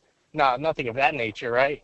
However, we cannot deny his impact to our team and this culture in our locker room, because I'll be damned, Law. I haven't seen a guy like Parsons in this locker room in a long time, and I don't know what the Jones would be doing if we let a guy like that go. Not just because his play on the field, but you see how much he affects this defense, right? Right. To go get after that quarterback. Let's go get it, you know? Right. And you just can't take that away. But that's all I have, Law. You have a blessed day. Many shout-outs to you, Law Nation. And, hey, DC for life, Cowboy Nation. Don't ever forget. Ride or die. Indeed. Yes, indeed. DC for life, man, not for deuce. Oh, man, my bad, not for sure. Did I say that out loud? Shout out to y'all. All right, so we got some more developing news, and it is a situation. Oh, my goodness! The Cowboys have waived Syracuse Elijah Clark. Per sources, he had a strong final preseason game. It appears from what information that's being developed is that they're going to try to bring him to the practice squad. So that's the news of the top of this particular hour, or in the middle of this hour here. So there's more and more news, more and more information for everybody, right? So Elijah Clark is gone. So if we go back, let me update this list right quick, and I appreciate y'all for rocking with us. Appreciate each and every last one of you guys. Let me go back to this. Boom, boom, boom, boom. And Elijah Clark, we can draw the line in the sand with him. Clark gone, y'all. And he had a good final preseason game. Enough tape for other teams to take a real good look at. And where he at? Clark! There you go. So Elijah gone. I think Darius Harris was gone the other day. I think they waived him the other day as well. All right, so good practice squad guy. Maybe he's another year or such. He can get back into the folds of things and help this out tremendously. Zion Childress should stay. You're right. I think that this is from Ratio. He says, I think Shadi will want to get him back on the practice squad. You're right. Holden was cut earlier over there on the TikTok. Yes, indeed. Appreciate everybody for watching over there. Appreciate y'all. Shout out to you guys for just jumping in. Shout out to you, White. Shout out to you, White. What happened to Lyle Collins? He was gone about 30 minutes ago. 20 minutes until 3 o'clock Eastern time. Okay, all right. Let me go drink on some of this fluids here, bro. I'm getting parched. Been talking nonstop. Let's go to here real quick. Hold tight for me.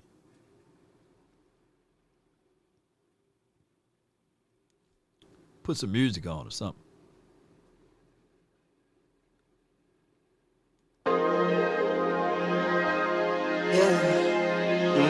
I just wanna run it up. Kinda check or something. I've been really in the field, let up, I've been really in the field, let her rush, I let her feel. Lately, I just wanna run it up. Don't need no deals, I make the deal. Have to take it to a meal. Lately, I just wanna run it up. Kinda check or something. Lately, I just wanna run it up. Count that too, count it up, count it up. Lately, I just wanna run it up. Need them ones, I need them fives, need them tens, I need that change. To the safe, got blues inside. Greens and pinks, it's all the same. I still save and roll my change. Take some losses when I play, charge it to the game. I'm with L, yeah, I'm with T Black, I'm with Reverend now. I'm with Bay, yeah, I'm with Jay, yeah, I'm with Chuck and now. Still the same, not switching sides, now it's about loyalty. You switch sides off for the bag, and that's worth more to me. I mix Nike with designer, I experiment.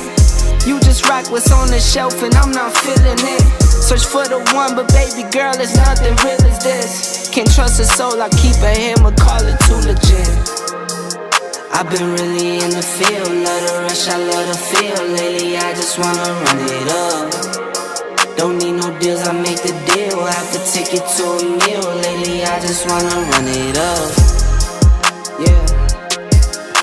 Kinda check or something. Lately, I just wanna run it up. Count that too, count it up, count it up, count it up, count it up. Lately, I just wanna run it up. I just be off the dome. I never own no chrome. Too many foes and clones. I be at home alone. I be in zones alone. I be on road alone. I've been really in the field. Let her rush, I let her feel. Lately, I just wanna run it up. Don't need no deals, I make the deal. Have to take it to a meal. Lately, I just wanna run it up.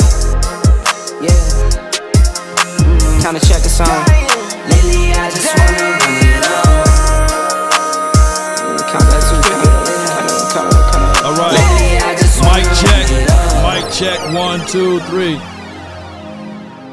I'm back, baby. Lately, I just wanna run it up. It's cool because Lately, I just wanna if you're on the TikTok, you can see behind the scenes type of stuff. I can't mute and stuff, so it'd be like I'm coughing and all like that. Y'all can see all of that on TikTok. I'm gonna figure out a way I can mute everything. Also, I've seen somebody on TikTok say if you use Restream, you can pipe in everything. The only problem is when I pipe in through everything on TikTok, it goes against their whatever thing that they got far as they are very ticky on community guidelines, so they don't like to not be in control of. And I'm working with TikTok. They gave me some pointers and stuff like that. So hopefully, man, down the stretch we'll be able to revamp some stuff. But what TikTok don't like, they don't like the stroller. Like I got strolling at the bottom, Law Nation Sports, my call to actions and stuff like that. So they don't like that. They don't like the people comments on the screen where they can't block or mute and stuff like that. So it'll be too much of an overhaul for me to revamp TikTok just to go live, But I appreciate TikTok for all what they are able to do. But it is for what it is. All right, so Perrion is gone. So what did I miss since I went and got everything situated here? Cowboys released defensive tackle Perrion. He gone? Oh, wow. I guess Perrion wasn't that great, Now, there was a lot of people said, but I know he's a different position. I'm not going to go there with Mozzie. Not finna go there. Not finna do that. But it is for what it is. TikTok need a Mando. They do need that. But it is for what it is. Is he gone? Yeah, I caught that. So, but it's all new, y'all. It's all new, We growing here. And even when, like, Facebook is another kind of like weird site because they'll block you for crazy stuff. Like I mentioned coconut water on Facebook, right? I was like, hey, drink this coconut water. And they banned me for a whole week for mentioning coconut water is good for you. You know what I'm saying? Misinformation, coconut water, blah, blah, blah. And I was like, okay, whatever, But let me see what they got here. Got some information. Let me see what we got here. And if we was a radio station, y'all would have had to sit through 10 commercials by now, right? If y'all was watching this on ESPN, they would have went through 40 commercials. We haven't hit, this is our first commercial or second commercial, third commercial, whatever it may be. I'm looking for it. Hold on. Y'all bear with me. I thought I saw some other news. Bump it. Let's go here and strike out the name of, where he at? Perrion Winfrey, Oprah's son. Okay. Ernest Brown, he's gone though, right? Ernest Brown, he's gone, right? Let's strike out his name. Let's go ahead and pre-strike out his name. Ain't no in the world. It'll be Riggs for sure. If Ernest Brown is on here and you got rid of Perrion, that'll be crazy. Daniel says Osa, Mozzie, Toya, and Thomas. There you go.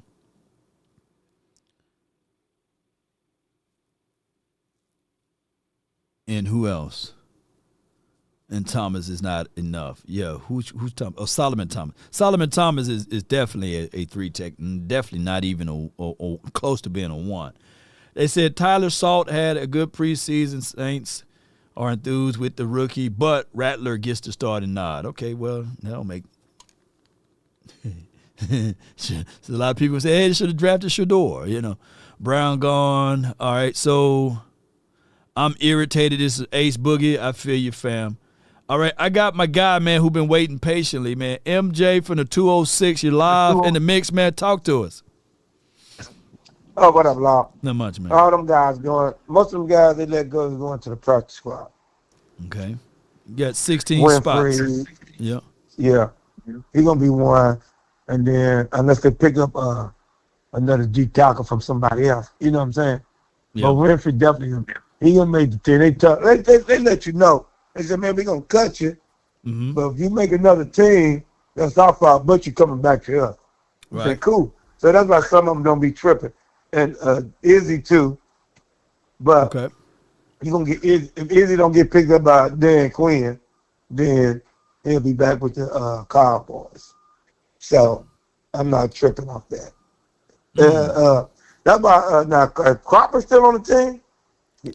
Cropper is still here, man. I guess the rules of the Cowboys, you got to have 2 Jalens. You got to have 2 Jalens, you know. Oh shit. Yeah. He's better than Brooks. Cropper, I think Cropper gives you kickoff return, punt return. Okay. Speed. Okay. He give you slot stuff. I think that they got some stuff on end arounds and stuff like that with Jalen Cropper. Yeah. You know, him and Bland played on the same team together, and I was talking to his agent, and they really got plans for him. So we'll see what they're gonna do down the stretch, man, with Cropper if he still makes this team. Yeah. So how many more cuts we got left? I don't know. I haven't tallied it up yet. What about 20 more? No, I think a little less than 20 right now. Shoot, we done trimmed a lot of fat off right now. Yeah.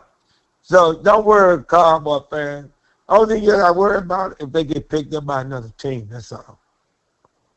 But they already they got 3 threes. The 3 threes is it's 2 more deep tackles that behind the deep tackle they got cut, and it's from some other team. I'm looking at that number 97 from Baltimore. If he got cut, that big deep tackle, and then number 66 from Cleveland. Now, so y'all got to look for 97 from Baltimore and 66 from Cleveland. Them good deep tackles. So, but so far, I'm not tripping. But a lot of them boys coming back to the practice squad. Just like the safety just said. That safety, if nobody don't pick him up, he's going to the practice squad. Yeah, and they cut Izzy, because Izzy, he over 4 years, so he get to choose what team he go to.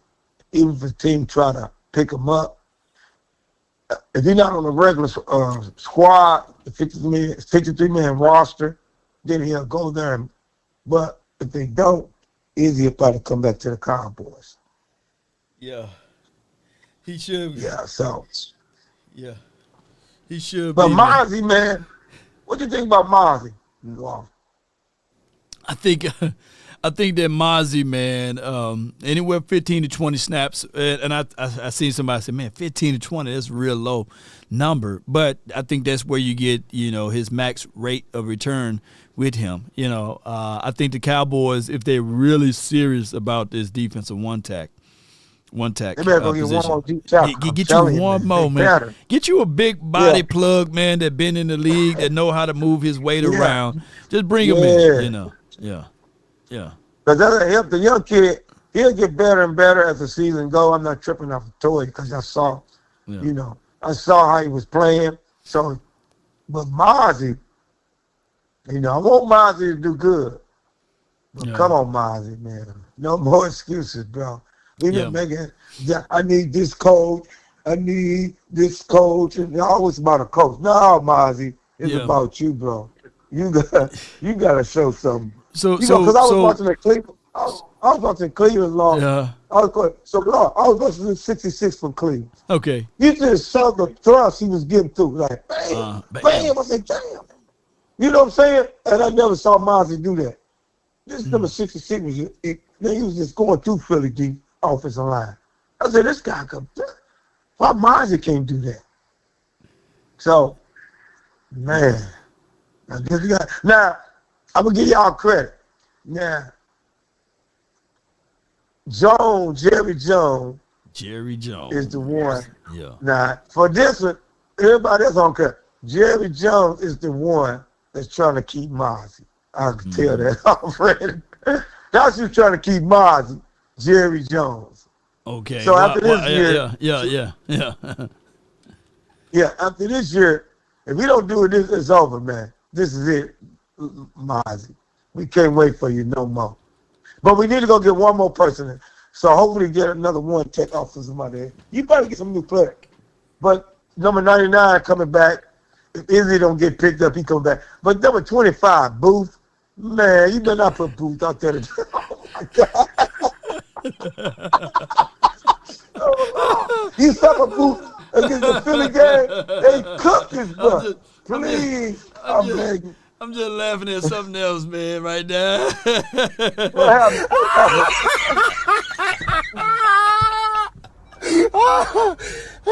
Hold tight. You got sound like an old Dez Bryant. Hey, man. Let me. He said, "Boy, sound like an old Dez Bryant." Hey, man. Hold on, right. Let me confirm right quick, man. Let me confirm something right quick, bro. He said you sound like an old school, older Dez Bryant. That's what he said. Yeah, let me see, man. Hold on tight right quick, bro. Oh, my gosh, man. Hold on. He invited me to, he wanted to meet with me. We met at the stadium. And we were talking about the contract. You know, he tried to get me to sign a contract I ain't like. I thought it was some bullshit. And I was like, I ain't this dumb. Nah, you don't sound like, you don't sound like Dez. I'm listening to Dez right now. $100 million, $20 million guaranteed. I'm not that dumb. First off, your voice a little deeper. The one guy said, your voice is a little deeper. Yeah. Yeah. The one guy said, Mozzie getting paid to do nothing. Man. That's what he said. I'm not beating up Mozzie to that degree, but what I'm saying is that I'm saying that Mozzie is still valuable to 15 he showed some flashes sometimes, 15 to 20 snaps, man. 25 if you're being really nice. And that's not me hating on Mozzie, man. It's just me saying, come on, Cowboys, help us out, man. Just bring in someone else. Give us one more guy, and then you can slowly look.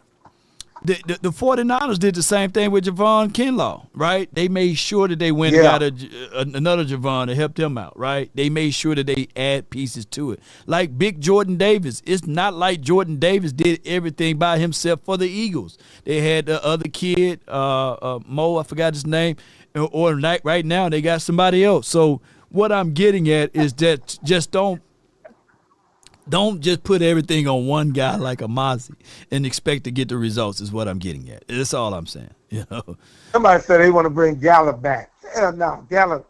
No, we don't need no Gallup. No. Gallup Moore, you know what I'm saying? Bring Neville Gallup Moore back. He'll work in this system.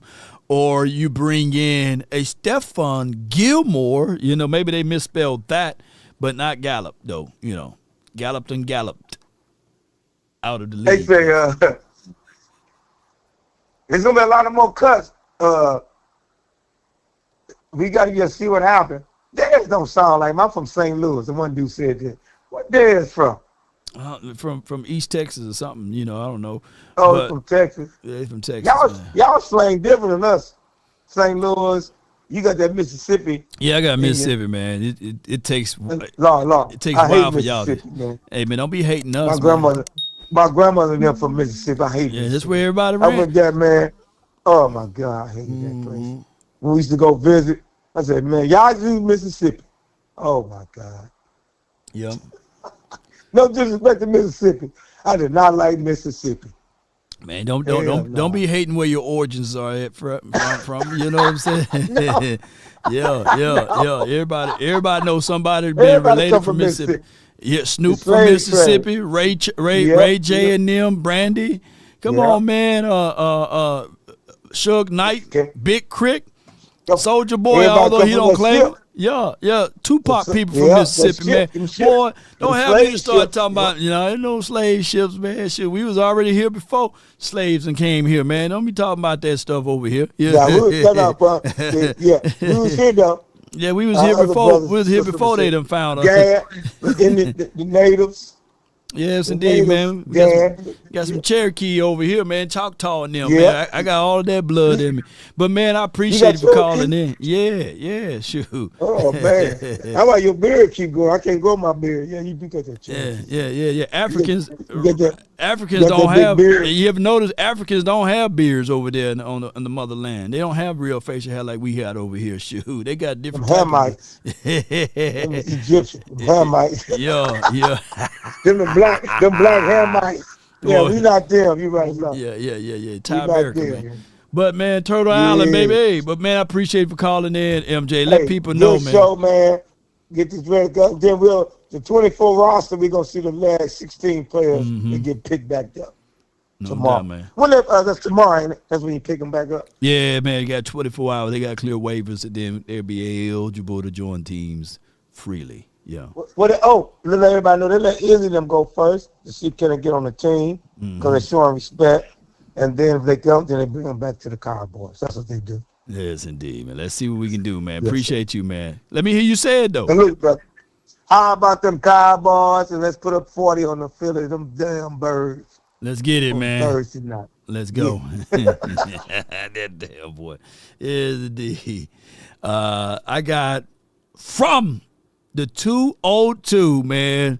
What you know about that, man? 202, you're live on the Nation, man. Talk to me, man.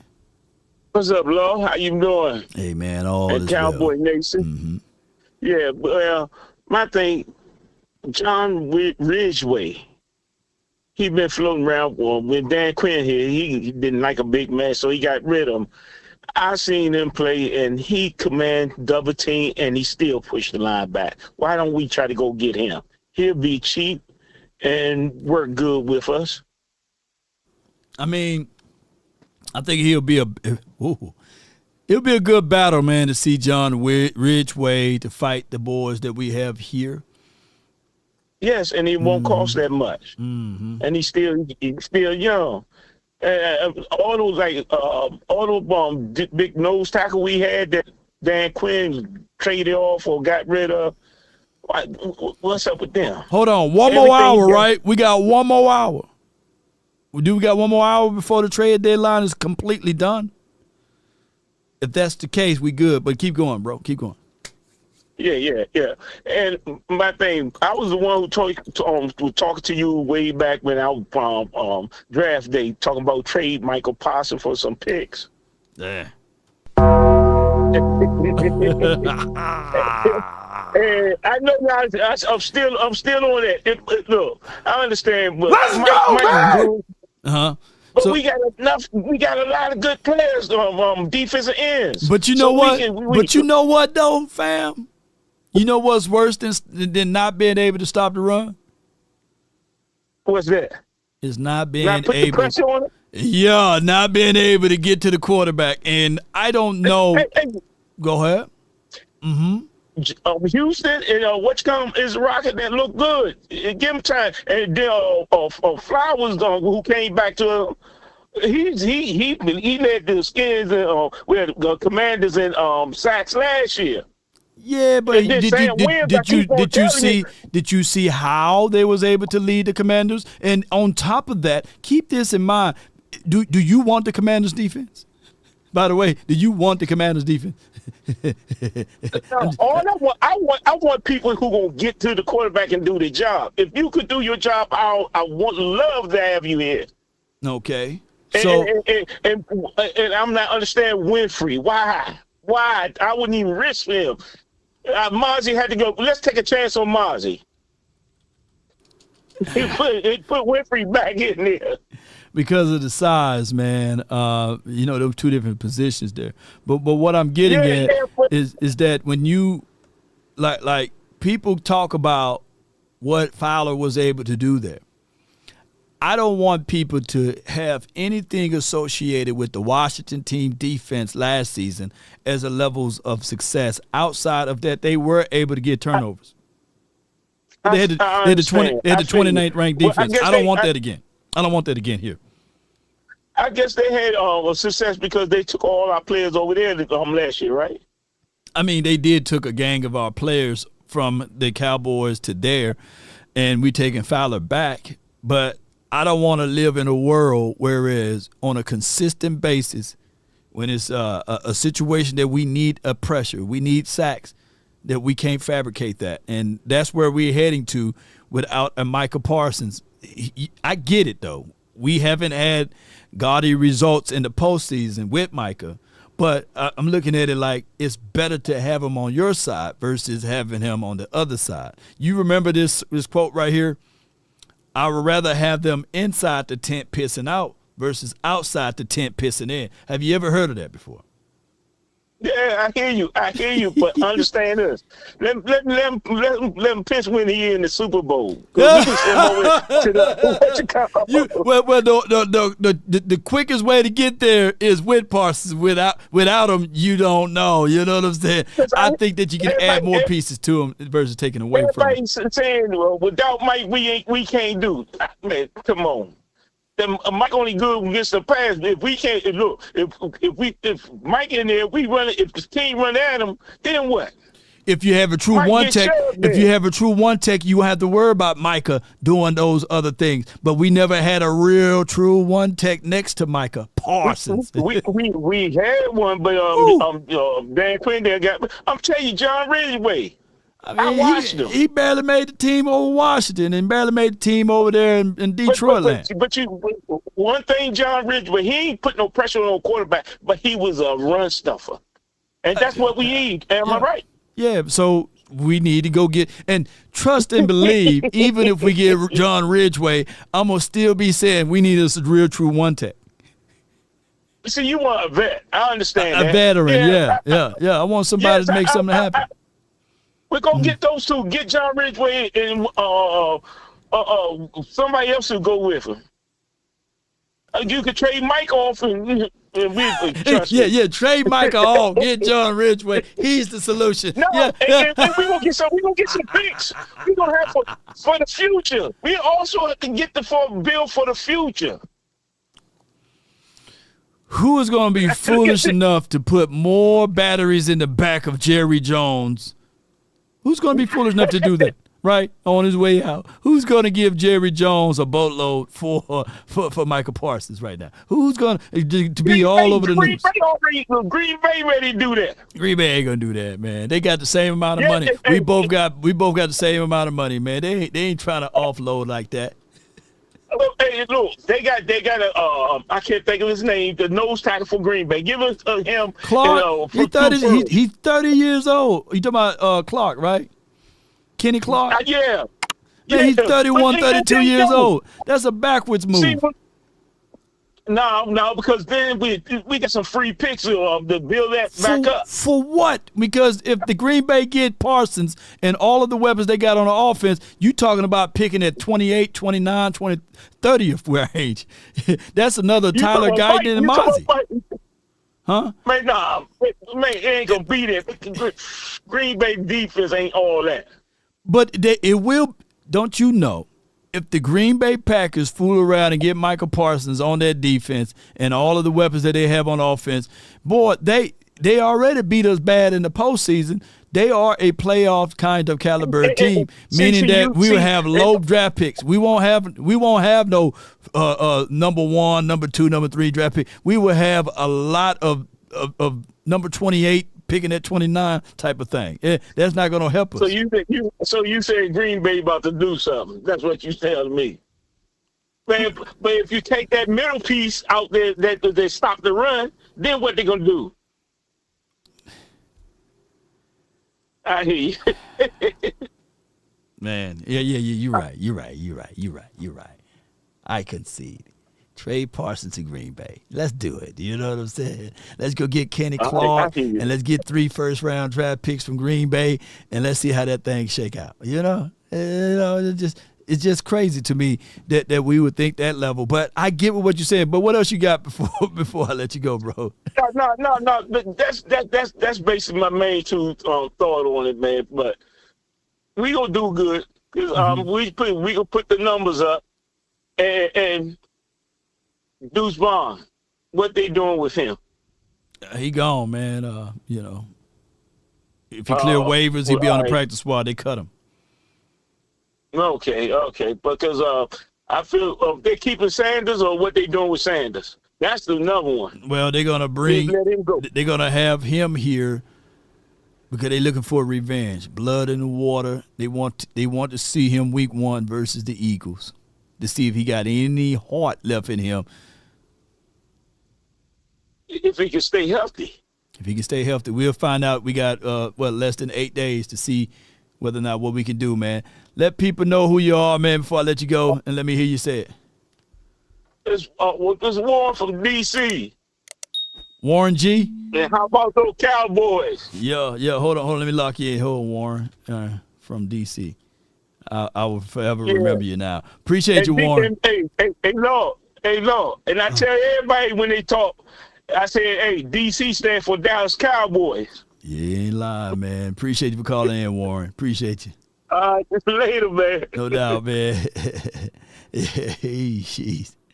What I was looking at is that Packers got $31 million. Cowboys got $31 million. Man, just pay Parsons and get the hell on. You know what I'm saying? That's what I would do. Let's get the money, and then when we pay him, we will have more and more money, more and more resources. But I don't want y'all to be sitting here thinking that this is a situation and scenario that we get rid of Parsons and then we can accumulate the same thing. Now, there are some people that will make an argument that that the last few teams won the Super Bowl without a dominant edge rusher and all of this stuff. Don't buy into that.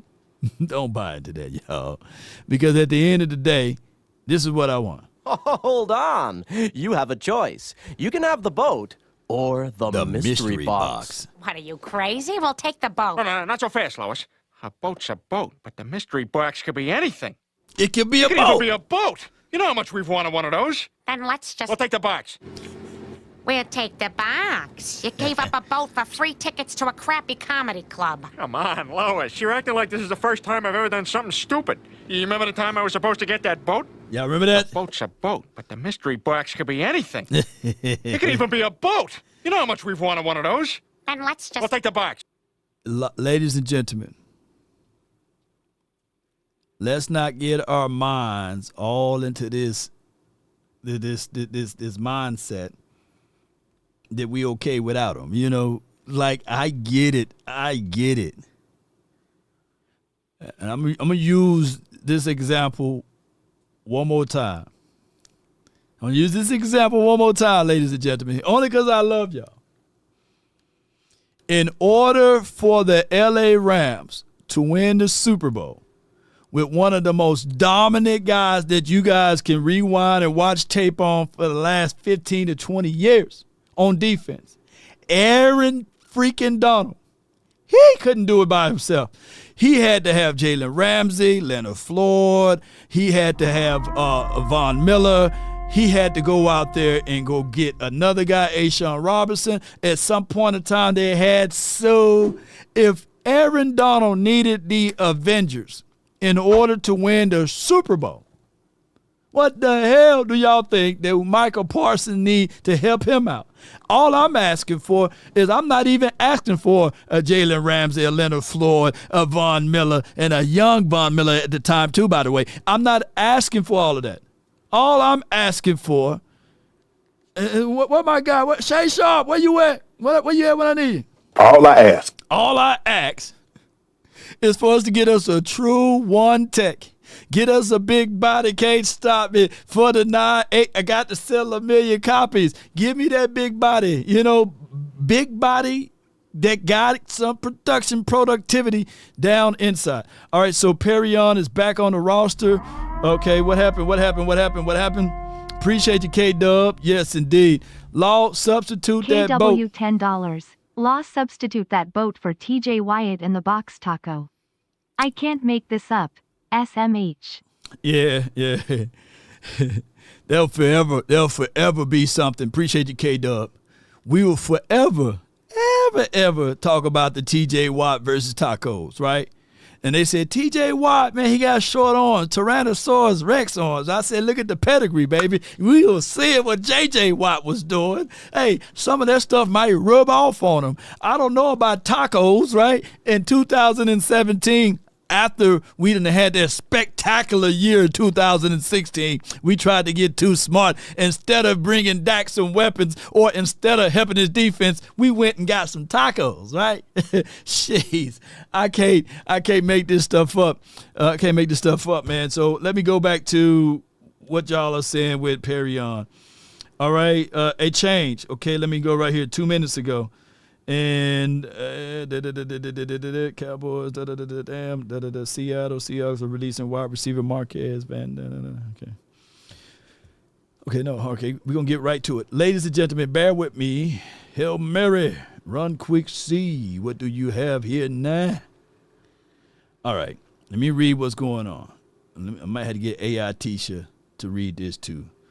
AI Tisha, can you update us on what's going on? And AI Tisha, before you do that, can you say how MJ say Cowboys? Boss. That's how he said. All right, so update us on what's going on with the news update with Perrion. Do you have that? A change. Cowboys call DT Perrion Winfrey, telling him this is his last Justin chance. Hess, $10. And he's going to make Wait, what are y'all I'm hush? tired of the nonsense, especially if he got what was offered. Is he a leader? I'm not too sure on that. Okay, hold on. You got two ladies talking to me, and you know how that goes. Hold on. All right, so you saying Justin Hess says, I get you on everything, but I'm tired of the nonsense, especially if he got what was an offer. Is he a leader? I'm not too sure of that.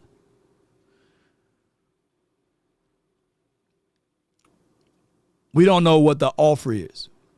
Jerry Jones is the ultimate salesman. We only hearing one side of the story. Parsons is not talking, nor to this degree that Mulugeta is talking. We only hearing Jerry talk, and that's the problem. Jerry is talking. We don't know what was in the details within the darkness of that contract. We can only know what Jerry Jones said it alluded to it. Now, I know we want to take the money, shut up and play. I get all of that. But at this time, this is what makes contract negotiation messy. But I encourage you guys, ladies and gentlemen, boys and girls are all around the two AI girls. A lot of AI ladies, baby. Y'all better watch out. Y'all better watch out. They say that AIs can have the babies now. But hold on. JR says, and we got less than an hour before the cuts are here. JR says, Jerry been using fans to negotiation tool. He delays contracts, then stay cooking up some drama, getting fans to turn on our players whenever it's time to pay. And look, not just the Cowboys, in general. Look, yeah, Falcons did cut Kobe Bryant, not the ball player. I'm setting myself up to say this. The NFL is so smart. The NFL is, let me get my Dr. Umar on. The NFL is so smart. The NFL is so smart. The NFL is so smart that it got you guys agreeing with billionaires who owns the tape over millionaires and fighting each other if we are thousandaires, 100aires, or however we are, to go at each other on players who put their life on the line, who's a Ron Shazier hit away. For y'all to sit here with a natural face and just take the deal. Just believe in the front office. Just believe in the billionaires. And y'all picking the billionaire side. Don't you know what you can do with $1 billion? You know, shoot. These deals should have been already done. And y'all are upset with that. That's crazy. It's crazy, Lamar. But I get it. These boys got money. It's crazy. Y'all choosing sides of a billionaire who we all know that Jerry Jones just don't make money from the tickets that's sold here in Dallas to go to these games. He got TV revenue. he also had used his own personalized contractors to build a stadium in SoFi. And he got all of the property, those apartments around that property that's around that stadium, those are the Joneses' property. He literally say, win, lose, or draw, I'm still winning. Even on a lose or a draw, I'm winning, you know. Jeez. That Mercedes-Benz Stadium, the one in Atlanta, those are Jerry's contractors. That's his buddy. So whenever they play a game, whenever they have something that's around that area, he still gets a piece of the pie. The Vegas Stadium, he still gets a piece of that pie. Them are all his contractors. Y'all fail to realize this is a hand over fist type of situation. The man is printing money left and right. Fox News still throw him a scoop of that money too. So it is for what it is. Yeah, in the Minnesota Stadium. Yes, but AI Tisha, you're going to have to start all the way over because y'all talking amongst yourselves and y'all wasn't listening to law. So I need for you, lady, to start all the way over and update me on the Perrion Winfrey situation. A change. Cowboys call D.T. Perrion Winfrey, telling him this is his last chance, and he's going to make the 53, according to a person with knowledge of the discussions. Winfrey thought he was getting cut, but he's here to stay. Oh, okay. One last chance, you. So he will be here. Yeah, he will be here. Yes, and they're nice houses, too. Didn't y'all know what leveraged that deal with Oxnard, the city of Oxnard, the state of California, was money. When they had the deal on the table, and it was like a $15 to $30 million difference, I believe, a stretch over 10 years or something like that, between the Cowboys practicing in Oxnard versus San Diego because they got rid of their stadium there. The Chargers no longer play there, and the facility would have been open and utilized, but it went down to the money. And they selected, hey, let me get more money. But, you know, I think Oxnard is better for the players because you can get in trouble in San Diego. Jerry Jones is a typical salesman. If his lips are moving, he's lying. DC for life. Law Nation is one of the best content creators. You know, they call it partial truth. You know, salesmen never lie. You know, they would sell you their car if they just don't want you to lift up that hood, right? Yeah, they'll try to sell it to you. Have you ever went to a car lot, ladies and gentlemen, and it's time for you to test drive the car, and your ass is not driving the car. They driving it for you like, yeah, this is what this car can do. Hey, the whole point of test driving the car is for you to get behind the wheel. But there are some salesmen that sold cars to certain ladies that they never even drove, right? The lady never drove the car. Honey, you came home with a new car. Yeah, I talked to this guy, Johnny. He was a great salesman, or Jerry, and here's what happened. We drove it down the street and came back up, and it was smooth. Yeah, it was smooth, right? But what, were you driving? No, but it was a deal that I couldn't. They said that the deal was only going to last by the end of the day. So, yeah, I sink $10,000 on the car. That's a lemon, baby. That ain't no 6-cylinder. That's 4 cylinders. And that car shakes when it's time to pull up the hill. What did he give you to test drive at? Oh, yeah, down the street, down the stretch. Yes. Yeah, that's how people do when they are salesmen. And that's what Jerry been doing for a long time. I got the Long Way Jay from the 945. You're live on the Nation. Talk to me. Hey, yo, Law, what's the deal? Nothing much, man. What you got for me? Man, I'm just calling about the cuts, man.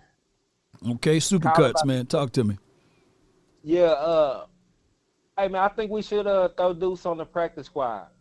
Cause I don't know, correct me if I'm wrong, but ain't Williams and that other running back we got from the old Eagle running back, ain't they on 1-year contracts? Yeah. Yep, they on 1 years. Yeah. Then Maffa and my young boy out of Texas, they'll have a year experience under their belt next year. And then see what Deuce can do with them. You know what I mean? Next year, if we can ultimately, what do you see in Deuce?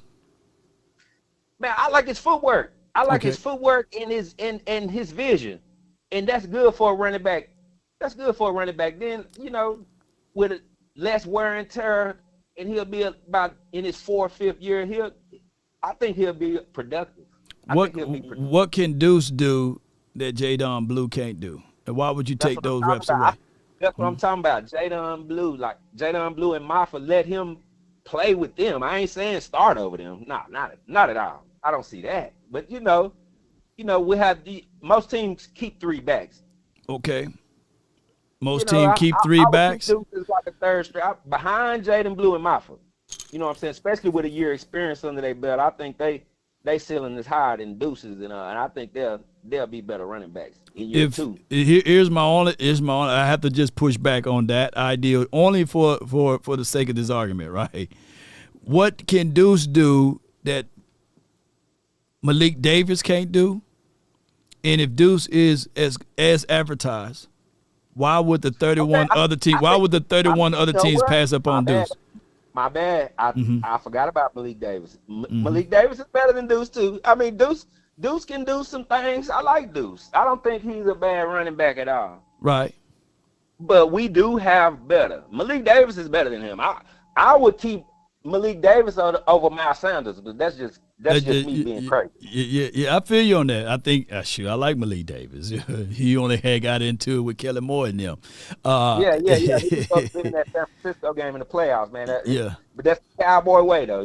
Cowboys, like you say, Cowboys do Cowboy things. Yes, indeed. So Jay, when we look at all of this, if Deuce is what as advertised, just like what we can say about any guy, right? Like Trayshawn Holden and beyond, then 31 other teams will not pass up on him. They will literally go get him.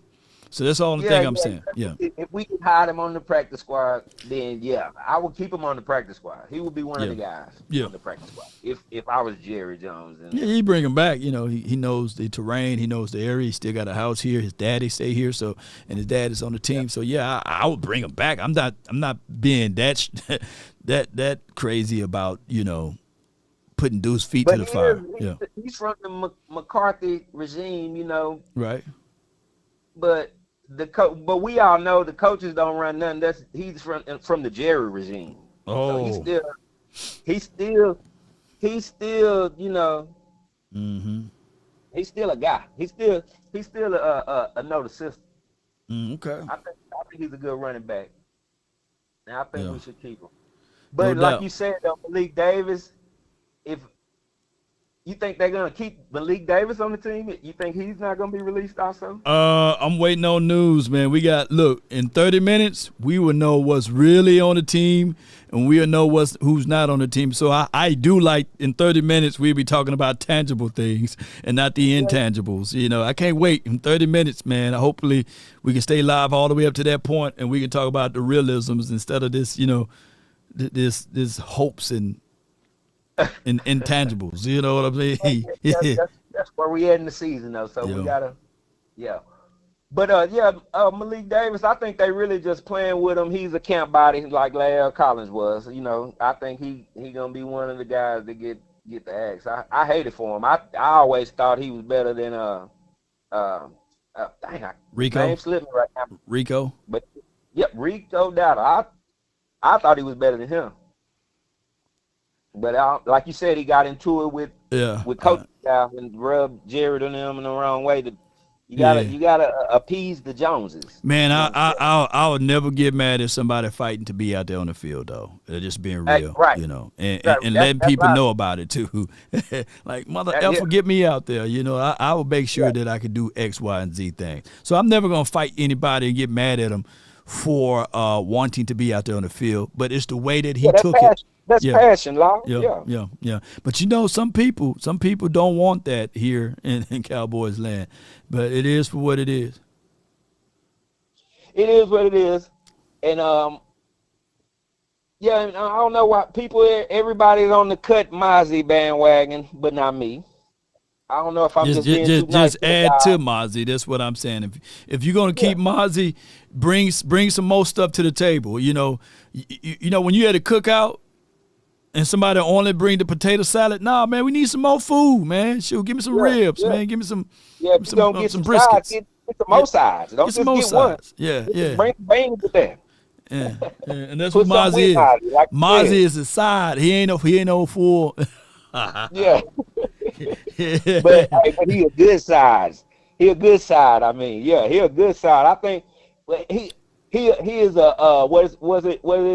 He you know, he sure right now he might be the dip. He respectable. That I guarantee you they won't leave Mozzie one-on-one all game. Mozzie fight 2 guys a lot. 3 guys, you know, sometimes. But Mozzie, I think he just got to step his game up on the run defense. They took D-Law from him. D-Law was our best run stopper, but that's neither here nor there. Yeah. But if you're going to do that, you got to put something with him, like you say. Yeah. Put some at least his best player, Micah Parsons. You already playing with Micah Parsons, so it's like, I don't understand. Yes, indeed. What old folks said, put some meat with them beans, man. Let it stretch out, man. So, yeah. We need to add some stuff with it. Appreciate you for calling in, Chief. All right, man. I'll holler at y'all, man. No. I got to hear you say it before you go. All right, how about them Cowboys, man? Hollering all the way from North Dallas, man. North Dallas, man. All right, bro. Appreciate you, man. Thanks for calling in. Yeah. Yes, indeed, man. Well, we got less than 30 minutes now before we know the real faith of this team. Yeah, just like in game, you know, when Cap couldn't fight Thanos by himself. Yeah. You got to add some pieces to Mozzie, man. You know, speaking of sides, man, maybe he the rice. Maybe he the beans. But add the combination together, man. It would be good, man. Somebody said maybe he just a dip. That's crazy. I do like the fact that they told Perry on, like, continue to fight. This is your last hoorah. You know, I need news on James Houston. Yes, indeed, I do as well. And just right, TikTok. Appreciate you, Ricardo. Thank you, Roy. Appreciate you so much over there. Appreciate everybody for rocking and rolling with us on the TikTok. We got less than 30 minutes, baby, before we know who is on this team, the real team, the real Cowboys for the 2025 season. Yes, indeed, who will embark on a new situation. I got my guy from the 857. Hey, 857, what's good with you, man? That's a whole club over there, man. Hey, what about you, man? Get it in for the crazy skills. Shout out to Dallas, Texas. Are you shitting me? Yeah. Yeah, I ain't trying to get you struck in. You know what I'm saying? My fault. I didn't know what was going on over there, man. Oh, man, you know, got that funky town jumping. You know what I'm saying? Hey, it's going down, man. You know what I mean? We get ready for some football, man. Let's get it up for the Cowboys, man. All day, man. Let's get it up for the Cowboys, brother. You know? You know what I'm saying? We turning up over here, man. We turning up over here. Where you at, big dog? Where you at, though? You know what I'm saying? I'm in Boston, brother. Oh, you in Boston? I'm in Boston. Okay. Oh yeah. I'm all the way up top, man. I'm up top, man. Okay. But I come down, I check down with my brothers on Forest Lane. You know what I'm saying? I kick it with the homeboys. Okay. You know what I'm saying? I kick it with the homies. You know what I'm saying? Out Oak Cliff. You know what I'm saying? I kick it with the homeboys. You know what I'm saying? Out North Texas. Out of that. You know what I'm saying? Yeah. I honor Texas. Texas ain't number love, man. Yeah. I've been a Cowboy fan since I was in 5th grade, man. Come on, you know what I'm saying? What happened in the first, second, and third, and fourth grade? What happened those years? Why you had to be in 5th grade? You know what I'm saying? Hey, man. You know, the Ninja Turtles was there. You know Ninja Turtles was there? Which one? You know what I'm saying? You remember Law. You were playing with the Ninja Turtles. Okay. Donatello, Leonardo, Raphael. Which one? Which one is it? Which one is the best one? Oh man, Raphael, brother. Oh, Raphael. He was like us. Okay. You know what I'm saying? He was like us. Okay. You know what I'm saying? Oh, you got the Raphael energy, man. So okay. That's right. We turned up, man. You know what I'm saying? That's why with my 420, I'm turned down. You know what I'm saying? I'm good. You know what I'm saying? Okay. Yeah, all praises, all praises. All praises, man. You know, he put everything on his earth for a reason. So with that being said, with your 420, be sure to reach out to RogueShop for all of your anxiety needs and beyond. We got great flour there. But what you got for me, man? What you got for me? Oh man, like I said, man, we getting down, man. We getting ready for 9 days, man. 9 days until Armageddon begins. You know what I'm saying? 9 days, brother. Yeah. You know what I'm saying? So I mean, battle testing. I like what we got. You know what I mean? I know this is you said before 4 o'clock is when we get the final boss. The final boss sheet. That's right. The final sheet. All right, so I'll definitely be posted up, listening on that. And for the most part, man, I'm just excited, getting ready for the season. You know what I mean? I'm totally ready for it. I'm excited. I'm glad I got my Dallas Cowboys, you know, number 4 jersey pressed up. You know what I'm saying? Pressed up, straight out the dry clean. You know what I'm saying? So I'm ready to bust out, man. I'm ready to bust out on these busters out here.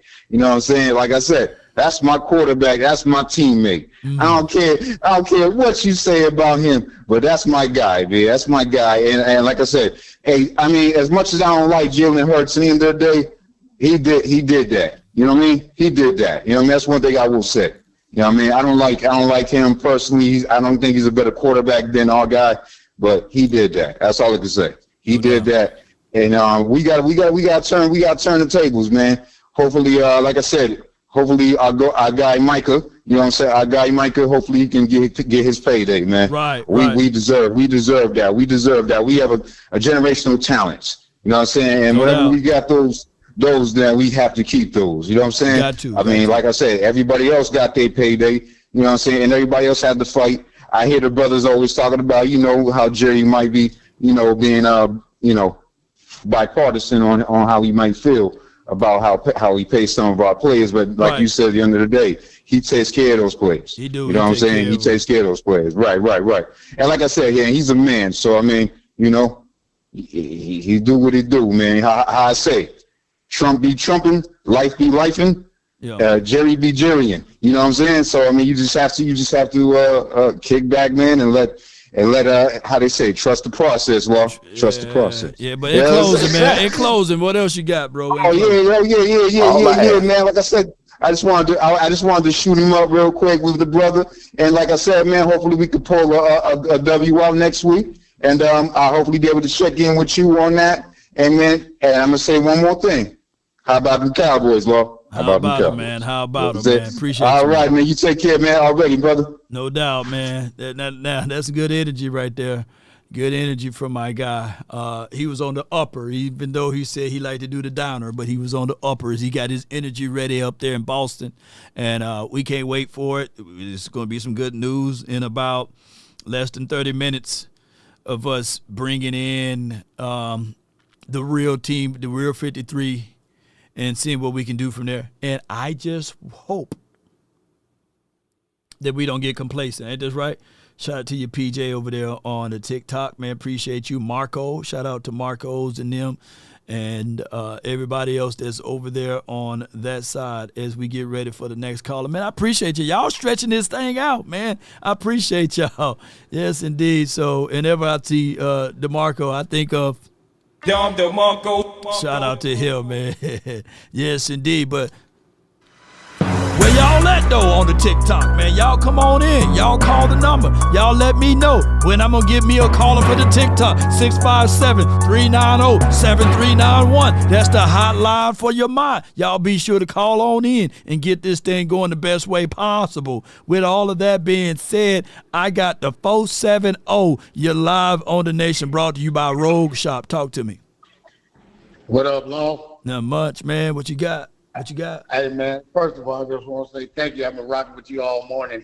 I've been to work, lunch, and everything. Dang. Still doing it. What you had to eat, man? What you had to eat for lunch, man? I'm hungry right now. I had a little steak and potatoes, bro. Ooh, big baller, man. Steak and potatoes. Was it loaded? Was it loaded potatoes or sour cream and chives? No, just a sour cream and butter, you know. Okay. Low key. Okay, you know. okay. But yeah, what I was going to say is, I don't want to talk about Micah Parsons, but I just want to give a perspective. Say, people are looking at this from 3 different angles. Okay. Ooh, break that down. One angle is Jerry, a billionaire. Mm-hmm. Hey, the other angle is the millionaires, and the rest of it is us blue collar workers, right? Yeah. So the difference is, if we want to raise or something like that, we got a person we can go talk to. Right. Michael Parsons can't go talk to Will McClay. You know what I'm saying? So all of that's cut out. Jerry's the only person that can make decisions. So from our perspective as hardworking people, we feel like you just need to get out there and play because you're under contract. You know what I'm saying? Yeah. Because we can't go to our boss and say, hey, I ain't coming to work today, and we think we're going to get a paycheck. Right. So some people look at it from that aspect, not knowing business. So when you own the business and you know how it works, you can look at it from both sides. But at the end of the day, Jerry already said, I write the check. So, I mean, it ain't, that's the only way it's going to be. And what people don't understand is when somebody can say, I'm going to make all the calls, it's not fair to nobody. Right. And back in the days, I used to get in trouble, so I know how it feels to not have a lawyer, and then when I got someone, I know how it feels to have a lawyer. You know how to eat Vienna sausages and all of that, sardines and stuff, but now you're eating steak and potatoes for lunch, right? I'm originally from South Carolina, and we fished every day. So I had the sardines, the Vienna sausage, the potty meat. Don't forget about the potty meat, man. The potty meat. Potty meat. I used to put a little mayonnaise with mine. Oh yeah, put a little mayonnaise on it, man. Yes, indeed, mayonnaise sandwiches, man. People don't know about the struggles, man. You know what I'm saying? Yeah. Hey man, if you ain't never had no money, you ain't gonna understand money problems. Yeah. So that's just a lot. But Lord, what I really want to say is, man, I usually been on spent you a couple of dollars by now. I'm waiting for my new card. So when that card come in, I can link everything up. Yeah. I got you some back pay, my brother. Oh man, okay, man. Hey. At the end of the day, long as it come my way, I don't mind at all. I'm gonna be like, yeah. My guy look out for me. So now I'll have me some steak and some potatoes, man, and give me some bread. Too. I like some light bread on mine, though. Yeah. Toast. Hey, but the key was long. I didn't pay for it. Okay, you got one of them hookups, man. It's always good to have your little sugar mama on. Oh yeah. But how the family doing, brother? Man, the fam doing great, man. That's always a good thing, man. The little ones, they excelling and growing, and I'm a girl dad, so they running me right now. I'm glad they in school right now. I'm gonna close it out by saying, brother, if nobody else appreciates you, I know what it takes to do this content all day, and you got a family to look after. So we really appreciate you, man. Ain't nobody doing it like you, brother. Oh man, I appreciate it, man. I thank you, man, for giving me some flowers, man. I appreciate you. You have a good one, man. Let me hear you say it. How about them Cowboys? How about them, man? Yes, indeed. They can come closer than close, yeah. Original, they never will be. Boy, we down to the last 15 minutes, man. This show is longer than Jay Leno's chin, shoe, Shaq, back and feet. So we getting this thing going the best way possible. With that being said, I got my homie, man, Trilla in the building, man. 336, you in the mix. Talk to me. What's good with it, Law? Nothing to it, man. Nothing to it at all. What you got for the show today, man? I heard y'all talking about accents, man. I'm from North Carolina, so y'all be thinking I'm Bunker High all the time, but I'm just a North Carolina native. You know what I'm saying? Sure, you sound like my guy a little bit. What's that guy that played for the Carolina Panthers? I forgot his name. He was drafted just a year ago. What's his name? It's tip of my tongue. He was big country guy, wide receiver, Xavier Leggett. That's what, yeah. Ain't Leggett from your area? Nah, he from South Carolina. He from like by the ocean. I'm from by like the ocean too. I'm from by like east. So there's a difference in dialect and tones and accents between both Carolinas. I didn't know that. I just thought Carolinas, you know. They got like Gilly and all type of crazy languages in South Carolina. I didn't even know. I didn't know that. I got South Carolina that you won't even understand either. Man, come on with it, boy. It sounds like us over here in Mississippi, man. You go across there to Louisiana, you be like, what they talking about there? The Creole. They Creole. You know what I'm saying? That's how they talk. But it's all good, man. But what you got for me today? I want to know what defensive tackle we can steal other than the guy from Baltimore. I think we should be able to steal a few people. We should be looking to steal a few people from tackles.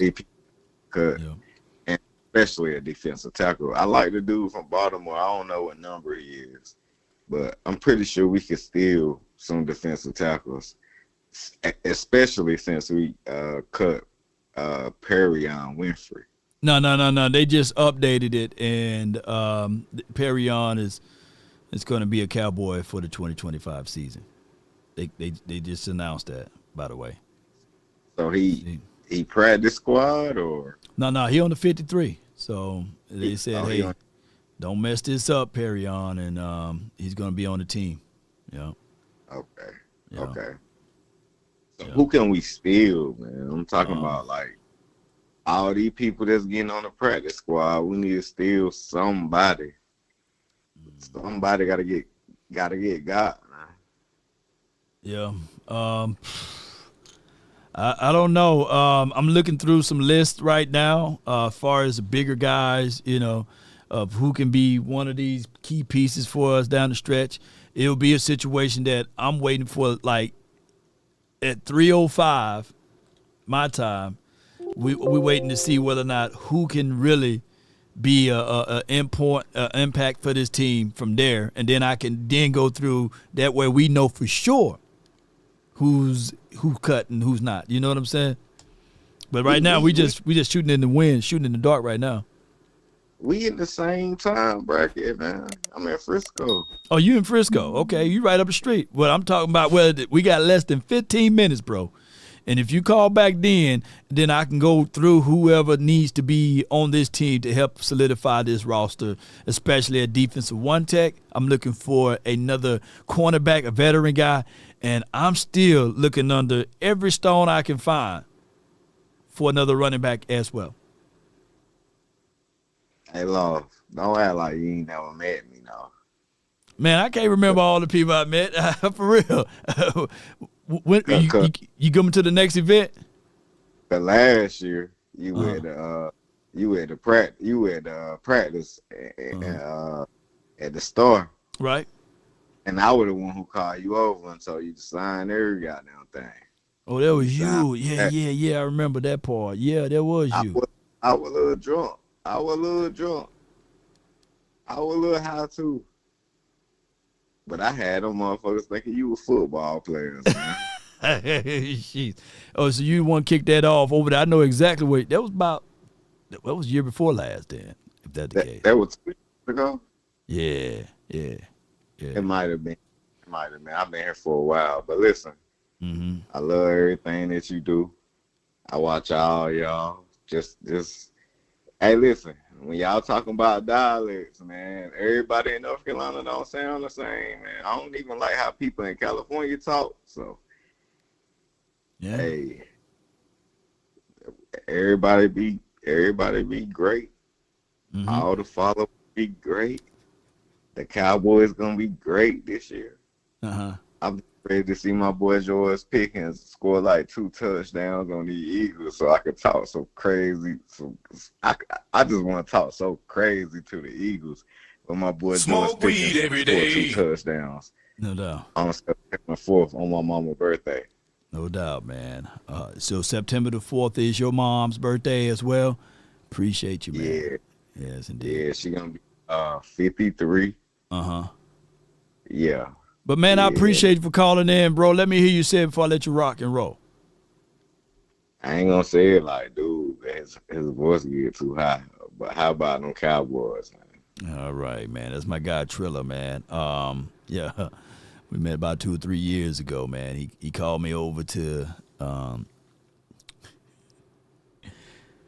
boy, y'all crazy. Is it sativa or instead of indica, man? Anyway, I tell you what. We shout out to my guy Triller, man. He always holding it down, man. Can't wait to bump into him again, and maybe we can do some RogueShop stuff together and get things moving and grooving. At the end of the day, Cowboy Nation, look, we got this. Let's continue to figure out ways to hey, y'all leave man alone. But and still in honor of Deuce Vaughn, man. We gonna get things going. Maybe he get back on this team and roster, man. Y'all get where we going, right? Yes, indeed. All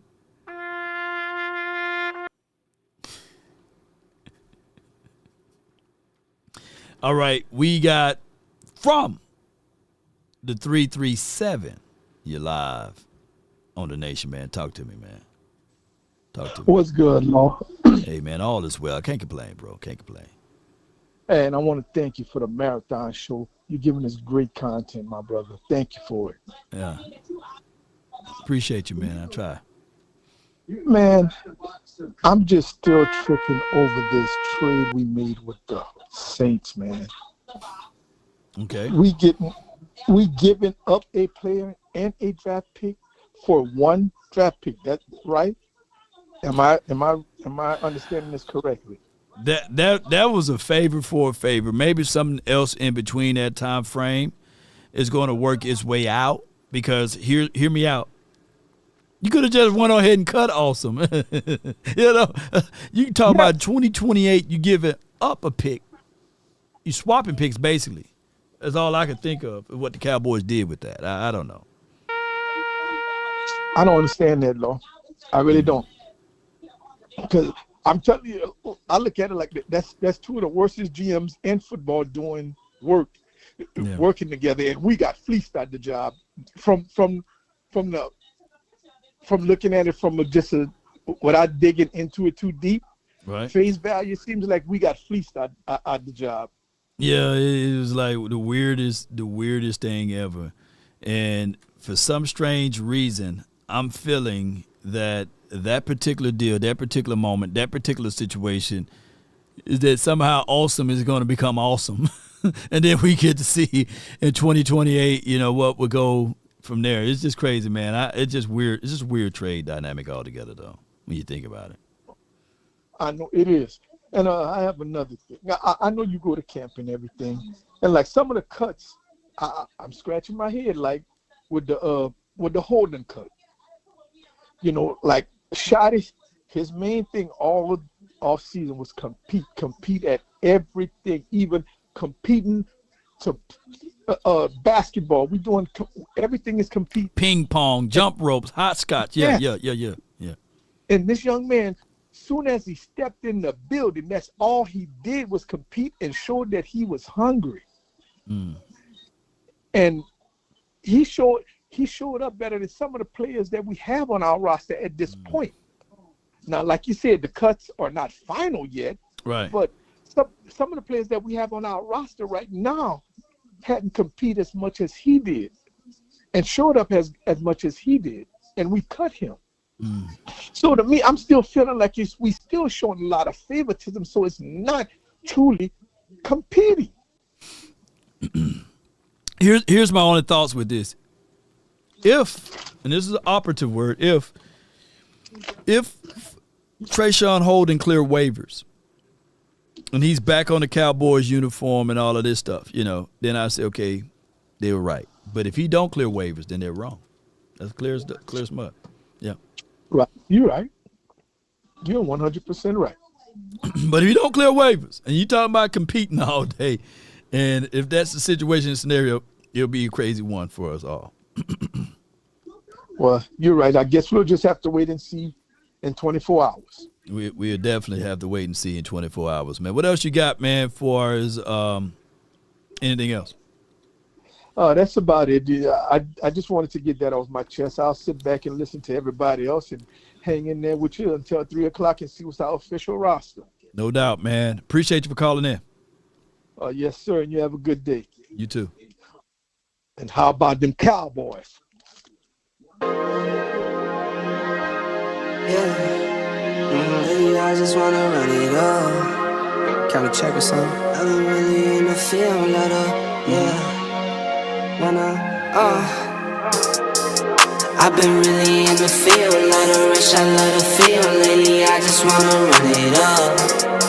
Don't need no deals, I make the deal. Half a ticket to a meal. Lately I just wanna run it up. Yeah. Kinda check the song. Lately I just wanna run it up. Count that too, count it up, count it up, count it up, count it up. Lately I just wanna run it up. Need them ones, I need them fives, need them tens, I need that change. To the safe, got blues inside. Greens and pinks, it's all the same. I still save and roll my change. Take some losses when I play, charge it to the game. I'm with L, yeah, I'm with T Black, I'm with Revan now. I'm with Bay, yeah, I'm with Jay, yeah, I'm with Chuck and now. Still the same, not switching sides, now it's about loyalty. All right, I had to go get me something. Hold on. Gotta recharge my body here, man. Yeah. Y'all get some of this. Y'all get some of this.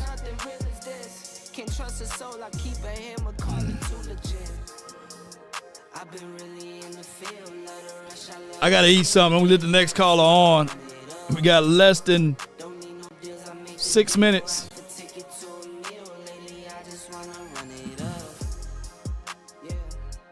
From the 270, you're live on the Nation. Talk to us. Yeah, this is Kentucky Cowboy. Mm-hmm. Oh, yeah. Can you hear me? Yeah, I can hear you. Yeah, Kentucky Cowboy.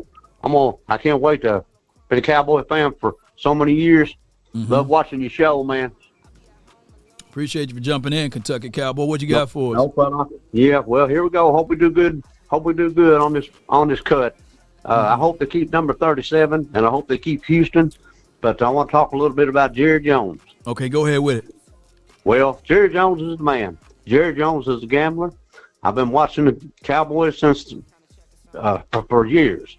And Jerry Jones is the money man.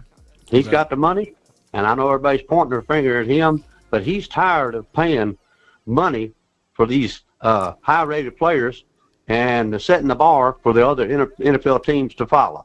And I agree with Jerry. I believe he should hold out, and I believe that he should. I believe that Micah should fire his agent because Jerry Jones offered him $200 million for 5 years, and what they're fighting over is the agent's money. They're not fighting over Michael Parsons' money. He deserves every bit of that $200 million. He should fire his agent and do the deal. Okay, so fire his agent and do the deal. And do the Take deal. the deal. Take the deal. Now, what happens? They're not fighting for Michael Parsons' money. Michael Parsons is going to make. He's going to make $24 million if he don't do the contract. But he's going to make about 45, 47 million if he does the contract. What's holding him up is the doggone agent. He needs to fire him. Okay. That's what's going on. Hey, let's be real. Okay, I'm so just no Kentucky boy, but I know what I'm talking about. So, are you sure that the deal that's on the table is $200 million guarantee? Yes, $200 million. That gives him almost double. How you know that? What he's making. What he's making now. By all news reports. How you know that? Okay, so by all news reports, that's what it says it is. Because I believe Jerry. I believe he's telling the truth. I love Micah Parsons too. He's a badass. I'm sorry. He's a beast. He really is. He's great. But he needs to fire his agent because Jerry Jones is tired of giving up all this money and setting the bar for the rest of the NFL. He did it with Dak Prescott. I love Dak Prescott in the beginning, but shouldn't start. He's starting to break on the man, and he's not giving us that Super Bowl ring. And you all know that. That's what Jerry wants. He wants that Super Bowl ring. Why didn't Jerry sign Parsons last season when you had the money last season? Well, because he's too busy dealing with C.D. Lamb. You got that C.D. Lamb. He deserved every bit of his money too. I don't think he's Michael Irvin, and I don't think he's Drew Pearson, and I just don't think that. But C.D. Lamb, he's earned his pay. He's earned his respect with me. He's a good player. He'll catch the ball over the middle. He'll take the hit, and I just you're talking to a man that's been. Well, I'll tell you how big a Cowboy fan I am. I had two brothers I'm 60 years old, been following them for years like everybody. I had 2 brothers, and the only team that we could get to come in on our rabbit ears on our TV was the Dallas Cowboys. And we found out if we go over and stand by the TV set, if one of us stood by the TV set, we could get the Cowboys game to come in on the rabbit ears. Right. So there was 3 brothers and 4 quarters. So we would all stand by the TV set to get the Cowboy game to come in. When it got to the 4th quarter, we usually got one of my little sisters to go stand by the set. But we're talking money. Jerry Jones, I know he's hard nails. He's hard nails, and I agree. He's made, people say he's trying to control the team. He's trying to be this. He's trying to be that. Well, he took the shot. He took the shot. Point? He rolled the gamble. He took the shot. It's easy to point the finger at the man that's got all the money, and he's got all the money in the world. I've heard him say he could be anywhere in the world he wants to be right now, and he could. But he loves the Cowboys, and I love Micah Parsons. I hope and I pray that this is Dak Prescott's year. The man don't have a deep ball. He's never had a deep ball. He's not accurate deep. He wants to dink and dunk down the field. That's the truth. That's the truth. Well, now he got two. Now he got 2 weapons he can dink and dump to, right? You know what I'm saying? Exactly right. Pickens is good. Pickens is good. I'm excited that we got Pickens. I was excited that we got Pickens. But I tell you, the running back, everybody's going on about Jaden Blue and the other one. I'm going to tell you who the running back is, number 37. What's his last name? Mufa? Look out for him, boy. He runs like Emmitt Smith. He squares them shoulders up, and look out. Yeah, he got an injured shoulder right now. What's your thoughts on that? Well, I hope he gets better, and I hope we keep him. I hadn't heard that, but how hurt is his shoulder? He's on the IR. He's going to be injured reserve, I think, for 6 weeks or something like that. Well, they at least need to put him. They at least need to put him on the practice team, the practice squad, I think. But hey, I'm just old. But I appreciate you taking my call. I love this team, and it's been a. I'm like y'all. It's been hard being a Cowboy fan living in Kentucky, this close to the Tennessee Titans. Right. I ain't kidding you. I'm 34 miles from Nashville, Tennessee. I live in Kentucky. I'm a hit songwriter. I've written hit songs for George Strait. I've written hit songs for Tracy Byrd all over the world. It's country. I know it ain't rap, but I love all kinds of music. Okay. But I'm a hit songwriter. And I live 34 miles from Nashville, Tennessee. Can you sing? Can you do something like that for us before we let you go? Well, sure. I'm from the country, and I like it that way. Everybody knows everybody. Everybody calls you friend. At Law Nation, you don't need an invitation. Kick off your shoes, come on in. Sing with me. We know how to work. We know how to play. We're from the country, and we like it that way. And we love the Dallas Cowboys. How about them Cowboys? How about them, baby?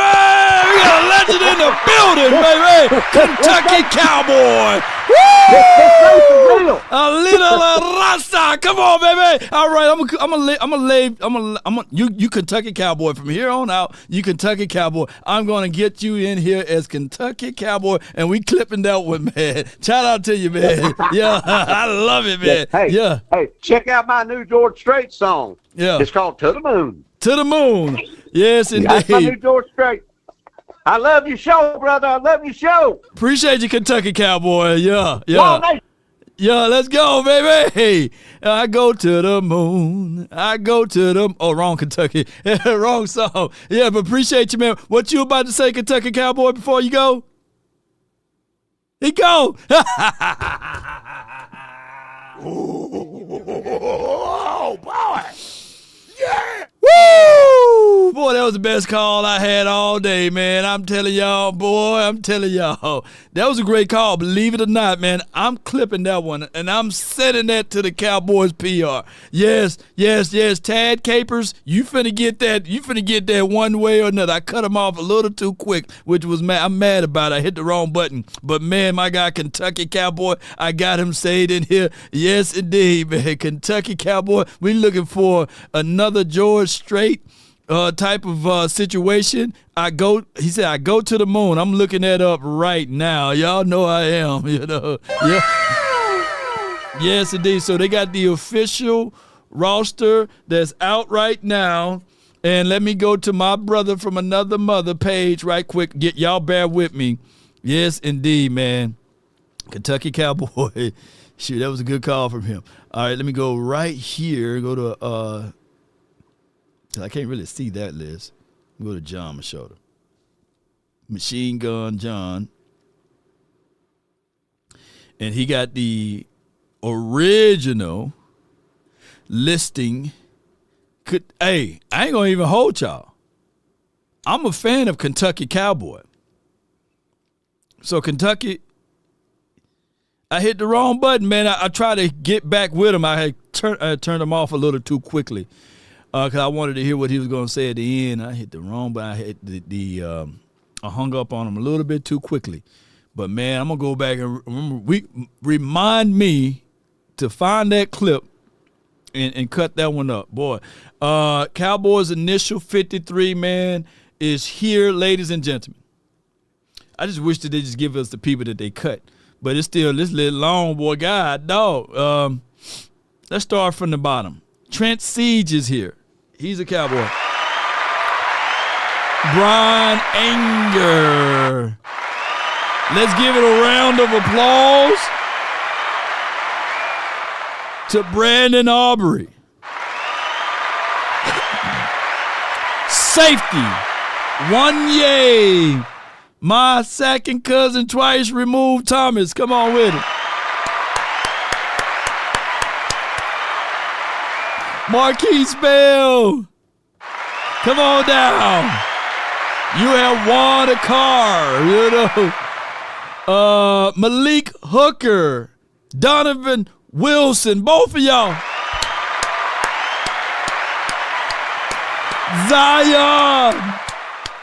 Zion Childress, he has made the team. Lauren Hill's song that she just sung to Zion. Kalen Carson, he had made the team. If you don't get no round of applause, I'm just saying. Andre Booth, he done made the team. Kyer Elam, he done made the team. Oh, yeah. Deron Bland, come on, round of applause. Come on down, Trayvon Diggs, you have made the team. Shamar James, Damone Clark, Mears Leofow, Zach Sanborn, Kenneth Murray. Y'all have made the linebacker room. Yeah. Now here's our defensive tackles. We got Perrion Winfrey, Oprah's son, Jay Toya, Mozzie Smith, Solomon Thomas, Osa Adigiyazua, and last but not least, Osa Adigiyazua, but yeah.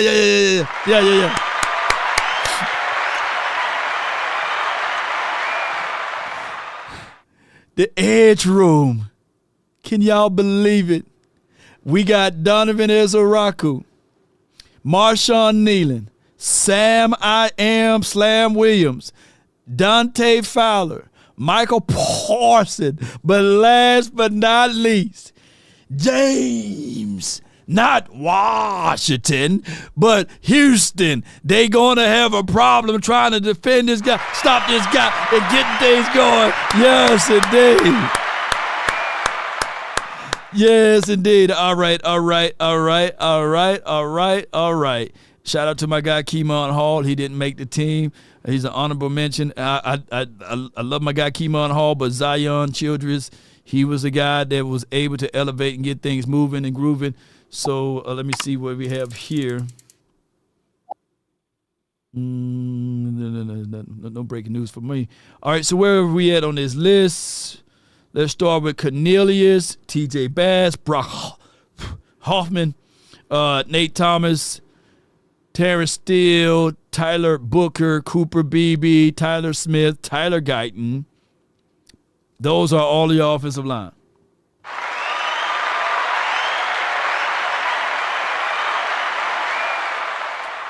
And, of course, we got all of these names here.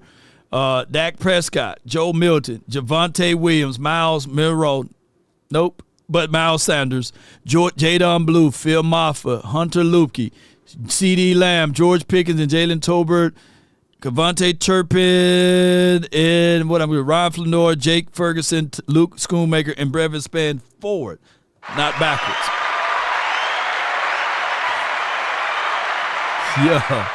Yeah, so let's go, Houston. Shout out to my JSU.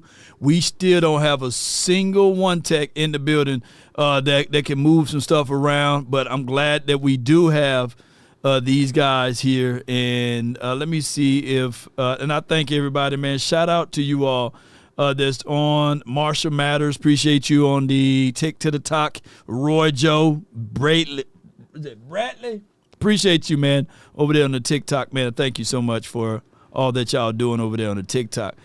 After I ate my watermelon, and it was so iconic that on my phases of eating a watermelon. Hold on, hold on. Give me 1 second here.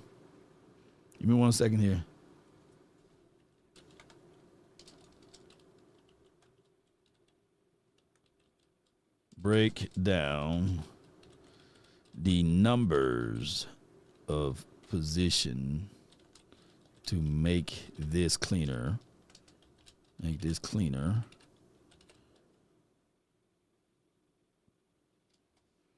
Let's see what you do. Okay, good. All right. And while I'm doing that, while I'm doing this, because I'm working in the background, let me just get AI Tisha to reread all of this again and get things moving and grooving. AI, let it rip, girl. Let it rip while I'm doing this right over here. Cowboys' initial 53-man roster: Dak Prescott, quarterback Joe Milton, quarterback Javonte Williams, running back Miles Sanders, running back Jadon Blue, running back Phil Maffa, running back Hunter Luepke, FB CeeDee Lamb, WR George Pickens, WR Jalen Tolbert, WR Cavante Turpin, WR Ryan Flournoy, WR Jake Ferguson, TE Luke Schoonmaker, I gotta eat something. TE Brevin Spann Ford, TE Tyler Guyton, LT Tyler Smith, LG Cooper Beebe, C Tyler Booker, RG Terrence Steele, RT Nate Thomas, OT Brock Hoffman, GC TJ Bass, OG Ajani Cornelius, OT Micah Parsons, DE Dante Fowler, DE Sam Williams, DE Marshawn Nealand, DE Donovan Izeiruaku, DE James Houston, D Osa Odigizua, DT Solomon Thomas, DT Maisie Smith, DT Jay Toya, DT Perry and Winfrey, DT Kenneth Murray, LB Jack Sanborn, LB Maris Lufau, LB Damone Clark, LB Shamar James, LB Trevin Diggs, CB Deron Bland, CB Khair Elam, CB Andrew Booth, CB Kalen Carson, CB Zion Childress, CB Malik Hooker, S. Donovan Wilson, S. Mark Quizabel, S. Juanya Thomas, S. Brandon Aubrey, K. Brian Anger, K. Trent Sieg, LS. Thank you, yo. I'm almost finished with it. Mufasa. Maffa. Maisie. She don't say Marcy. She said Maisie. Oh, man. Yeah, it got seeds in these, man. Got the black seeds in this. This is not no seedless watermelon that was pre-chopped up. I got this one from Sprout. I think Sprout and Whole Foods. They got some good real organic watermelons. Now, I got a thing. When I'm driving and I see that watermelon man on the side of the road, I'm pulling over to go get them watermelons, man. If anybody say something like, Black folk love watermelons. Yes, you're right. I love watermelons. Hell yeah. I don't see why people get offended by that. Hell yeah, I love some watermelon. Man, these black folks love watermelon. Yep, I love watermelon. Mm-hmm. Yep, you can't get me to be mad at watermelons. Just don't abuse the watermelons. You know what I'm saying? Give them to me. Especially when they real. You got to have that black seed in them watermelons. But that's a whole nother conversation. Wait a minute. Cowboys got a press conference? Oh, that's even better, man. Lord, the marathon continue. Hold on. Hold on. Let me go to Cowboys.com. Y'all should have told me the Cowboys having a damn presser. Hold on. Watermelon juice all in my beer. Mexican love tacos. Oh, Roger, you got me into that one. All people love tacos. I like real tacos. Every business owner with people out in the field needs to know about connecting. It works? Oh, like you wouldn't believe it. My team puts in their availability. I click auto schedule. Hush. All right, so they on some type of commercial break, or they just kind of late. Yeah. All right. I'm on my second win now, man. Shoot. Yeah. The rinds. Ooh, Dan. I got a juicer that I'm gonna get where you can put the whole watermelon in there, rinds and all. You know, put the whole that rind. Don't have me talking too much. I don't know. Do TikTok ban you for saying certain things? Yeah. Yes, indeed. But shout out to you, AG. Shout out to you, Ricky. Shout out to you, James Duncan over there on the TikTok. And if we still live on Facebook, are we still live on Facebook? Somebody say something on Facebook. Let me know y'all still alive. Good call. Okay. All right. Good. Booth is the new Brown. Anthony Brown is considered Darrell Revis compared to Booth. You know what I'm saying? All right. Let me go. They are waiting to be introduced here. So while we are waiting, let me bring in my Mississippi guy, man, 971. JP, you live on the nation, man. Talk to me. Hey, how you doing, Natchez? Not much, man. What you got for me, man? Roster looks good, looking at it. It's basically the same team we had last year, but they added some more pieces on there. Yeah, facts. And a new scheme. Uh-huh. What it basically comes down to who's going to be who can come up and tackle. I think we talked about this last year. Right. How physical these.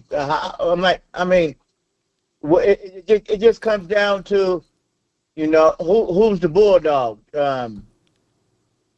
who's the bully on the field. I'm the dog. And I'm glad that they signed. Huh? Yeah. I'm the dog over here. We're going to make sure these guys be the dog over there. Yeah. They need to come down, hit and feel, and do some stuff. You're right. Yeah, I'm the dog. Yeah. I'm the dog. Now, I believe in tackling. I believe in coming up and hitting and who's going to lay the pads down. And I'm glad they brought Childress in there to help tackling. Some guys that I don't trust. I don't trust Diggs when it comes to tackling. Right. I don't trust Bland when it comes to tackling. I don't know about Elam. I don't know about Booth. Don't know if I trust him. Carson, will he come up and tackle? Now, I know Childress will come up and tackle. Right. Now, when we see Barkley coming downhill, we're 8 days away, who's going to be who can get in that gap to solidify. Now, I don't know about Mozzie because he got trouble playing with his hands inside on the line of scrimmage. Right. So when that hole opens up, because they're gonna go back to film, and they're gonna say, okay, who can we run at? It's all gonna come down to tackling and making plays. Right. And who's physical? And are we physical enough this year? Can we look at this roster? I mean, I like this team, man. You know, I love defense. Come on the defense. Can we look at this team and say who's going to be physical enough to help us on the run support? Do we have enough dogs on this team that can come up and tackle? You're right. Give their all. Well, we do know Zion. He can tackle really well. Kyer is a willing tackler. He leads with his shoulder a little bit, but more than I like. Bland, he's a real good tackler out in space. Hooker, he's a good tackler. Dono, Wanye. So this team got, like you said, the only person that you mentioned that's the odd man at tackling is Trayvon Diggs. Now that you mention it that way, he's the only guy that we haven't seen get hit and to make a hit because he's been recovering all offseason. So we will see, man, heading into this week 1, week 2, and week 3, if he decides to play any of those times, is that whether or not we can see Trayvon Diggs at least attempting to make a tackle. That's the only person. Everybody else come down hitting field, and all linebackers hitting field too. They may ease Trayvon into the game. They may take him off play because they're worried about their knees. Honestly, I would understand that. But I'm looking on the D tackle. I'm looking at Ozzie, Solomon, Mozzie, Jay, and Perryman. We know Perryman is going to be a beast when it comes to. We know Perryman. Who can we depend on? Right. Perryman. We know. We saw film on him. We know he's physical up front. We know he's going to get in that hole, and we know he's going to tackle. Now, Jay, Mozzie, and Solomon. We haven't seen Solomon. We know from his film a long time ago, we know age catches up. Now, Mozzie and Osa. Which one of those guys is going to come up and tackle Barkley and Barkley and company? We have to. If that's why I preached about coming out there playing in preseason. Now Mozzie may look pretty good because he got a lot of preseason work. So if Mozzie have a good season this year, I'm gonna give love and I'm gonna give praise to Mozzie. Now Solomon didn't get on the field, and Osa didn't get on the field. So I'm really worried about them condition-wise. Hopefully their legs are there. But, man, we'll see, man, who's going to be physical. Yeah. This defense got to come out and be ready to tackle. And I'm hoping that they be ready enough for the task. But, yeah, I'm excited to see it. But I was hoping that they add another D tackle. They may get lucky from other team. But another trade. I wouldn't mind making a trade, with a D tackle. But it'd be nice, man. I want to see how physical they are. I want that first game. We're gonna see how physical this team gonna be. This game against Philly will set us up to say, are we gonna be physical enough all season? Yeah, it's gonna get we are gonna we got to get the cobwebs out, and get it in game shape and do it throughout the game. But we'll see. It'd be nice to see. Hopefully they come up and the run support is there. But yeah. I do like the linebacker crew. I do like I ain't seen Murray. We seen Jake. Right. And we seen a little bit of who's his name? LaFar or something like that. Yeah. And we seen Clark. We seen James. So our linebacker core is gonna be nice, but I want to see. We do got some guys that come up and tackle, so I'm excited to see that. So I want to see how physical is. If we can hold Barkley, we 8 days away. So if we can hold Barkley at halftime to 50 yards, 60 yards, we may have a chance to win that game. No doubt. It's all about who's going to be physical. Yeah, what you think about that, Law? I mean, you're right on the money, man. Far as the physicality, there's only one guy that's in the secondary that you have to worry about, and that is Diggs, right? And I'm not beating up Diggs. I think he's one of our better cover corners. I don't want us to rattle him too much and be like, hey, can he tackle? Can he tackle? Can he tackle? And what that does is he overcompensate. I just want him to play his damn game, because what happened in that postseason, who remember in 2022, he was so worried about can he tackle when Kittles caught that pass in the middle of the field. Right. He had did the ultimate thing that you don't even do in middle school and high school, is lead without seeing your hit, because he wanted to tackle Kittle so bad in the open field. When I just want Diggs to just do what Diggs do, go for the ball. He would have picked it off, but I just don't. And I know, because I've been around him enough now. Just play his game. He ain't going to be a tackler, ladies and gentlemen. That's not in his card. That's not in his bingo card, whatever, But just have that safety over the top to cover him, to help him out, and let's get things going. Ace Boogie said, he worked on the Kittles. Before you hang up, let me ask you this question. Do you think we can stop the run? I think that we can stop the run better than Dan Quinn's administration? You need to answer the question. I'm moving like a damn attorney over here, lawyer. I'm lawyering up. Yes or no? I know you're trying to get to the press conference. Yes, I know you're trying to get to the press. Yes or no? I'm not 1,000% comfortable with it because That's of the not- simple fact. that's- I that's know not you got yes my or back no. against the wall. You got my back against the wall. So I'm gonna lean on yes. I think we can stop the run. But here's my reservations. If we don't fix our interior, then we may see some reservations on us doing that. Is that fair? Right. Is that fair? Yeah. I don't know. I just don't think we can stop the run right now. I'm like I said, we worried about the interior. I'm just when it just come to okay, when Mozzie Tyre's out and Ozzie Tyre out, who can come in and give us extra help? That's what it is. The only thing is, let me finish real quick. Go. Finish up. Okay. It's your show. Ulcer Tyre out, and we're going deep into the quarters, and we know that this offensive line on field is going to be down and dirty with us. Is there any one or two guys that we can say, okay, hey man, when these guys tire out, they ain't played in preseason and their legs getting underneath them, and throughout the game, they've been missing time. A lot of these starters. And is there any other beef that we can bring in and help? And that's what I'm worried about. I think that's what we should be technically worried about. How is our depth on the D line? I'm worried about that. And mind tricks and games and it's all about stamina in that.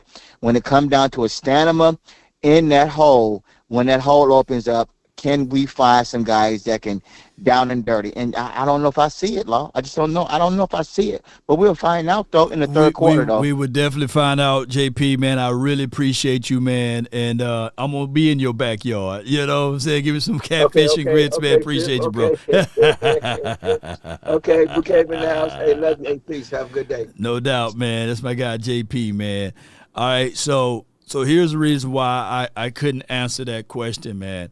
And he had my back against the wall. Because y'all know Ray J got one wish, I got two wish. I got two wishes, man. Can we run the ball and can we stop the run?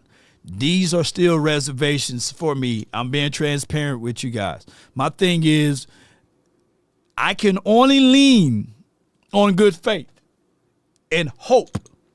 These are not concrete things that I can bring to the table and say to you all with a definitive answer. We stopping the damn run. I can't say that. I can lean on the resume of Aaron White Cotton. Everywhere he's been top 10 on his defensive line on stopping the run. I can lean on the resume of Matt Eberflus because everywhere he's been top 10 to top 15 on stopping the run.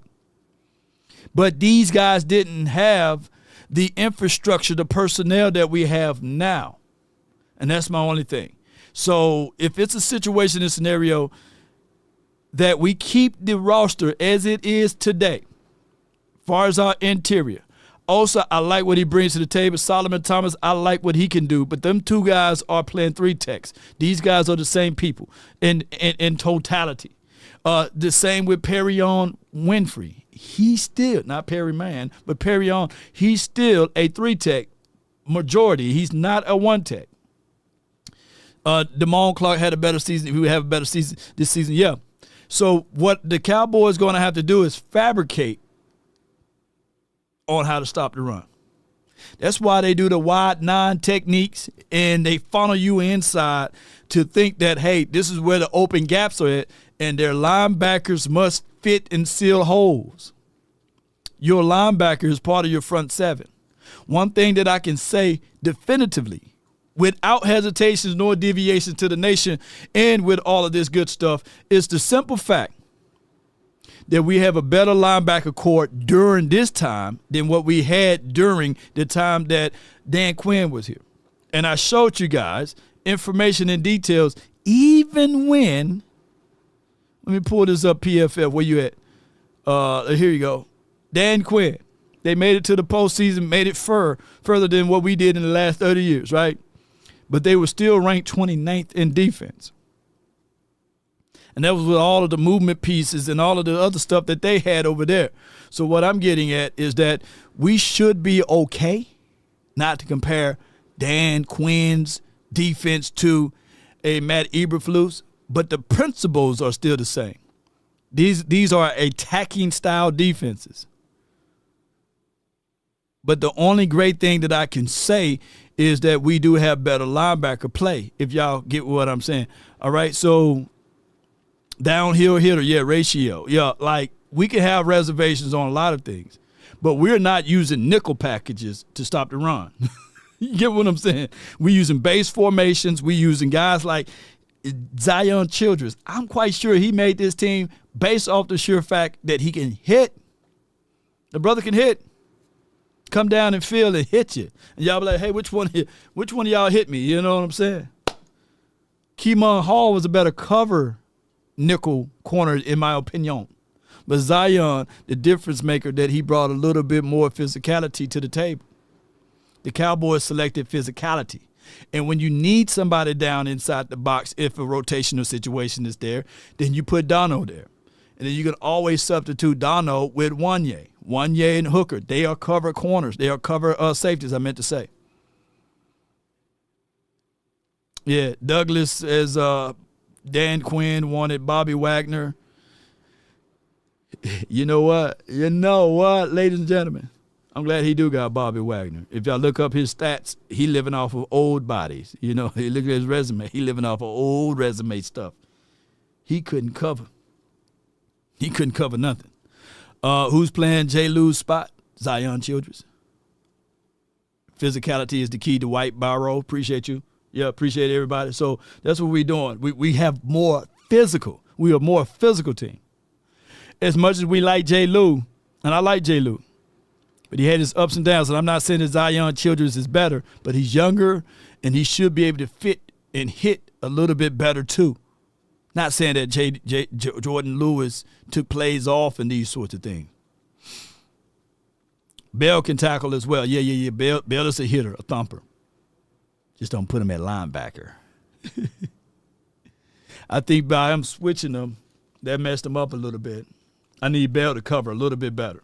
But Bell can hit you. Bell can hit you from a safety point of view. We're still waiting on this press conference. They on CPT time over there. Hope all is well as we get ready for them to jump on. They got the whole stream. They had the whole stream waiting here, so we waiting for them to set up and get things moving. I got another caller that's in the situation. My guy from the 614. You're live on the Nation, man. Talk to me, bro. What's up, brother Law? How you been, man? It's Montana. It's been a long time. Man, been a long time, Chief. Long one. I just want to touch bases on this roster cuts or whatever. I see a lot of people surprised about Izzy and all this other players like Deuce and stuff. The Trayshawn Hoyer one, I would have got rid of Spanford and kept Holton. But other than that, most of these gotta be like scheme fit cuts. Cause there's no way I'm keeping, Andrew Booth over Izzy. You know what I'm saying? So he must not fit the scheme that Eberflus is trying to run. And Booth may fit the scheme a little bit more, even though he's dog water. You know what I mean? Yeah. But other than that, man, I just feel like the Cowboys is due for a good season. We did have 3 years in a row where we was 12-5, so we was kind of due for a bad season. Now that we got that bad season out the way, we're due for a good season. So, just sit back and, enjoy the show. That's all I got for the Cowboys fans. Other than that, man, how you been? Hey, man, I've been great, man. I can't complain. I do like their rationale. Like, the Cowboys were due to have a reset, right? And that's what happened, basically. They reset. They got rid of the coach. The coach was going into a lame duck season.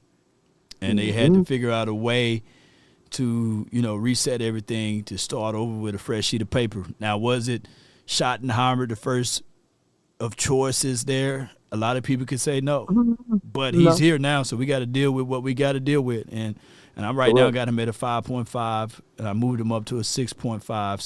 So hopefully by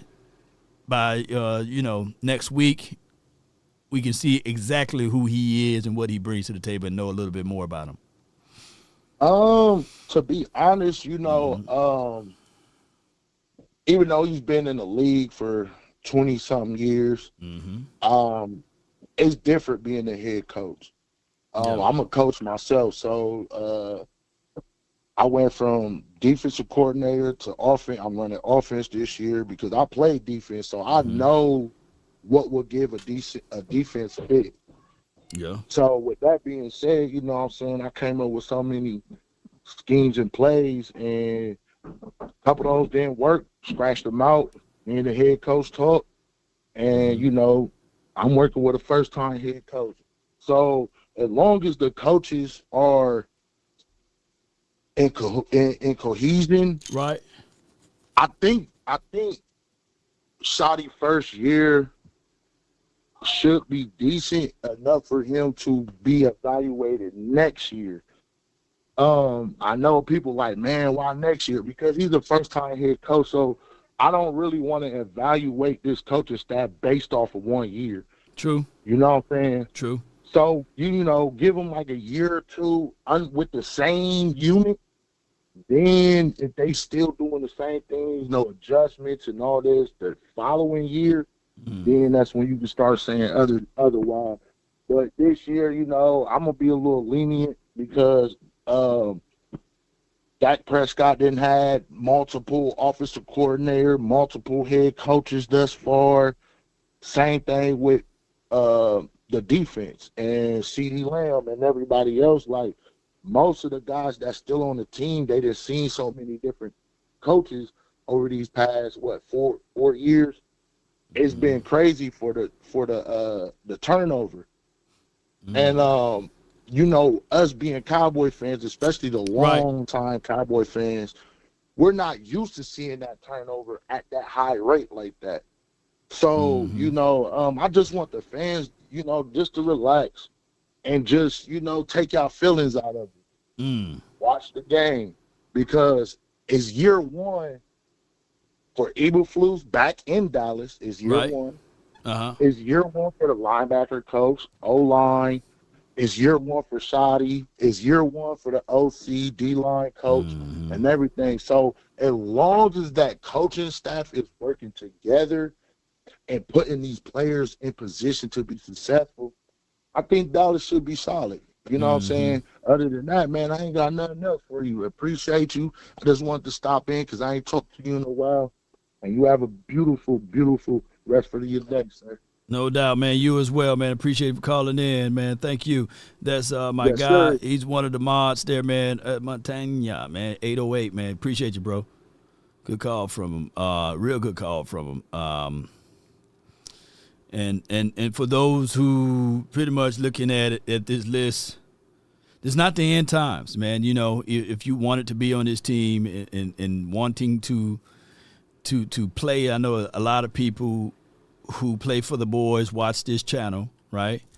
And I get it, right? Shout out to my guys, man. But let me pull up this list of guys that got cut while we waiting on the presser to be live here. And we'll be waiting on it. Just somebody give me a 2 or 3 when that presser is up. Just let me know when the presser is up. But for right now, for those who wanting to know, because we gave the list of guys, a list of guys that's on this team, but sometimes it's better to just recall of the guys that got cut. Hakeem, he's been cut. Tommy, the 7th round draft pick. King Abisote, I think that's how you say that man's name. He's been cut. Justin Burrows, he's been cut, number 55. Y'all remember him. We call him Timu LVE. Nick Broker, he's broke. He's cut. Jalen Brooks, he's cut. He's gone. Ernest Brown, he's gone. Sadiq Charles, he's gone. Garyon Christian, he's gone. Elijah Clark, he's gone. Lyle Collins, he's gone. Jalen Cropper is gone. Malik Davis is gone. Denzel, not Washington, but Daxon, he's gone. Princeton Fant, he's gone. Rivaldo. Didn't they have a show out there called the Rivaldo? Fairweather, he's gone. C.J. Goodwin, he's gone. Will Greer, Keemon Hall, Darius Harris, he's gone. Trayshawn Holden, my brother from another mother, Buddy Johnson, he's gone. Josh Kelly, he's gone. Kristen Matthews, he's gone. Izzy, he's gone. Tyler Neville, he's gone. The cornerback, Michael Ojamumudi, I think that's how you say that man's name. He's gone. Troy Pride, not like the month, but he's gone. Robert Rochelle, he's gone. Mike Smith, he's gone. John Stephen, he's gone. Deuce Vaughn and my Mississippi on Tyrus Wheat, not Thins, he's gone. And those are the guys that didn't make this team. They're not here. I understand. I get it. But at the end of the day, as they say what Jim Rowan said, when the end comes for me, let it find me conquering a new mountain, not sliding down an old one. Yes, indeed. And we think of some of the guys that's blessed to make this team. What could they win with? And I got the presser going. Okay. Calvin Watkins, Dallas Morning News. Thought process about keeping two quarterbacks on your 53? Yeah, well, first, I think, Calvin, what I want to say, number one, is to all the guys that came in today, I just can't thank them enough for all their hard work, and I'd be remiss if I didn't start with that. The mantra of compete every day. These guys have done that. They've bought in. It was hard to sit down in front of those guys and be honest and tell them the why, tell them the things that they did well, tell them the areas that they can improve. I think that's important because anytime you have those hard conversations, whether they're back or not back, which we have some control of, but we don't have all the control of, they hopefully can use the thing that they're given the feedback about to improve themselves as a player. So we tried to do that, myself, the coordinator, the position coach. So first, let me start with that. I know you guys would probably ask me about that. But in terms of two quarterbacks, again, we're always looking at situations. And we know Dak's our starter, and, Joe's the backup. And I thought Joe settled in a little bit. It wasn't perfect, but we feel very good about, Joe and his direction and where he can go. But, again, nothing says we're not done looking around the league at all spots, and not just quarterback. There's going to be a lot of names out there in a lot of different positions, and that process has already started for Will and his team, and it'll be a long night tonight and into the morning. Hall and Childress, I know they were competing. What was the thought process there between keeping Childress? Yeah, younger player. I mean, again, Keemon's a special young man, good football player, very physical. Zion's instincts from the beginning have jumped off the film at us. Just his physicality, the way he can play as a blitzer, the way he can fill the B gap, and tough decision. But usually when you're dealing with two players who are very, very close, you tend to go with the younger guy. Clarence Hill, DLLS Cowboys, and we're going to get back to the roster moves today. But just the Micah update, did you talk to him Sunday about his body language, number one? Yeah, Mike and I had a long conversation, probably talked for an hour about a lot of different things and addressed a number of different issues and things like that. And at this point, I'm going to keep that between he and I, but we had a very, very good conversation. Okay, moving forward, obviously this is all about September 4th.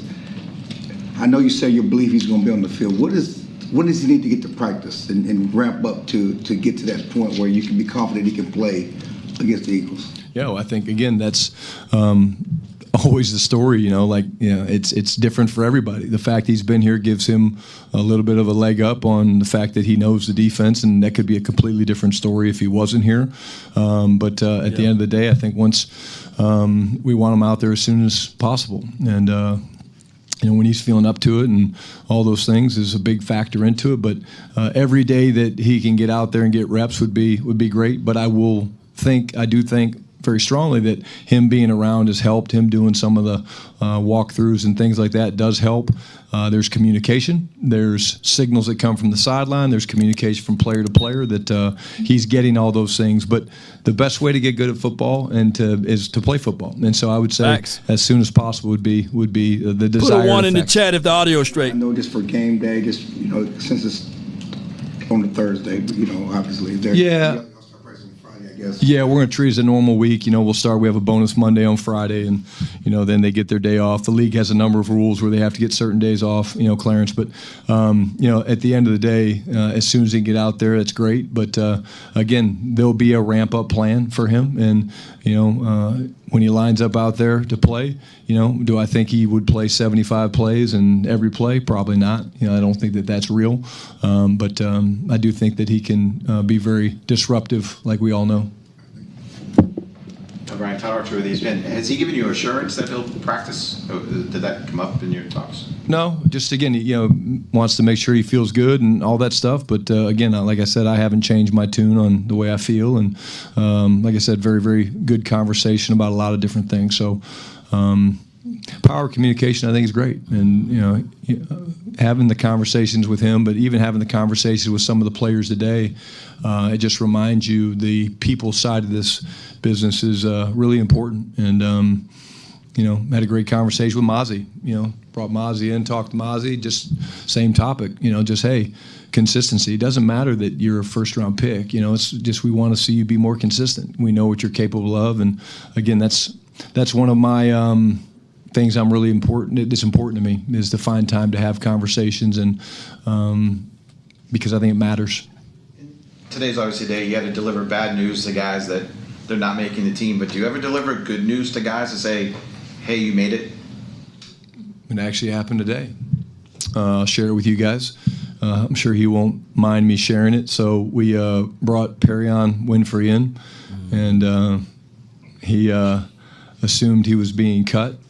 And so he walked in, sat down in my office, and Will and I were in there, McClay and I were in there, and I did play it up a little bit. I was a pretty good actor, if I do say so myself, probably being kind of a jackass for doing it. But I said, hey, these are hard days, and there's a lot of hard conversations that have to happen. But this is one I've really been looking forward to because I'm telling you, you've made the team. And he became very emotional.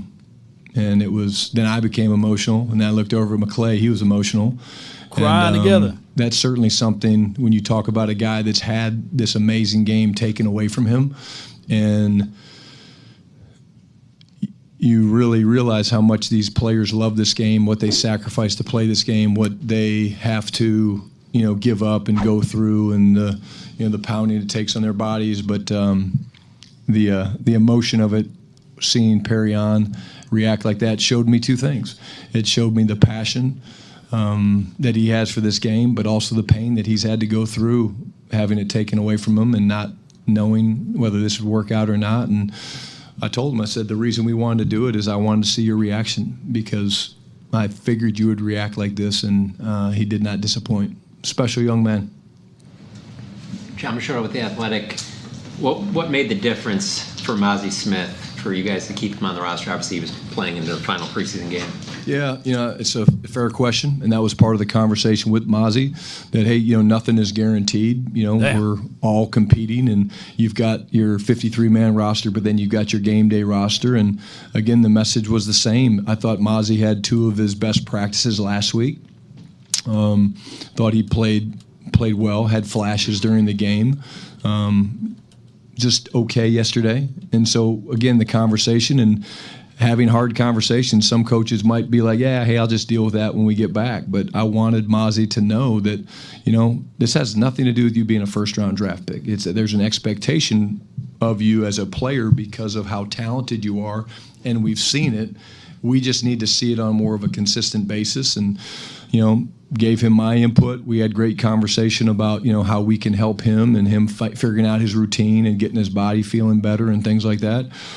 It's the power of spoken words, man, where you just get on the same page. And that way, if there's a misunderstanding. It's not because I didn't have the courage to have a conversation. It's a misunderstanding because something was said that maybe they didn't like, and Mozzie didn't take it that way at all. It was a great conversation, but I just feel like you over-communicate as a leader that sits in a role like I do.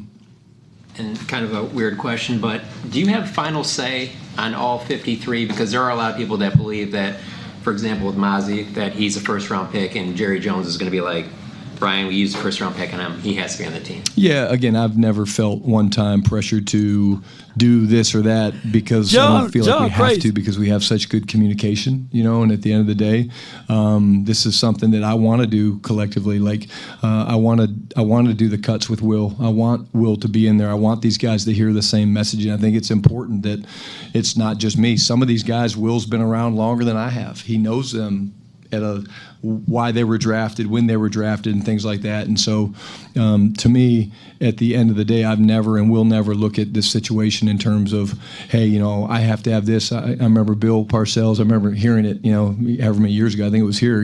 If you're gonna, what was the comment? If you're gonna cook the food, you need to, buy the groceries or whatever it is. And I think the game has changed quite a bit from then. And it's still the same. So at the end of the day, I never look at it that way, and we will always do things around here collectively. I've got balls of steel. Telegram. Can you talk about the trade? That John got balls of steel, y'all. How that came about. Yeah, again, I put Austin the was a link guy to the who was video. right there on the bubble. Go over there Austin's and played games for us. let him know that I sent y'all. We drafted him. He's done some good things. More than likely, it looked like he was going to be a guy. He definitely did. He definitely dodged that damn question, though. Yeah, you're right.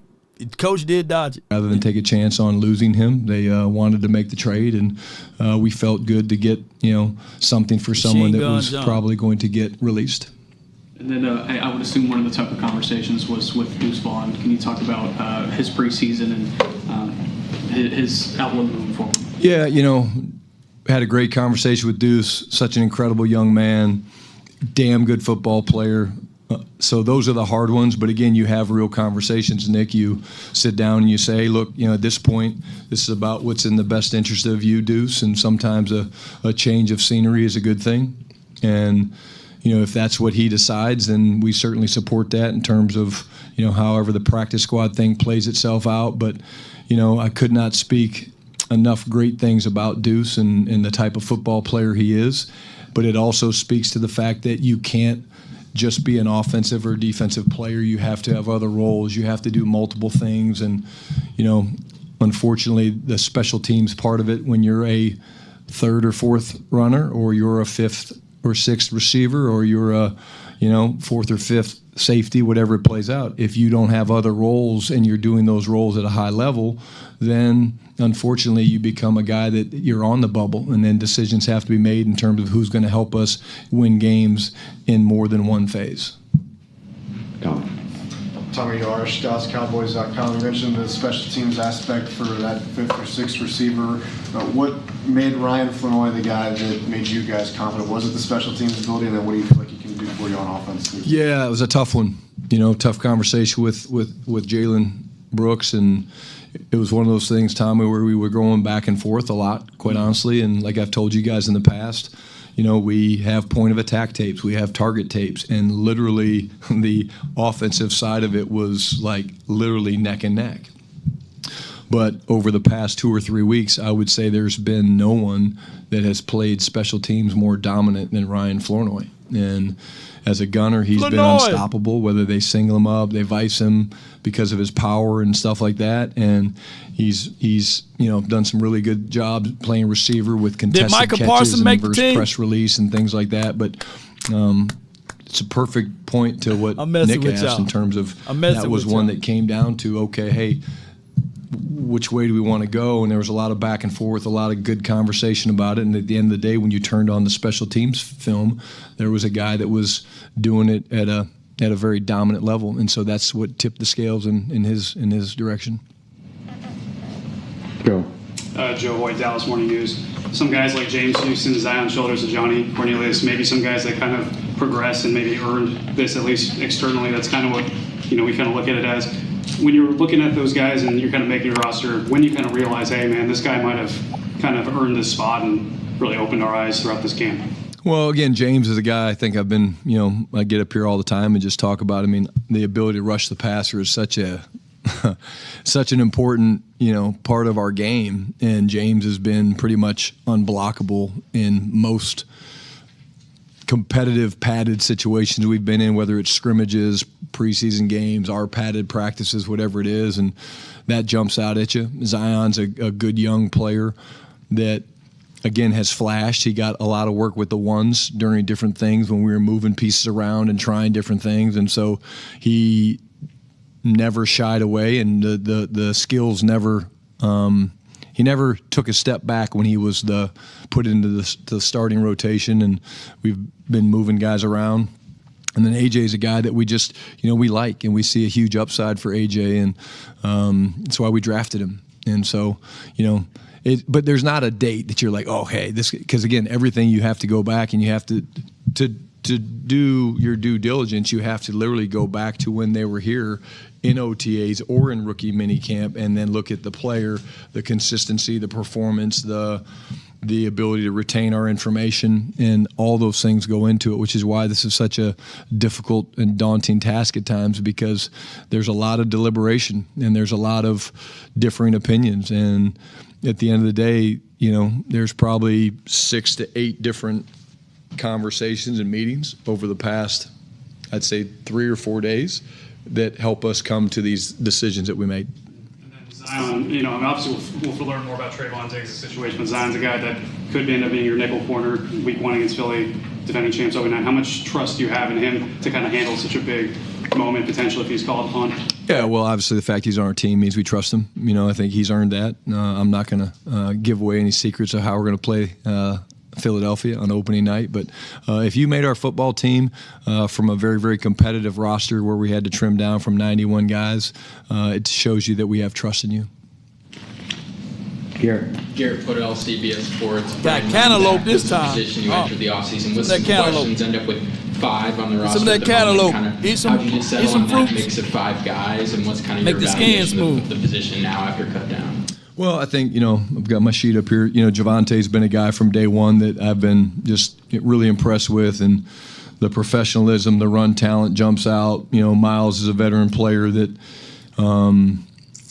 we've seen do it, against us at Philly, and went to Houston, and he's battled back from some stuff. But, just his ability to stretch to the field and the perimeter and do some things coming out of the backfield is unique. Hunter Lepke. Baller, leave it at that. And then Jaden's a guy that we've seen the twitch and the speed and the acceleration, and film off as a guy that, again, when you look at Phil play, he's a big, powerful man that's hard to bring down, and people bounce off of him. And I think it's a cool room, because you've got the veterans in Miles and Javante, you got Hunter, who is becoming a veteran, and then you got the 2 rooks that, again, we drafted, and I think we've seen the things that we wanted to see from them. Brian, Saad Yusuf, The Athletic. With Savon Ravel, obviously there was some optimism during the draft that he might be ready during training camp. Just where is his progress at, and what are your expectations for him going forward? Yeah, again, no timetables. That. He's doing everything in his power. He's working incredibly hard. I think when you watch him work and you see him start to move, you see the things that we loved about him in the draft. But the biggest thing you want to do with a young player like that is you don't want to rush him back. You want to make sure when he goes out there he feels great. And again, we're not going to do that. We're not going to rush him back. We're going to take our time, and when we feel like he's ready, then we'll do that. But at the same time, you talk about a guy like Trayvon, who has done everything, and that gets you excited. You can't get them all back at one time, but again, couldn't be more excited to see Trayvon out there the other day. Skylar Dixon with the AP. I've got a bigger picture Micah question, but first, you said the other day the MRI was clear on him. Do you all consider him medically clear to practice? Or no? Yeah, again, there's always a chance for more tests and things like that, but at this time we do, yes. And you've been handed a pretty delicate contract situation in your first year as a head coach. How do you draw on all the years you've been in the league to try to handle that and deal with that? Just try not to get distracted by it. I think I get asked by it every time I come in here, which again I understand and appreciate. But I can promise you, when I leave here, I don't get caught up in it. I really don't. I don't spend a lot of time on Twitter and things like that, reading what people think and wonder. There you go, Coach. Why I'm running a football team, and I'm worried about the other guys, and the business side of it always works out. One way or the other, the business side always works out. So the business side of it that's something always that works I'm out. not really in control. One way or the other, the business side always works out. Because of that, it's So the easy to business say, side okay, of it, hey, let me that's always focus on works stuff out. I am in One way or control the of. other, And the business let's side get always these works guys out. ready to play and So be that- in that's great always shape works. and have the scheme ready to go and the coaches ready to go on September 4th against Philadelphia. One way or another, baby. Yesterday, Diggs and Guyton got some work in. How did they fare in that from a physical standpoint? Yeah, they both did good. Again, we're bringing them back slowly, but it was great to see them both out there. And I think, Guyton way ahead of schedule, it looks like, from what I saw, But, again, does that mean he'll be ready to go on September 4th? I'm not going to put a timetable on it, but I was really encouraged. And then Trayvon, I think, to me, since we first started talking about this in training camp, the strides he's made is a testament to Trey. And But his this is work what I with look like grit on and TikTok, y'all. his want to, and I saw a comment from him, he's hungry, and you can see that. And to me as a coach, man, that's all about competition. Like, it's really cool to see him where he's chomping at the bit to get back out there and play. And that shows you he loves the game, and he's dealt with a lot over the last couple of years, but I like the look in his eye. I really do. He's a very quiet guy, and you've always talked about you're a relationship guy. Was it hard to kind of get with him, talk to him, get to know him a little bit? No, I don't think so. I think, I'm pretty good at breaking down walls, and, I'm pretty good at probing questions and asking things to get to the heart of the matter, if you will. But no, I really enjoy being around Trey, and he and I have had a lot of good conversations. And if my couch could talk in a good way, some of the things I've been able to get to know about these guys, just with my conversations with them, are things and memories that I cherish, and I feel like it allows me to do my job at the highest level because I can kind of read them. And I think that's important when you sit in this role and you have to motivate guys to do things and work together as a team. Where do you think your needs are still, and do you anticipate being active tomorrow on the waiver wire or looking to upgrade? Always be active. Again, like I said, McClay looks exhausted right now, but I don't feel bad for him at all. I said, hey, I don't want to hear it. Get back in there and turn on some more film. He and his staff are working incredibly hard. Why? This is like a second draft, right? You're going to have all these players that get released into, the free agency market and the waiver wire and the way it's set up, the claiming numbers and things like that, where you can grab guys. And I think the way I look at it is if we can, continue to be competitive and add pieces, then that means we're doing our job, looking under every nook and cranny for good players that have the type of characteristics and traits that we want, but they're also the competitors that we want that believe in culture and things like that. That's important to us. And again, I think, we will definitely be active. What does that mean? I don't know. I don't know how many new faces there'll be here compared to how many guys we bring back, but we're open for business, if you will say. Nick. Circling back on Perry on Winfrey, he said in the locker room after the game on Friday, the Cowboys believed in me when nobody else did. I'm willing to put my life on the line, my body, whatever it is, to see this organization win. I'm one of those players that will fight for them regardless of anything. So to hear that quote in context with your conversation that you had with him today, how excited are you for the young man, and why do you think this situation worked for him? Well, I'm emotional for him, number one. What I saw in that room in my office was real tears of joy, but like I said, pain and passion. We're gonna be the crying boys for real. There's a guy we're playing in the if I hear emotion fourth one more quarter time of a preseason game that we've already had won, and we're on the 1 yard line, and the defense is trying to get a goal line stop, and he is absolutely going crazy trying to motivate those other guys. If you can't cheer for that, then I don't know what you can cheer for. So thrilled for him, but thrilled also for this football team, because I want guys around that realize that take advantage of every opportunity to play this game, man. It is the best game in the world, bar none, in my opinion. And he's a special young man that deserves this opportunity, and he's earned it. And because he's earned it, I tip my cap to him. Yeah. Don't cry. Will has talked previously about your guys' communication, through the draft process and how good that was. In terms of now going into the second draft, how much do you guys going to rely on that communication, especially when things are moving fast in the next 24 hours? And how much anticipatory scouting did you guys do about who could be potentially waived from other teams? Yeah, great question. They've been tracking guys really all preseason, where the coaches now are just kind of getting into it. We were focused on, selecting our 53-man roster and what that looks like. And now we dive into the film and looking at other things and, okay, hey, these guys have been released and, they've got the head start. But in terms of the work, we'll sit down in groups and coaches and scouts alike, and we'll look at players that are out there, and then we've got decisions to make. Okay, we'll, compare Todd Archer to Calvin Watkins, compare those guys, and who do you want? And, okay, well, we definitely want Calvin over Todd, for different reasons. But, it's nonstop, and it's already started for them. It's beginning for us as coaches, but, it's very... It's very seamless when you have the ability to have these conversations that go back to the draft, when it's it's okay to disagree, but just stay convicted to your point, and then let's ultimately turn the film on, because the film is what's going to speak volumes. It's not just, oh, well, hey, so-and-so said this about so-and-so.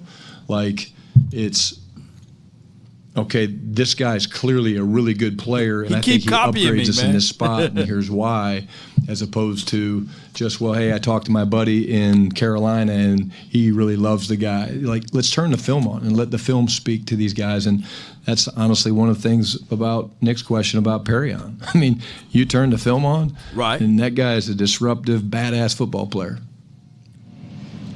Garrett. Going off kind of what you were saying there about your communication with Will, has there been a player in your NFL coaching career at some point where in the second draft this time you really banged the table saying this guy's got to be on here, and you were very excited for that worked out? Great question. Yeah. There definitely has been. I'm trying to think, and they all didn't work out, because of the way the waiver wire works with the claims and things like that. To think of one, I can't think of one at this time. Hopefully it's now one it's time tomorrow for me to eat unhealthy. Add to the list. Good. All right. Thanks, guys. Oh, that's it. Now what Jerry them? Jerry Jones. I was kind of put on the spot. Stephen Jones. Gene Jones. Gene. Where you at, Gene? That's it.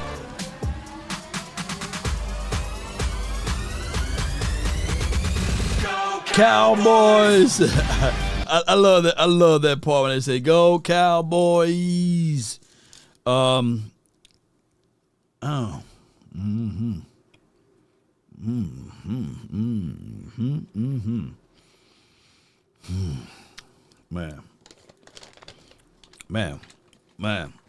These right here, the white Reese's. Man. All right, so where were we on this marathon show? Roy, man, what's good with your Cowboy Roy? What you got? Law. What's up, Got man? a question for you. Talk to me, man. The bar for making the team is real low. In the words of that great famous poet laureate AI, Allen Iverson, we talking about practice, not a game. We talking about practice. When it came to Mozzie Smith, we talking about practice. Not a game. We talking about practice. And he only had one or two good practices, but he made the team. Now, I want him to make the team. I do. But at the same time, we need to do more for our defensive line. Here's the deal. We will not make the playoffs if we don't upgrade the defensive tackle position. That's not even a question. We will not make the playoffs this year. We can dream about it and hope about it, but we won't be there unless we upgrade the defensive tackle position.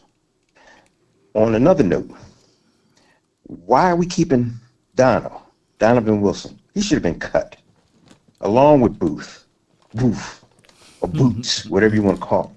They both should have been cut. I mean, it's time to move on. I mean, it's until Stephen Jones, because this is all Stephen Jones is doing, until he gets his hand out of the pot, we ain't going nowhere, man. I'm telling you, we are not prepared for Philly. We are not prepared. I'm hoping for I hope he turns at the corner, Mozzie, the light comes on, because that's all we got. Mozzie is all we got. If that's all you got, that's all you got. So I'm hoping for the best for him. I'm hoping for the best, but I'm prepared for the worst. That's all I got to say, my man. Man, I feel you on that, but let me ask you this, though, before you run now. Yeah. I don't want you to throw a rock and then hide, Roy. Throw the rock. There you have me, bro.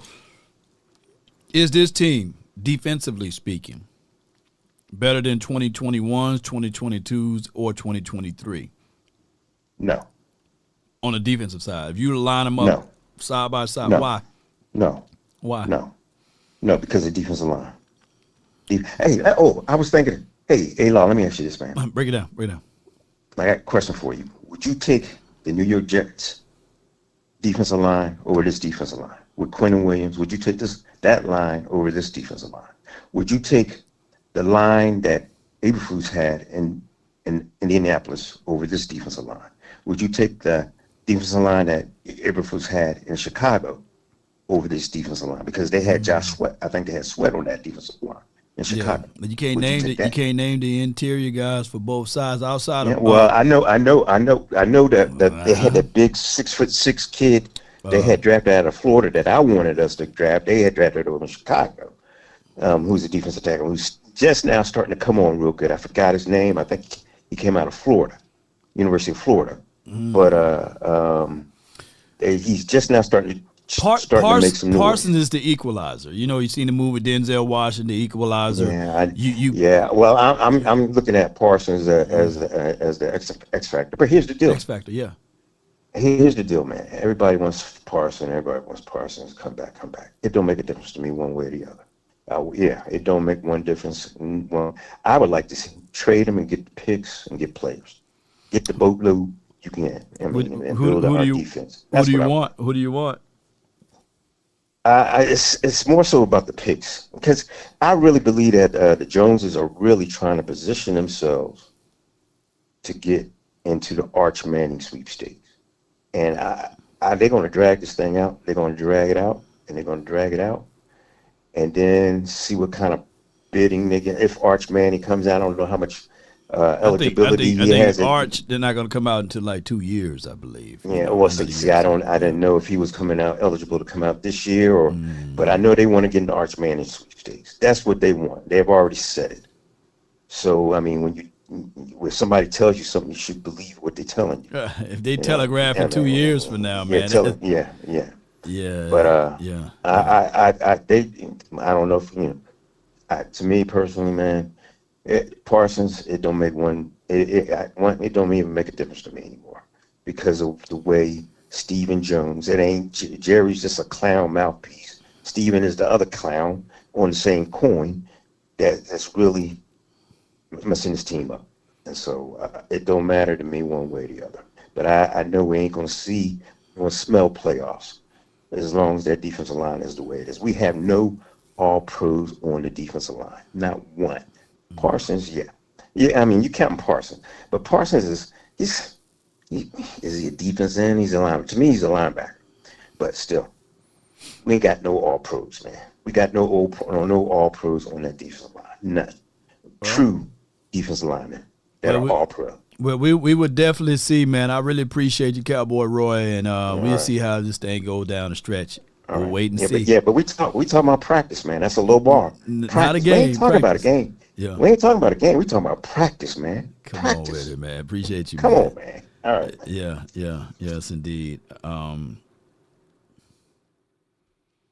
Outside of Jonathan Hankins, and I don't know if he tilted the scale that much between this D line than what we have when Jonathan Hankins, like, there's still a possibility in the realms of things of us getting a true defensive one tackle, or one tech in the building.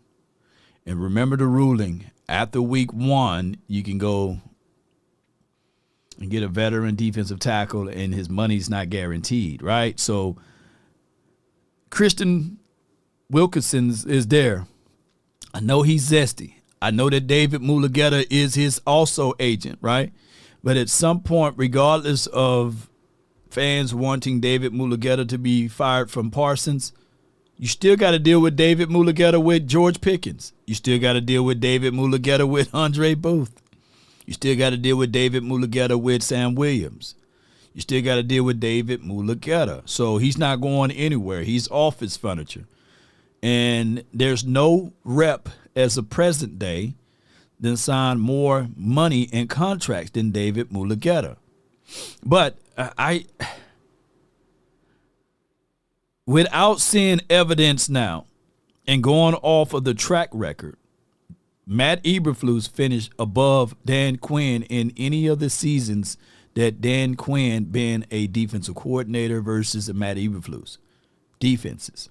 Historically speaking, granted, Dan Quinn caveat was takeaways, right? We still had issues on stopping the run, even with big Jonathan Hankins. It's not like we were top 5 or top 3 on stopping the run. Yeah. My guy Christian says, Drake Maddox said, Christian Gooch Goblin Wilkins. Man, the things that I'm looking at is pressure. I'm looking at a one tech. Now, if anybody can handle that, could be the Cowboys. I'm not sitting here saying that we should go get them, but we should go at least consider. You just never know how people can change once they come into a situation. Now, he may still be touchy-feely and grabbing and all of this stuff, but we would just have to tell him, like, look, dog, we trying to play football and win championships, man. If you can help this team out, yes, he would be the perfect storm for the Cowboys. Parsons, Christian Wilkins, Osa, Donovan Ezaraku, or Marshawn Nealon. Man, that defensive front, man, we'd be set. Yeah, he may be a little sweetie, but it's just for what it is, man. Hey, sweet Wilkinson. And old boy was like that, but he wasn't like that. Charles Haley. They said, man, Charles Haley would go into the locker room, get in his birthday suit, and swing his meat all around, and then grab your feelings with it, And he would do that all. And I'm not saying that Christian Wilkinson is of the kind of caliber of a Charles Haley, but from the mindset and psychiness, if anybody know how to handle him, should be the Cowboys, because they dealt with damn Charles Haley. Y'all got to understand. Charles Haley still do this to this day. Yeah. Shoot. I don't know, man. Maybe they give us favors and stuff, man. Shoot. I know for sure. Well, I ain't going to say that, boy. I don't know if I can get counsel, but I might get counsel if I say some things. All right. Y'all get what I'm saying on the TikTok, right? TikTok, DXCIV says T-Move James Harden. Man, you wrong for that, man. You wrong for that, man. You wrong for calling me the T-Move version of James Harden. Yeah, you're wrong. James Harden wish he looked this goddamn good. Y'all know for sure. Who looked better, me or James Harden? Come on, man. Come on, let's be real, man. He got his stuff braided to the back, tall, looking like a damn praying Methodist out there. No, man, James Harden wish he looked this good. He wish his beard. Let me leave my cousin alone. Oh, Ron. Oh, my God, for the 202, you're live on the Nation, man. Talk to me, man. You look. Allah, man. Yeah. How you doing? What's good with you, man? Now, Chandler, hey, I just want to say one thing, right? So, one thing I do kind of hate about some Cowboy fans when they be like, when they just be acting like we the only team in the NFL that got like some problems on our teams, like such as the D-line and all this and all that, bro.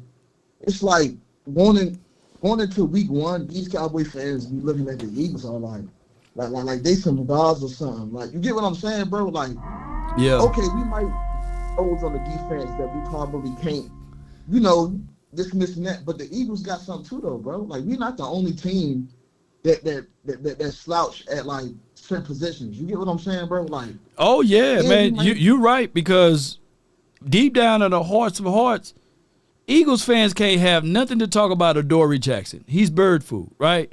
To a degree, I get it. They're gonna have a revamped defensive line front, right? And that front four, from what they bring to the table, brings a lot of pressure as far as Jalen Carter and them boys. But they're going to miss out on the Milton guy that went over to the Patriots. They're going to miss out on him, even though they did reinforce it with someone else.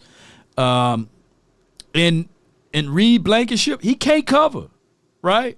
Yeah. So Andre McCouber, he good, but he's a rookie. If we line these things out 3 wide, it's going to be a long night for them. And I get it. They talk about Quentin John. What's it? Quentin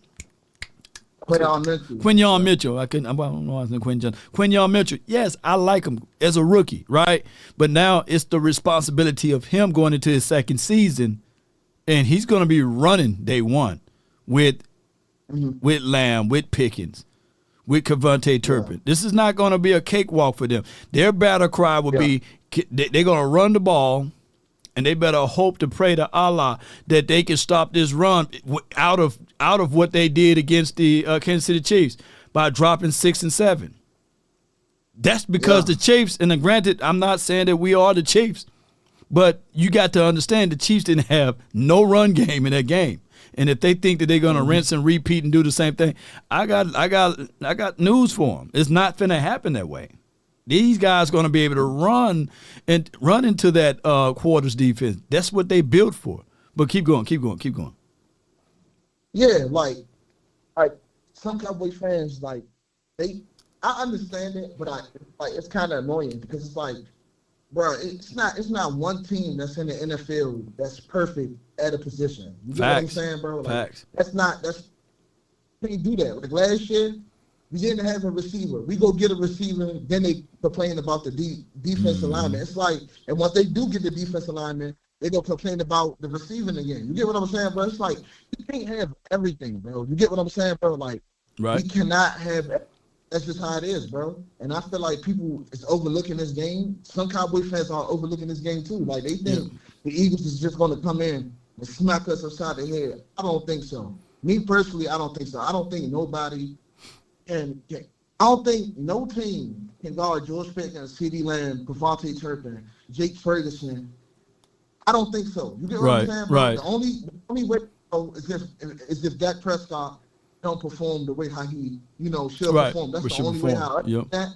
I don't think nobody guarding that. That's my opinion. I don't think nobody guarding that. Yeah, but I've seen with majority of the base of their front four and front seven, basically, with the base of that, I've seen a Dak Prescott coming off of a broken hand, right, versus the Eagles with a guy that's 33 in the third. You thought he was a Freemason out there, a Master Mason at that point. You know what I'm saying? As old and gray he was. T.Y. Hilton, being able to get separation, being able to get downfield, and Noah Brown with CD, right? I've seen Dak Prescott put up 40 points on that team. Now, granted, there's a lot of things that change, but they don't have Slay anymore. That was wisdom. That was knowledge of the game, right? And now they substitute Sway for Dory Jackson and Quentin Mitchell. Man, we're going to light them boys up. But let them keep talking. Let them keep talking. We can give them some bird food. Lord, I think the Cowboy fans do it too, bro. Like, I understand, bro, but it's like some Cowboy fans that we got, they acting like the Eagles are like untouchable, like they are gods compared to us. And it's really not that, bro. Like, we got arguably the best receiver room in the game. Come on, man. Speak with your chest with that. Yeah. Hell yeah. We got the best wide receiver room in the National Football League. Come on with it. I like that. Some Cowboy fans just don't look at that. You get what I'm saying, bro? Right. It's like, I don't think nobody, listen to my opinion, I don't think nobody in the league can guard CeeDee Lamb and George Pickens, Jake Ferguson, and Turp. That's insane. You get what I'm saying, bro? Yeah. Like, you can't. I don't know, man. I just hate when certain Cowboy fans be just trying to, like, like Yeah. it's like a God team. You get what I'm saying, bro? Like the Eagles is good. Don't get me wrong. They went to the Super Bowl. Yeah. Your connection breaking up, bro. Yeah. They not untouchable. That's all I'm saying. They not untouchable. That's it. That's No all doubt, I'm saying. man. But I appreciate you, man. Let me hear you say it, bro. Go Cowboys. Yes, indeed. Go Cowboys. My guy from the 202.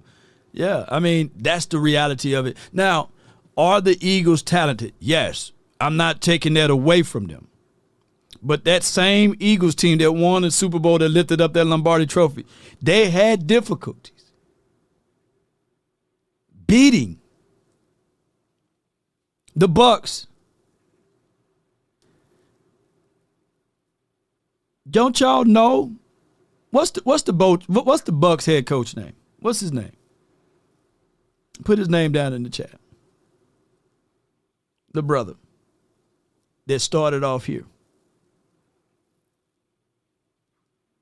They got some variations of the same points of defense that we have here. Now, we don't have a Vita Vea. We don't have the bigger boys down inside, but I'm still taking the Cowboys front edge.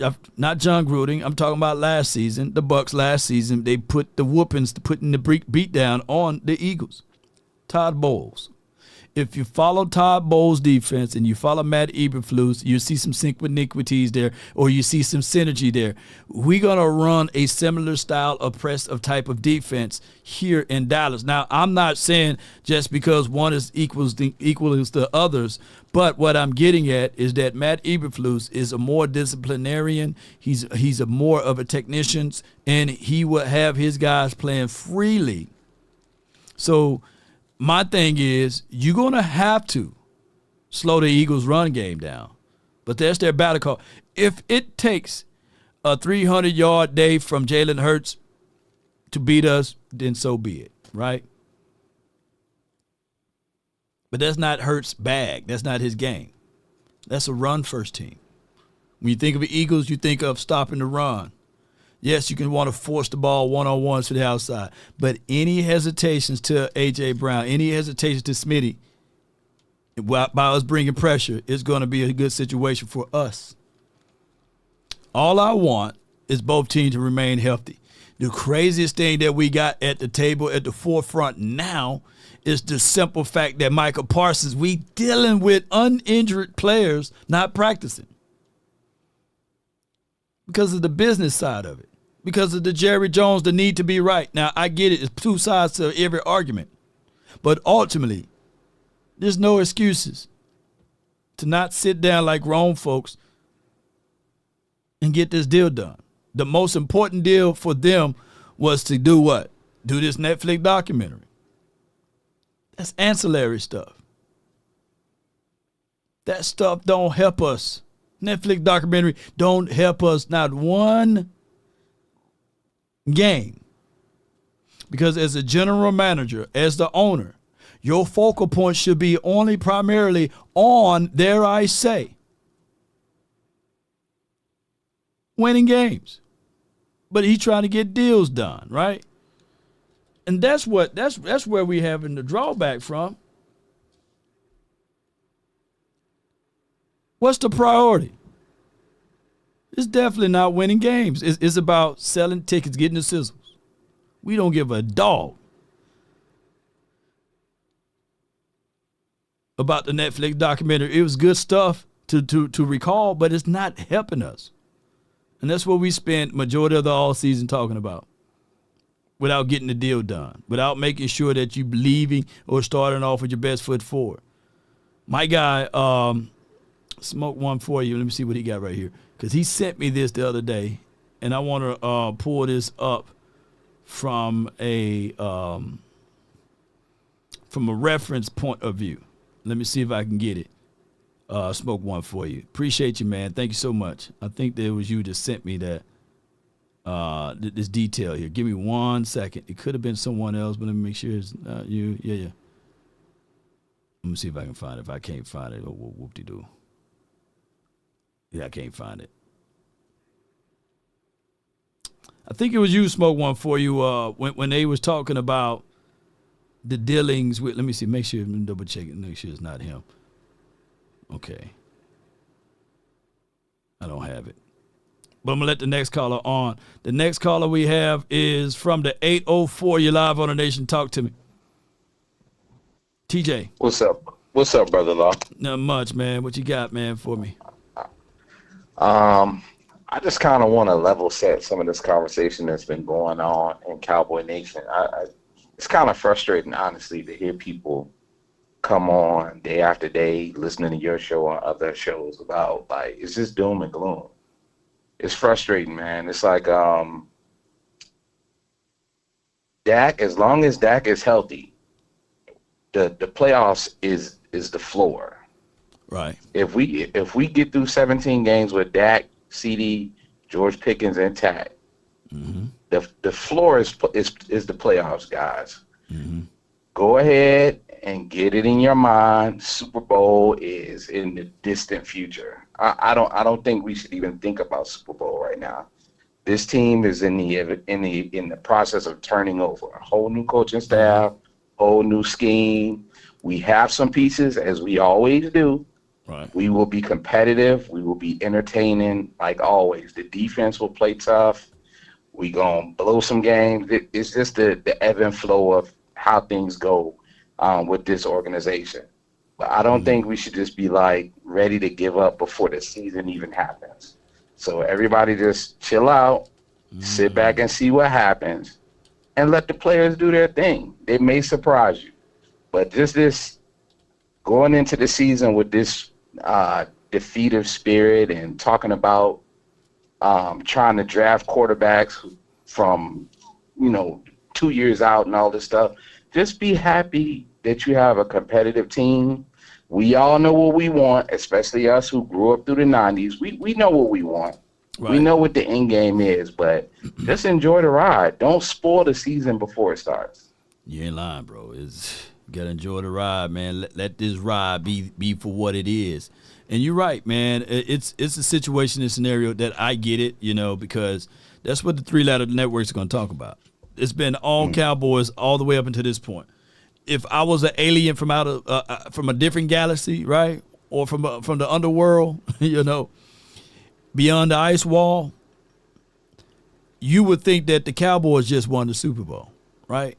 When in actuality, it was the Eagles. They don't do no think pieces, no talk tracks about the Eagles. You would never know that they just had the confetti to fall out of the sky and that they just had the ring ceremony and that the banner's going to be this week for the Eagles. You would think that the banner's going to be for the Cowboys. And that's how crazy this is. That's what we got to live through as a Cowboy fan, and it's just for what it is. Everybody talking about Michael Parsons and his contract. We tired of it. We've been live for like 10 hours, and we still talking about the contract. When we all know when that documentary was done and who all shot this and who all shot that and what happened in 89 and 80, you know what I'm saying, and 90, we don't care about that. We just care about getting these guys out there on the field and can we stop the run, can we run the ball? Them my two wishes that I had. Ray J had only one. I got two of them right now. And the Cowboys have yet to have a good bead of confidence at that, but at the same time, it's one of the things that we keep regurgitating the same thing over and over again when we just looking for the results. It's crazy. Yeah. And a lot of this stuff, I feel like I don't know Jerry Jones. I don't know what's in his heart. All we can go off is what he shows us, him and Steven. Yeah. And it seems like a lot of these things end up being distractions from the fact that they're not doing their job. You, boss, a lot of these guys out here could run the team from a football aspect better than I think they do. Just with you guys, football acumen and your experience and, your years of watching football, any of us, even somebody on a level of me, I never played any professional sports, but I've watched it long enough to know what I'm looking at. And for us who don't get paid a lot of money, who don't own a franchise, to see where the holes are on the team and to kind of watch them dance around it. The year that we had receiver by committee, the year we don't have any running backs. One year we don't have any linebackers. We know where the holes are, and then just sit back and watch nothing be done about it, and just kind of say, hey, we're just gonna run with what we got. it's fine during the regular season, but when we get to the playoffs and it's all the killers are there, the best of the best, we never have a complete team. Yeah. And I know that's kind of where the frustration comes from the fan base as a whole, is we know how this story ends, so to speak. But, I mean, all we can do as fans is cheer on the players. They don't have any control of what the front office does. Right. They just go out and try to perform to the best of their ability. And that's all we can do. We can just hide our back and enjoy the season. That's all we can do, man. That's all we can do, man. I appreciate you calling in, I fam. appreciate you, Law. No all doubt, right, man. Be good, bro. It's TJ, man, from the 804. Yeah, y'all give it what I'm going, right? It is for what it is. I got from the 215, you're live on the Nation, brought to you by RogueShop. Talk to me.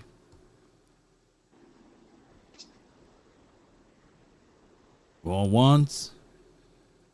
Law. Twice, three times. Oh, you there? You there? Who we got?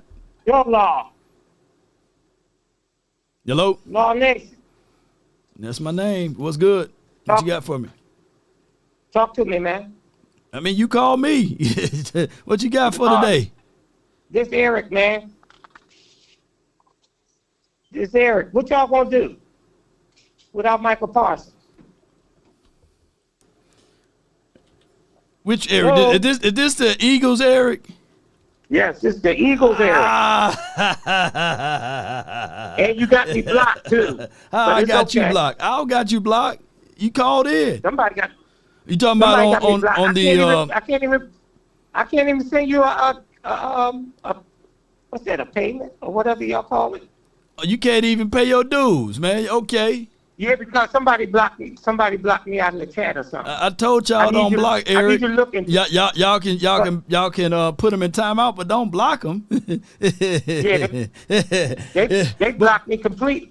Well, since you're a Law Nation fan / Cowboy, talk to me then. What you got? What y'all gonna do? Week 1, September the 4th, huh? Y'all gonna start this first game without Micah Parsons? How you gonna start your first game without Landon Dickerson, huh? Is he gonna be there? Is AJ Brown 100%? Huh? We got Matt Pryor. We got the other guy we just brought back. We cool. Okay, y'all brung back a person. You know what that is? I don't know what that means. We brought back Fred Johnson. Or brought back somebody. Okay. All right, so y'all brought those guys back, but let me tell you something. We got some reinforcements too. We got some reinforcement too. So how y'all gonna speak out both sides of y'all neck? Y'all said from y'all Eagles community, Micah Parsons is a one-trick pony. He can't stop the run. He overrated. So now you get a chance to see us without our overrated Parsons. And we're going to still baptize y'all in the mighty name of the Dallas Cowboys, silver and blue, to spoil y'all ring banner ceremony, whatever it may be, because y'all still looking up. You know what, too, Law? I respect your football knowledge, but I appreciate that. I want y'all to have Michael Parsons when y'all play us. No, you don't. Not in your heart. Because you just made some jokes about it. I'm not one of them guys that wish a player get hurt and all of that stuff. I want y'all to have y'all best, because you Cowboys fans are always complaining, and y'all quick to go to the numbers for an excuse as to why y'all lost. Just say you lost, man. That's all. And you checking in. So why are you here? Why are you here? To destroy y'all in every sense. No. You here every day, and you complaining about being blocked. That means you secretively is a Cowboy guy. And I know you probably grew up loving the Cowboys, and then you got mad at Jerry Jones after 95, and you decided to move on to the Eagles. I know, I get it. I get it. You're a long-lost fan of the Cowboys, and you just decided to turn your back on us. But you still peep, and you watch us every day. Those are the realities of it. You know why I don't like the Cowboys? Because I don't like the way Jerry Jones cheated back in the 90s to get y'all to win Super Bowls. Where did we cheat at, sir? Where did we cheat at? It wasn't no salary cap. Uh-huh. And knew at the time that the other owners wouldn't pay that kind of money. Who was getting paid big money in 92 that helped us win the Super Bowl? Wasn't Michael Irvin the quarterback? The best quarterback y'all ever had since he left. In fact, y'all What the had salary nothing cap? since- What the salary cap had to do with that? We drafted Michael Irvin. That was before even Jerry Jones was here. We drafted Troy Aikman. There wasn't no big money deals during that time frame. So you can remove that. So we got one Super Bowl in '92, and then what's the big money in '93? Well, are you trying to tell me? Michael Irvin? Huh? When contract time came up, did y'all pay Michael Irvin, the same guy y'all drafted? Yeah, we paid the same guy you drafted. Look, didn't y'all go up and scoop up a Herschel Walker? Wasn't he considered one of the top 5 running backs during that time frame in '92? It was salary cap back then, though. No, not in '91, '92. See, I know more about your team than you. Didn't y'all have Bobby Taylor? Didn't y'all have Vince? Herschel Walker was an X factor for a team. You know what I mean? He was just a regular player to me.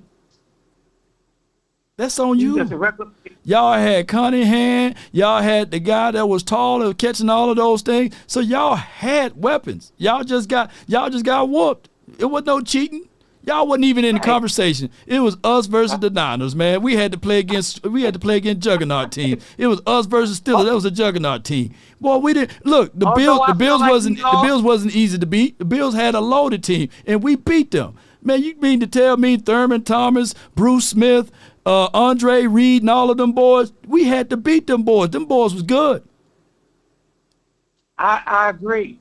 But I take my losses, Lord. Like a lot of times I be seeing you on here, I just don't say nothing, but I be like, it's just a whole bunch of excuses, like when the Eagles is winning. But when y'all was winning, it was like, no excuses. It's looking like you're looking for some type of sympathy or some type of empathy from the Cowboys community, and we're not giving you that. We're not giving you that. You come and fly over here with that half beak, and you think that we're gonna stop and look at you and say, "Oh, look at the poor little eagle." No. We despise y'all. We're going to pluck y'all feathers. We're going to break y'all beaks, and y'all not going to fly on September the 4th. At the end of the day, you're going to be sitting back here still talking about Jerry bought this and bought that when we done put that mud hole. But here's one other thing I'm going to say before I let you go, bro. Before I let you go, Eric. It's been 30 years, 30 seasons. And since we do have the salary cap and all of that stuff, and now that you guys got somebody that focus on winning, how come y'all still in the same damn place y'all was since the 90s? Why is that? Why are y'all still at the bottom? Ask that question. Are you talking about Super Bowls? Yeah, far as wins. Don't worry. Y'all coming? Okay, keep looking up. Just know that we the final boss. So once y'all pass Washington, give me a call, okay? And then get back to it. They make them of metal now. They don't make them of wood no more. No, man. Last I checked, if I pull up a 93 or a 95 Super Bowl, it's still that Lombardi still look just like the one that y'all just won last year or this year. Yeah. It looks the same. It's war. I declare this to be war, Law. It's finna be war. So, man, I'm going to get when the Super Friends coming on? Man, don't worry about that. It's going to be televised, man, when you see it, bro. I appreciate you for calling in. Let me hear you say it. Let me hear you say it. Because that's unfair. You know I'm a supporter of you more than some of your real Cowboys fans are. I get all that. So when I unblock you, I need to see 25 in the chat. I need to see 25. Okay, Eric? Never been a problem. All right, bro. Appreciate you for calling in. Thanks for the answer, too. No. That boy, what's the Stockholm syndrome, bro? he loved the abuser, man. He loved this abuse. He think that he gonna call it to my channel. You know what I'm saying? And I'm gonna make it easy for him. The Eagles are seeking validation, and validation is only good for parking. But what I'm gonna do for Eric? Don't y'all block him. Hold on, give me 1 second here. I'm gonna try to find him and unblock him so he can send me that 25. Yeah. I'm still gotta pay off things that I paid for when I was out there in Oxnard. Y'all stop blocking guys that's putting money in my pocket, y'all. Unless y'all gonna pay up what he's putting out, But hold on, bear with me, because I will extort all Eagles fans that calls in, that's just how we going to do over here. If you're going to call in and talk some noise here, you got to pay to hate. You know what I'm saying? That's just the reality of it. Let me see where I go. I go to settings. Let me go to settings, permissions. Y'all bear with me since it's a marathon show. That's okay. And we also still live on Tick to the Talk. We don't stop there. So y'all be sure to help me grow that spot over there. So y'all appreciate y'all. Let me see. Let's go down to community moderations, user management. Okay, here we go. Now, I'm definitely not going to make him a mod, but hold on. Let me see. Let me get him find old Eric. Shoot, y'all done blocked JP. Y'all done blocked my guy JP, man. Why y'all done block JP? Y'all gotta stop blocking folks, man. God, no. JP, yeah, he crazy, but y'all shouldn't block JP. Let me see who I can unblock here. I'm gonna find you, Eric. If I can't find you, I don't see you being blocked though. Just create another account and then come back over here. Hold on. Let me see. Well, y'all done blocked a whole bunch of people, man. Stop blocking. Put these people in timeout. Don't hit the block. I know it can be battles. Y'all done blocked Chief Kingdom. Who's Chief's Kingdom? Eric, I don't see your name up here, man. I don't see your name. I don't see your name in the book of. While I'm looking for your name, this is what we're going to do for sake of time, because I know we've been on this thing for a long time, bro. Somebody named Big Worm. How y'all block Big Worm? Big Perm.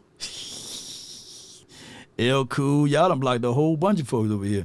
I don't block nobody. I put them on timeout here and there when I'm live, but try not to block folks, mods. Just put them, hold them in contempt, but try not to block people.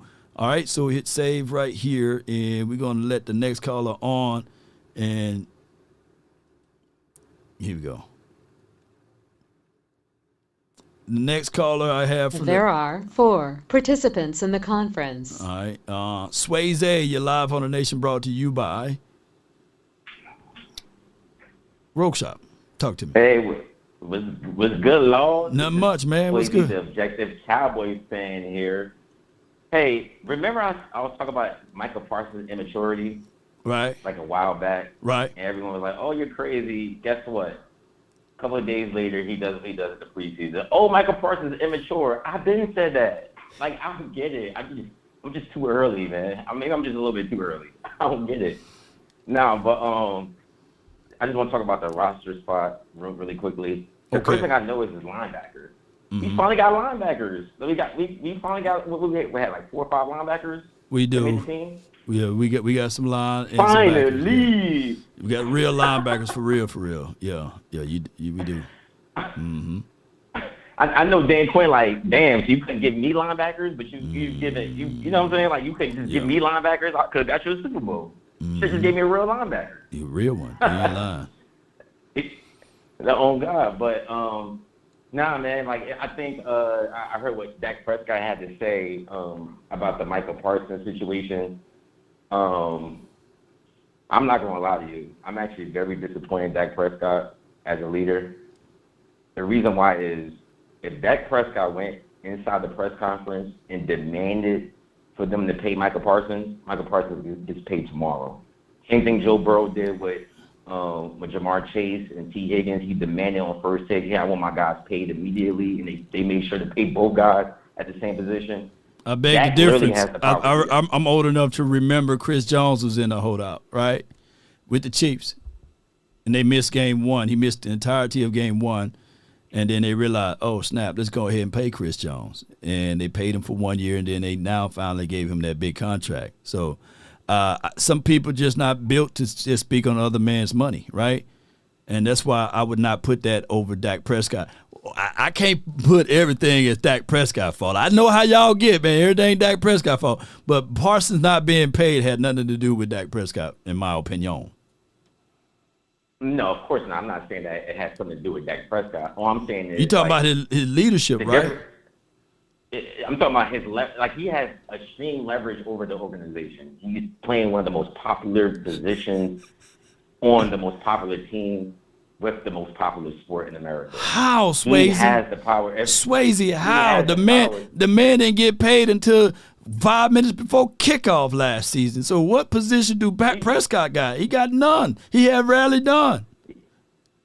He got guaranteed contract. He will be our quarterback for the next 3 years. And he had to scramble and scrape to get that. He had to scramble and scrape to get that.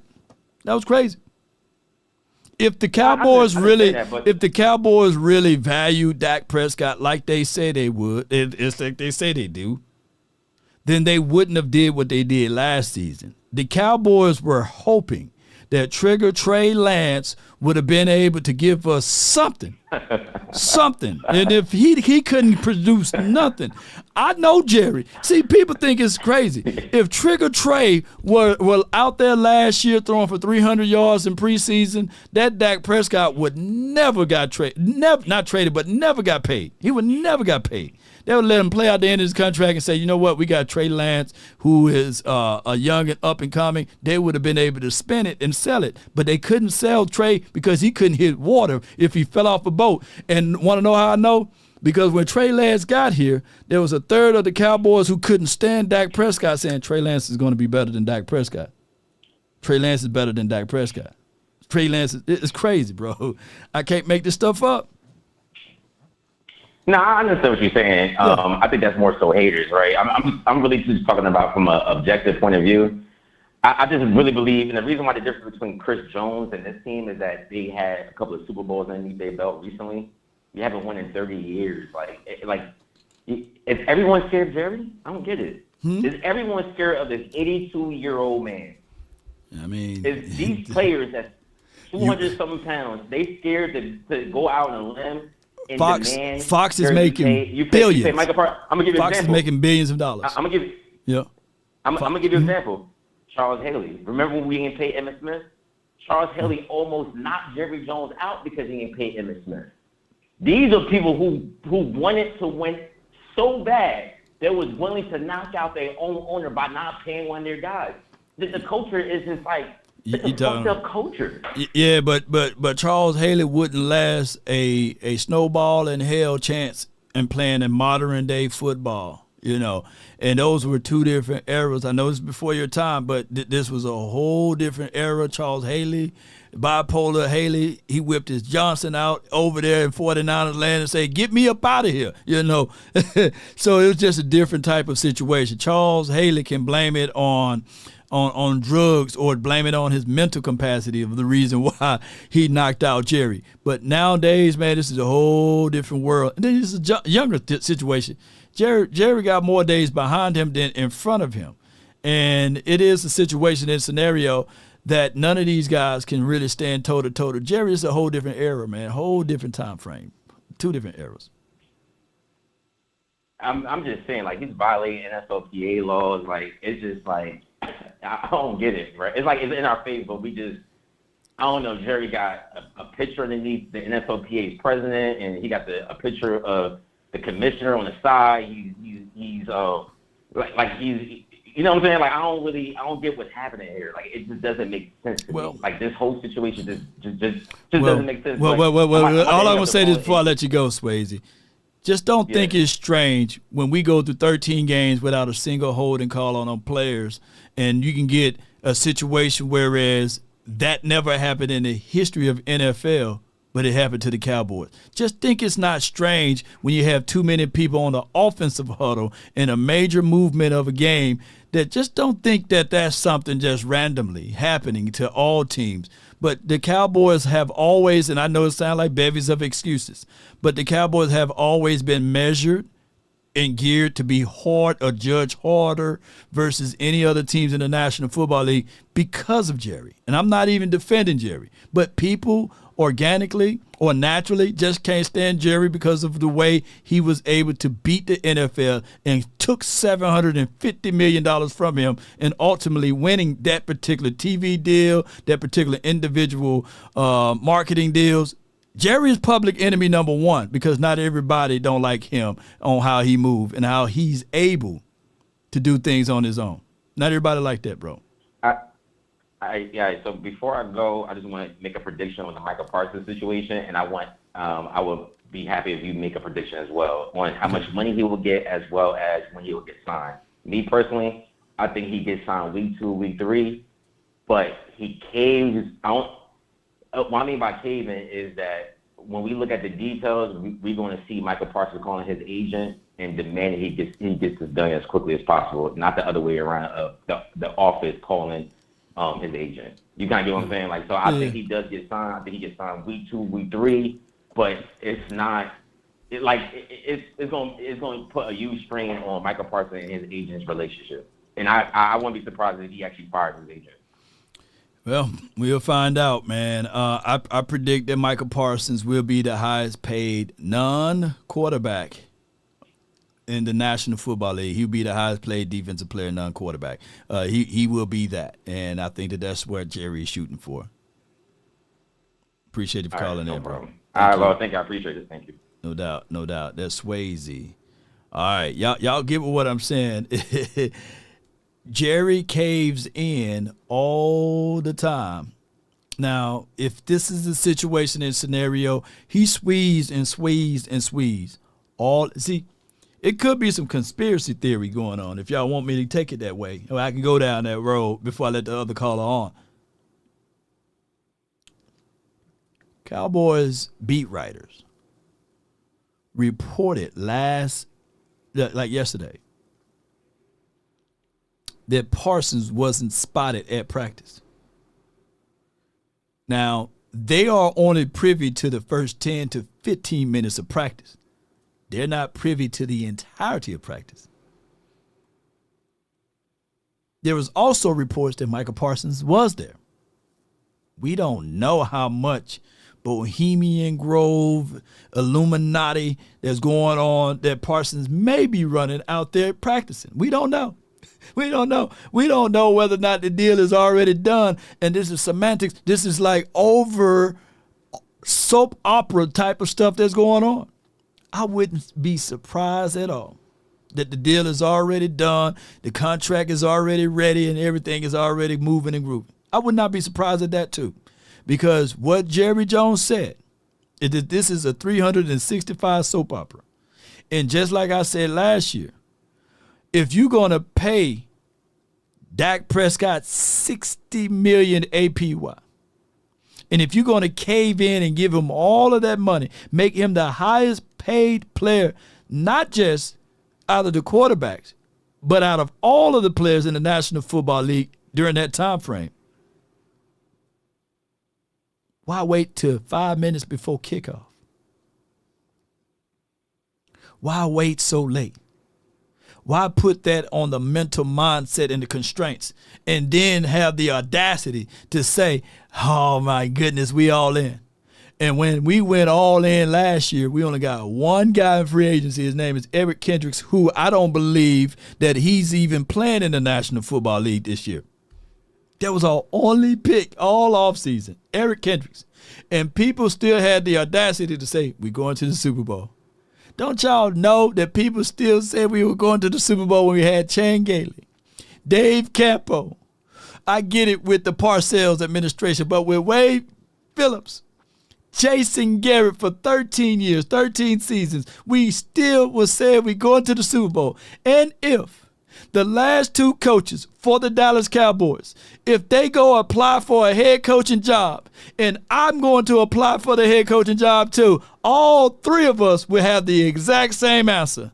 No, they will all have the same answer. Look, Law, we appreciate you, but at this time we seeking other candidates that fits the criteria better. And if Mike McCarthy, if he go apply for a head coaching job, they say, man, we thank you for applying for the head coaching job, but we seeking other candidates at this time. And if redhead Jason Garrett go apply for a head coaching job, I will get the same answer. He will get the same answer. Mike McCarthy get the same answer. No, we seeking other candidates that fit this team better for head coaching opportunity. So those were the guys that had keys to this franchise in the last 15 to 20 years. And we still have the reverence of we should win the Super Bowl. Yeah, put Bertie in there too. Bertie said, yeah, throw me in there too. We will all get the same answers. But if you good, if you great, man, they will figure out a place to put you somewhere on the team. They'll figure out a place to make sure that you can have some type of money coming in because they want your wealth, they want your knowledge, they want your wisdom, and they want your understanding of the game. But nobody's beating down the door for Mike McCarthy. Nobody's beating down the door for Jason Garrett. And at this point, Wade Phillips, because you throw him in there too. Ain't nobody beating down the door for them boys. But we will have the audacity, not of hope, but the audacity to say, man, we should win the Super Bowl with these coaches. Come on, man. Get out of here, man. I got the last but not least caller from the 903, Lamar. I got shanked, man. Well, I don't know why I put you in there as that, but hey, you're live on the Nation, man. Talk to me, man. Law, it's been that long since I called in, so we gotta change my name to Common Sense Live. Okay, Common Sense Live. Now, why did I put down there that you got shanked or I got shanked? That was my name the first time I called into your show because I had sent the message in the chat and you got on me real tough, so I changed it. That's like when you were saying, "Don't shake me with the butter knife." Don't shake me with the butter knife. I changed my name to that. Yeah, and then I called in, and that's what it was at that time. But it's been Common Sense Lab. But that's how long it's been since I called in because it's been about 3 years now or so that I've been, maybe even 4. Man, I got you now, man. Shoot, Common Sense Lab. And part of the main reason why I don't call in is because I always get behind bull crap callers like Eric and Swayze, man. Like, what the heck? Excuse me. First off, well, I was trying to make it short and sweet, but because you've been on for a marathon, and I want to respect your time. But you gave me Eric and you gave me Swayze first. So first off, to Eric, if you so worried about the Cowboys, how you win the Super Bowl, building the roster the same way the Cowboys did in the 90s? Done with that one. Swayze, bruh, you call in all the time with this same bull crap talking about you the most optimistic. You worried about Micah Parsons' maturity and what he did on the sideline. What about the 82 to 83-year-old owner that's still throwing a temper tantrum and worried about somebody not doing what he said he was going to do? Mm-hmm. Yeah. You're right. You worried about a 25-year-old maturity, but you're not saying nothing about the 82-year-old maturity that's been on this earth longer. Yeah. That's neither here nor there. That's neither here nor there. Well, if we want to, and then you want to talk. We want to talk about Dak Prescott in the playoffs. Let me ask the whole chat this, and Law, you can answer this question for me when I ask. All the playoff games that the Cowboys have had outside of Dak Prescott that have been losses, why do they all look the same? That's a good one. Yeah.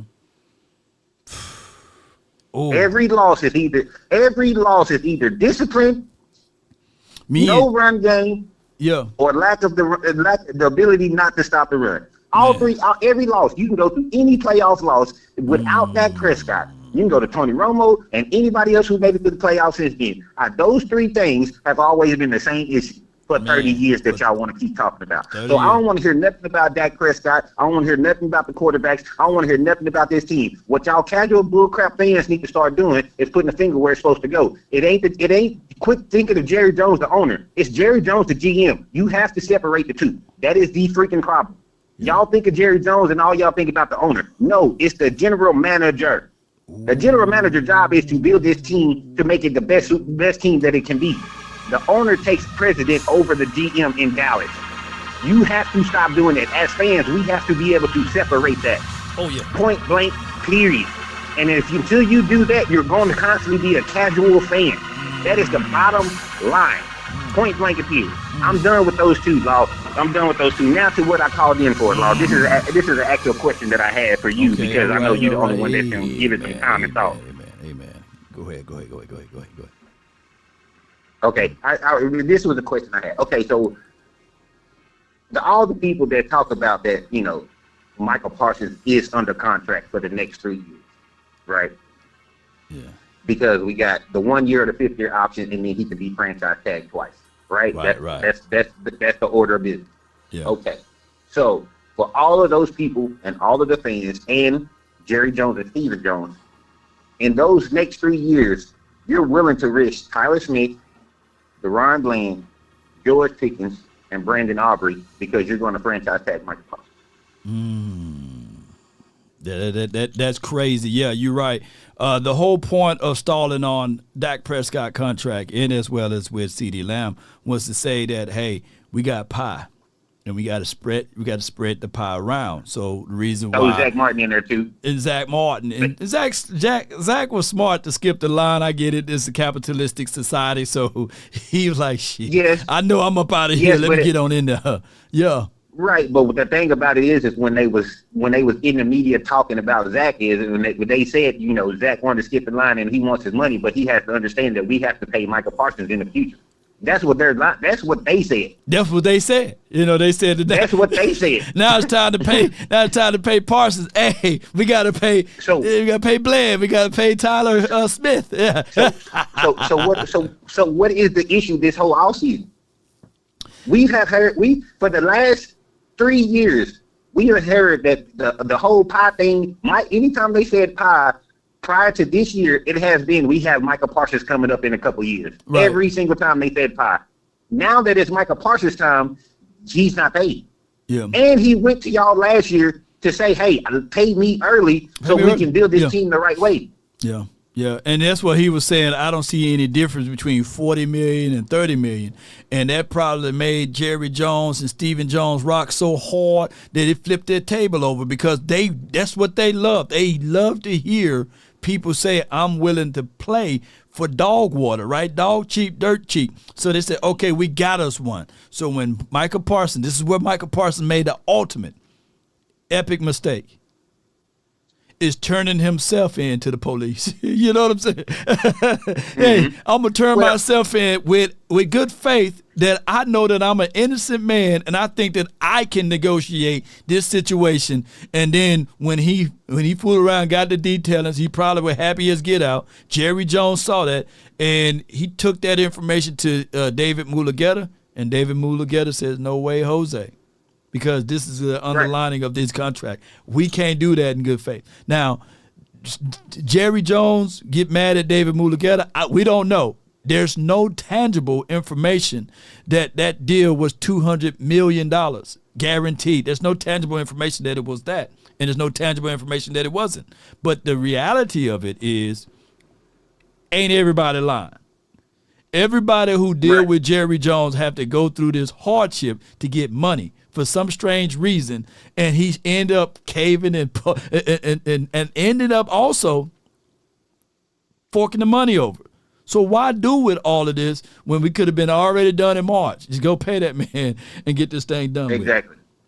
And it's only the top tier players not named Trayvon Diggs. Yeah. Now, at the time, Trayvon Diggs, he was coming off of injury and everything like that, so his market was kind of lower and all that stuff. But he was in my mind, he's the leader of the defense, not Michael Parsons. But that's a story for another day. However, but that's what I'm saying. The whole point is I don't see how Jerry Jones has leverage. I'm not Team Micah, Team Jerry, nothing. I'm Team Cowboys. I'd rather get Micah done so I can focus on Tyler Smith, Brandon Aubrey, and all that. I don't care how you feel about Micah Parsons. I don't care how you feel about Dak Prescott. I don't care how you feel about anybody on the Cowboys.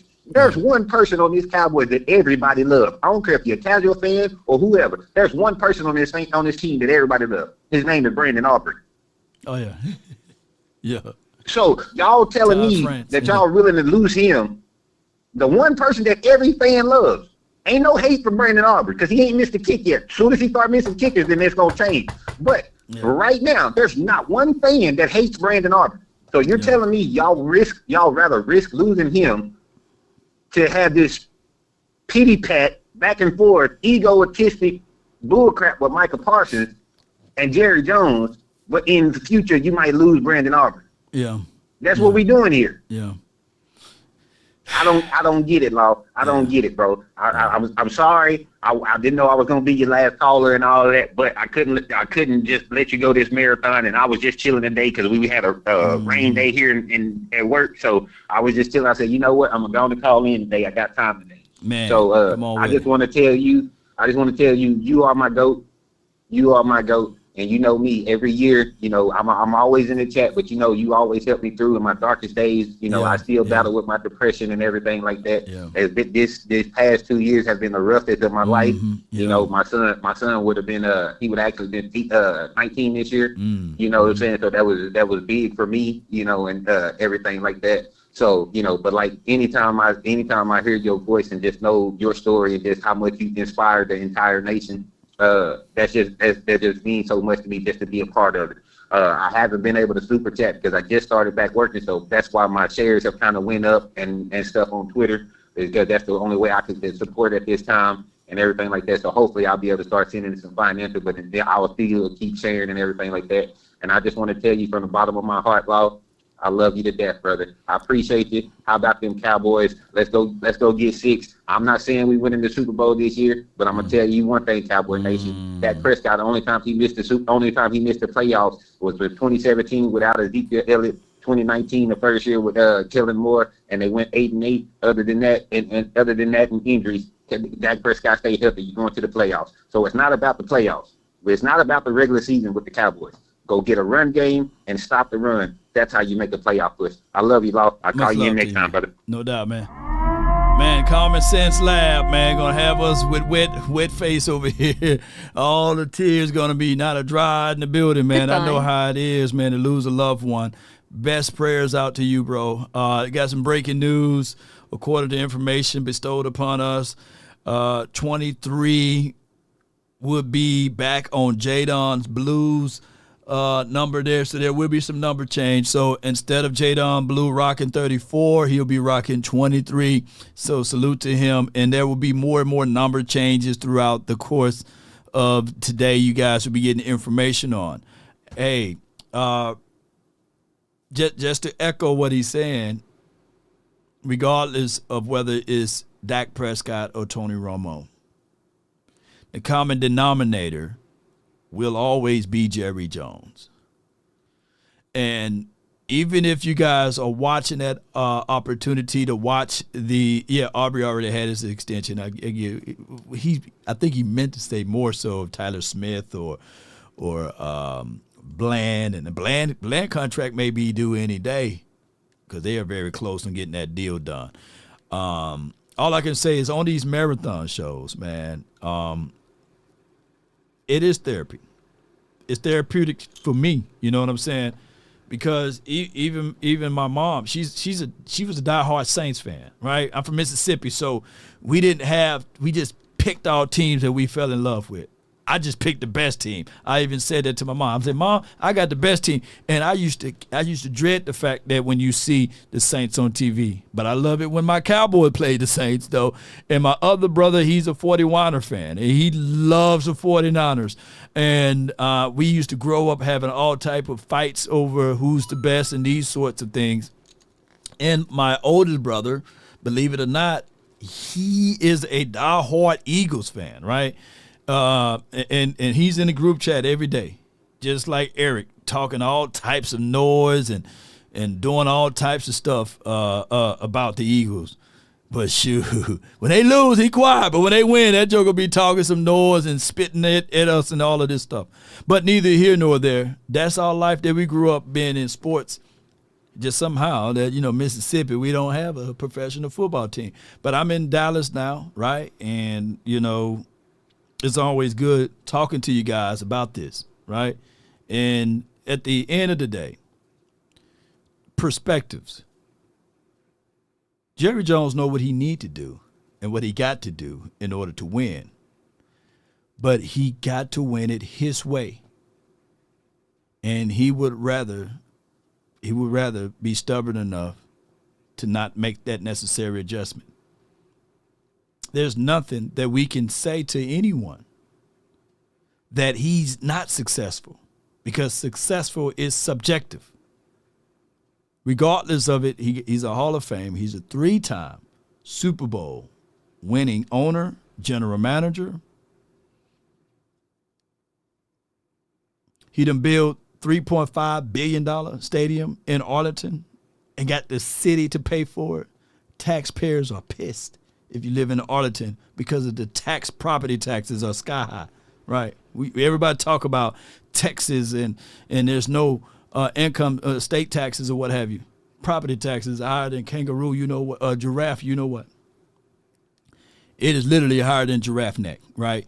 When we start talking about those small things that we see that Jerry was able to do for the NFL, well, big things he was able to do for the NFL. Not everybody loved that. Shoot, you know. So it is for what it is, man. I got a Saints little rubber ducky. It's funny, Verdi. Appreciate you. Ken, get this guy out of here. He's a joke. I feel you, Ken. Battle Cowboys 9-9. So what I'm saying is he know what it takes, but he want to do it like Frank Sinatra. He want to do it his way. And he is willing to put all of that on us. We have been in purgatory for all of these years. I got people that would sit back and attack me on Twitter saying, I'm not a Cowboy fan. I'm just hating the Joneses. No, I don't have no hate in my heart for anyone, right? Even the people who stab me in my back. I always say Exodus 14:14. Because I know when I wake up in the morning, I pray for those. I pray for those who try to take me down. I pray for my enemies, right? This life is too small to be mad about a small thing about sports. It's entertainment, right? Like I say, every morning I wake up, I'm in a group chat with my brethren, right? Talking about this, and it's entertainment. But where it crossed the line with all of this, Jerry Jones know in his heart of hearts, just like when he said in that documentary, for those who need to know,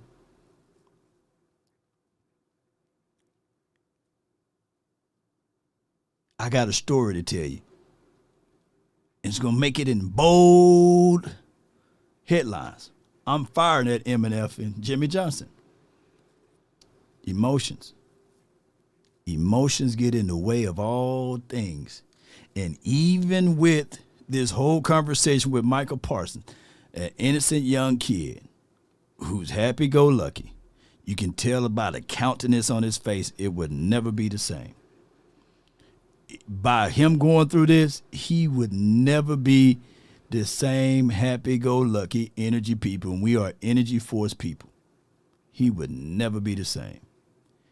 In good faith, he thought that he can wrestle with a giant and got stepped on. And he's saying, I no longer want to be here. Now, how you fix this? You can throw money at him all day. You can throw money at him all day, but not everybody is motivated by money. Parsons is motivated by winning. Granted, he's also motivated by loyalty. And you can't tell somebody, another grown man, get rid of him so we can make a deal out. And now he got to make a decision. Emotion make you cry sometimes. But you can't continue, ladies and gentlemen, to run away from it. Sometimes you got to face it. In that documentary, one of the things that he said in that documentary, and I'm talking about Jerry Jones, he quoted Kipling. If you can keep your head when all about you are losing theirs.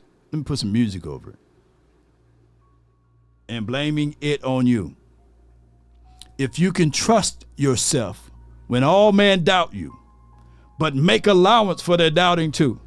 If you can wait and not be tired by waiting or lied about, don't deal in lies or hate it, and yet give way to hating, and yet don't look too good nor talk too wise.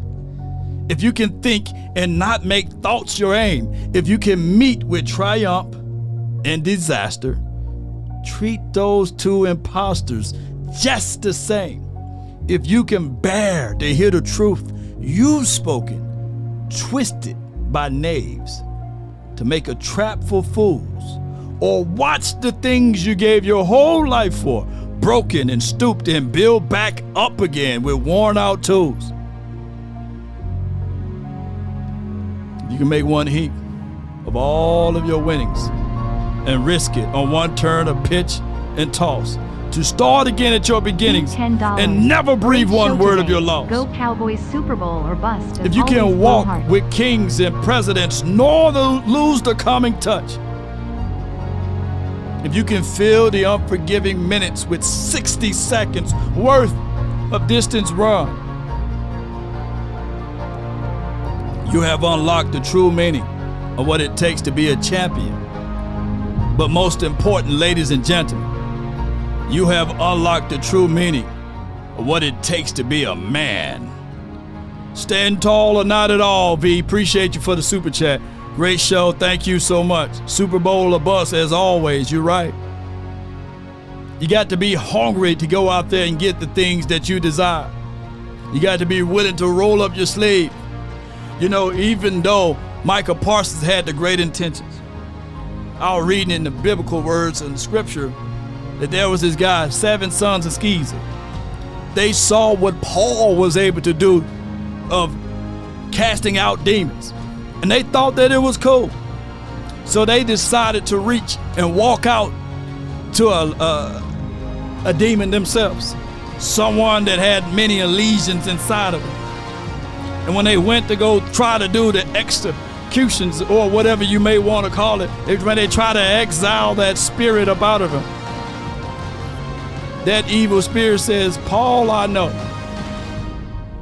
Christ, I know. But I don't know y'all. Y'all wasn't granted this anointing. And they said that spirit, that evil entity, whooped the brakes off of those 7 sons of Sceva. What I'm saying is sometimes you may have the great intentions. You may have the great thoughts of what you're trying to do, ladies and gentlemen. But it's not going to work when you don't have that anointing. You don't have that gift. And Micah Parsons may have thought that he had that gift, but he's not that. Maybe David Mulugeta is not that.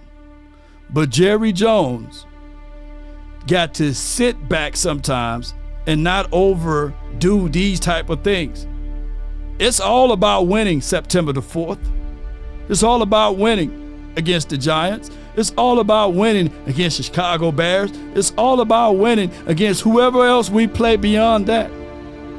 Mama said that there will be days literally just like this. And I'm going to tell y'all, for how many hours? I got 6 more hours I can give y'all at the same tempo because God created me this way. I don't know why, but I got unbelievable energy. I always had it. But let me write this down into your heart, soul, and send you from my mouth to y'all ears.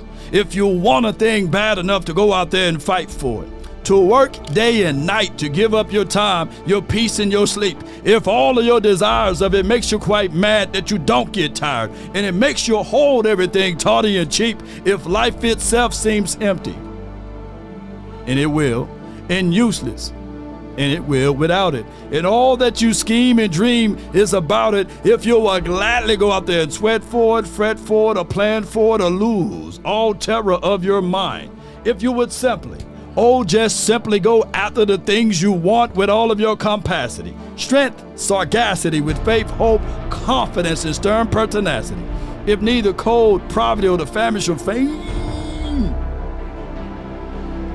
or the sickness of body or brain can turn you away from the things you want, if dogged and grim and besieged and beset with the help of Almighty Cowboy Nation, you will get it. That's been my time. I really thank you all for yours. And remember, you're listening to nothing but the best. Now let's roll down. Just apply yourself, baby. I feel you. Come on.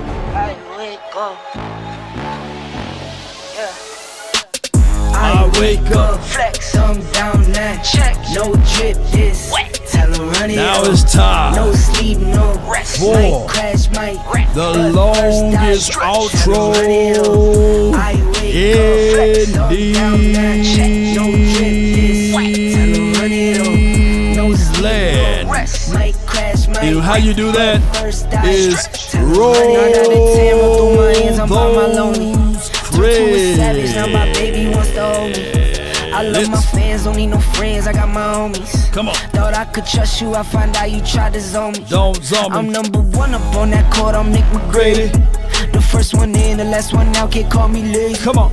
Put in my hours, send the invoice and they pay me. Come on. I need 6 rings like MJ and Law Nation, let's get it, baby. I wake up. Come on. I'm down that check. No drip this. Tell them run it up. No sleep, no rest. Might crash, might wreck. But first I stretch. Run it up. Come on. I wake up. Law. I'm down that. HG. Come on. I see you, fam. Battle Cowboy 99, baby.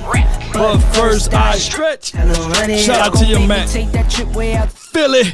I call up Nigeria, come through in a hurry. Shout out to you, Ghostface. Boys don't come to play, you should get worried. Versace. One false move, find yourself they getting buried. Getting buried. Dance with the devil, used to love playing those games. Made some bad decisions Shout out that to your brought my pimpin'. mama pain. Not mine. I made a promise to her, swore that I would change.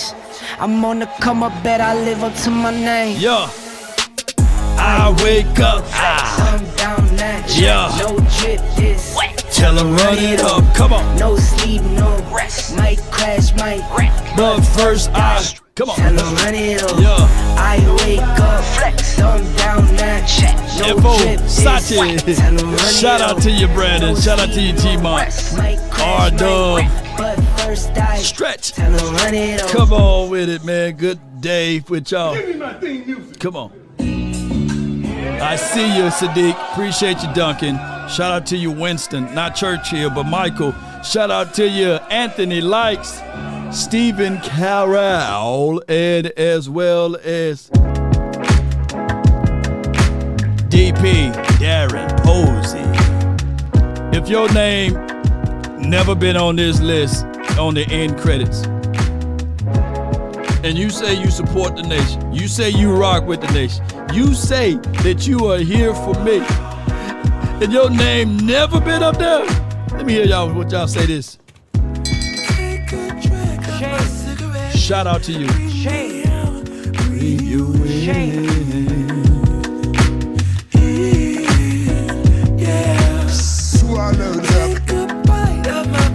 Come on with it. Be Eagles. What we tell them? Don't let the street lights. Come on with it. You know it's dangerous. Let's go, man. Let's go. George, down, boy. Don't let the street lights hit you. I be on player 2. I follow. Thank you. Wherever you go. Adrian, I see you. I see you. Come on with it.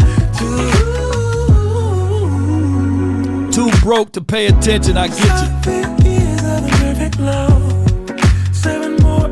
Beneath the stars. Yes.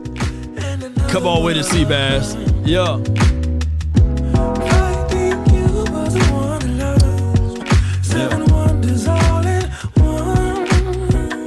See y'all later on the TikTok side.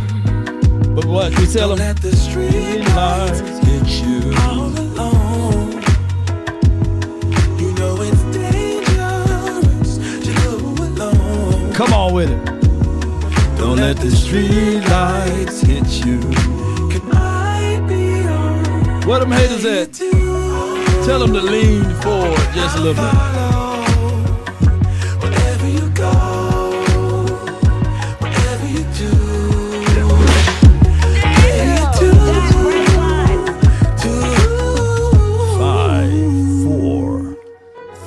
If a paper crane can fly, One. really doesn't feel that far. Come on, choir. So far. If a paper crane can fly, AI Tisha, then forever doesn't can you feel give that the far. people the names of the guys of the 53?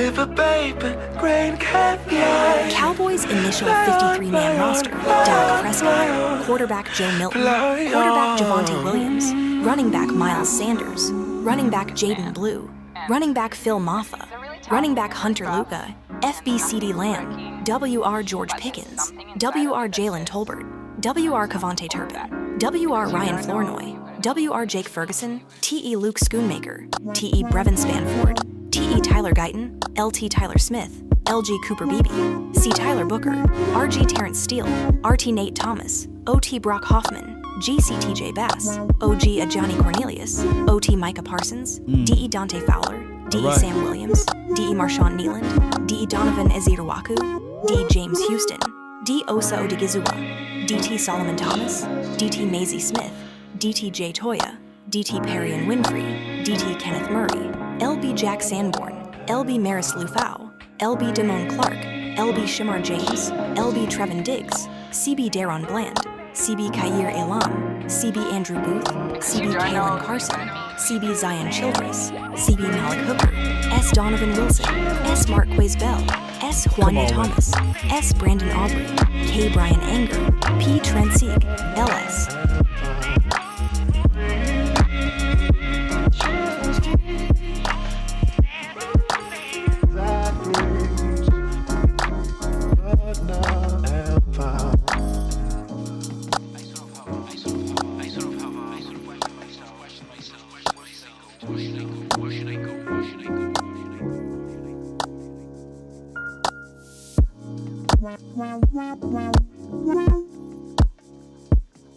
Reasons to support Law Nation Sports' authentic voice of the fans.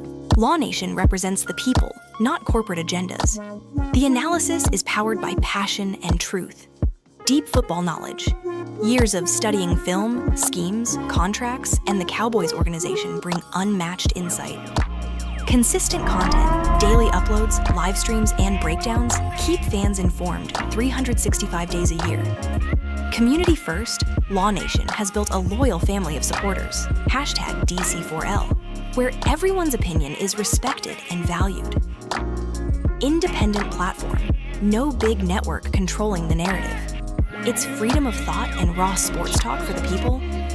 Engaging and interactive, from Q&As, call-ins, super chats, and live debates, Law Nation makes fans part of the show. Trusted analysis, not just hype or hot takes. It's backed by film breakdowns, stats, and football context that others overlook. Positive representation of Dallas, Law Nation shines a spotlight on the Cowboys in the city, giving fans worldwide a voice. Inspirational and motivational. Beyond football, Law Nation drops words of encouragement, motivation, and legacy building. Built on integrity, transparency, honesty, and staying true to the grind, Law Nation Sports is bigger than a channel. It's a movement.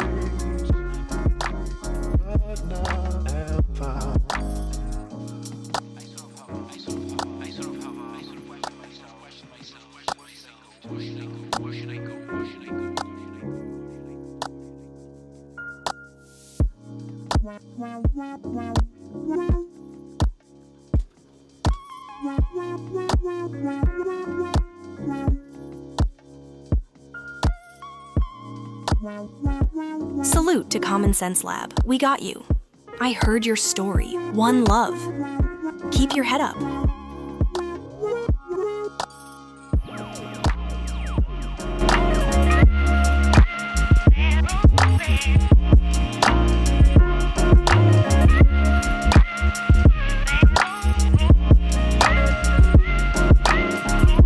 Let's get it, man. Let's go.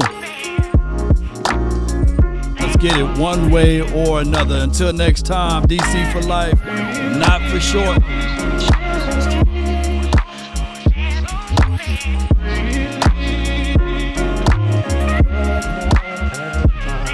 Let's get it.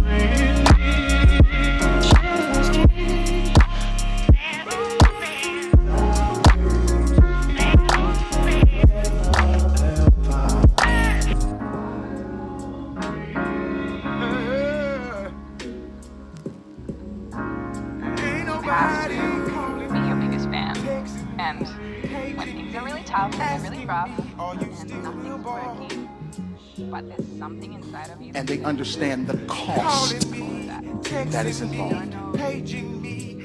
There's 1,000 of you. I said close them doors. The longest outro in the land. Close the doors. Close the doors. The longest live Close stream the doors. in the lab. We all gonna leave together. There's 1,000 of you tonight, and those that are watching, it's 1,000 that's watching online. This is a small seed. If I get 1,000 online to give this, I'm challenging each of you all down here to give a $20 seed. But I need everyone standing up here with us, with me, to plant a seed of $100. Because again, it costs to sit up here. I got you. And this is what I need you to do. If you're giving electronically, or you're giving tangibly, bring them baskets. I want the baskets up here. I want to see the folk. Y'all start moving. Y'all can bring it right now. Come. Even if you're giving tangibly, just put your hand on the, take your phone and stick it on the bucket. Let's get it, baby. Giving is worship. Giving is worship. Giving is worship. Giving is worship. This ain't the time to talk. It's not the time to talk. 1,000 people need to give $20. 1,000 people need to give $20. 1,000 people online need to give $20. This is easy, saints. This is an easy miracle. We should be able to raise $40,000 tonight just from y'all giving. If you win or lose, you know you got to pay some. That's way too funny, Digital Wolf Kitty. However, let's go Law Nation Sports. Don't forget to subscribe, like, and share. No doubt. Y'all listen to her, DC for life. Let's get on up out of here. The longest outro in the land. Cowboys cut day. Let's bring him back, though. That's on top of the screen right here. DC for life. Salute. Peace.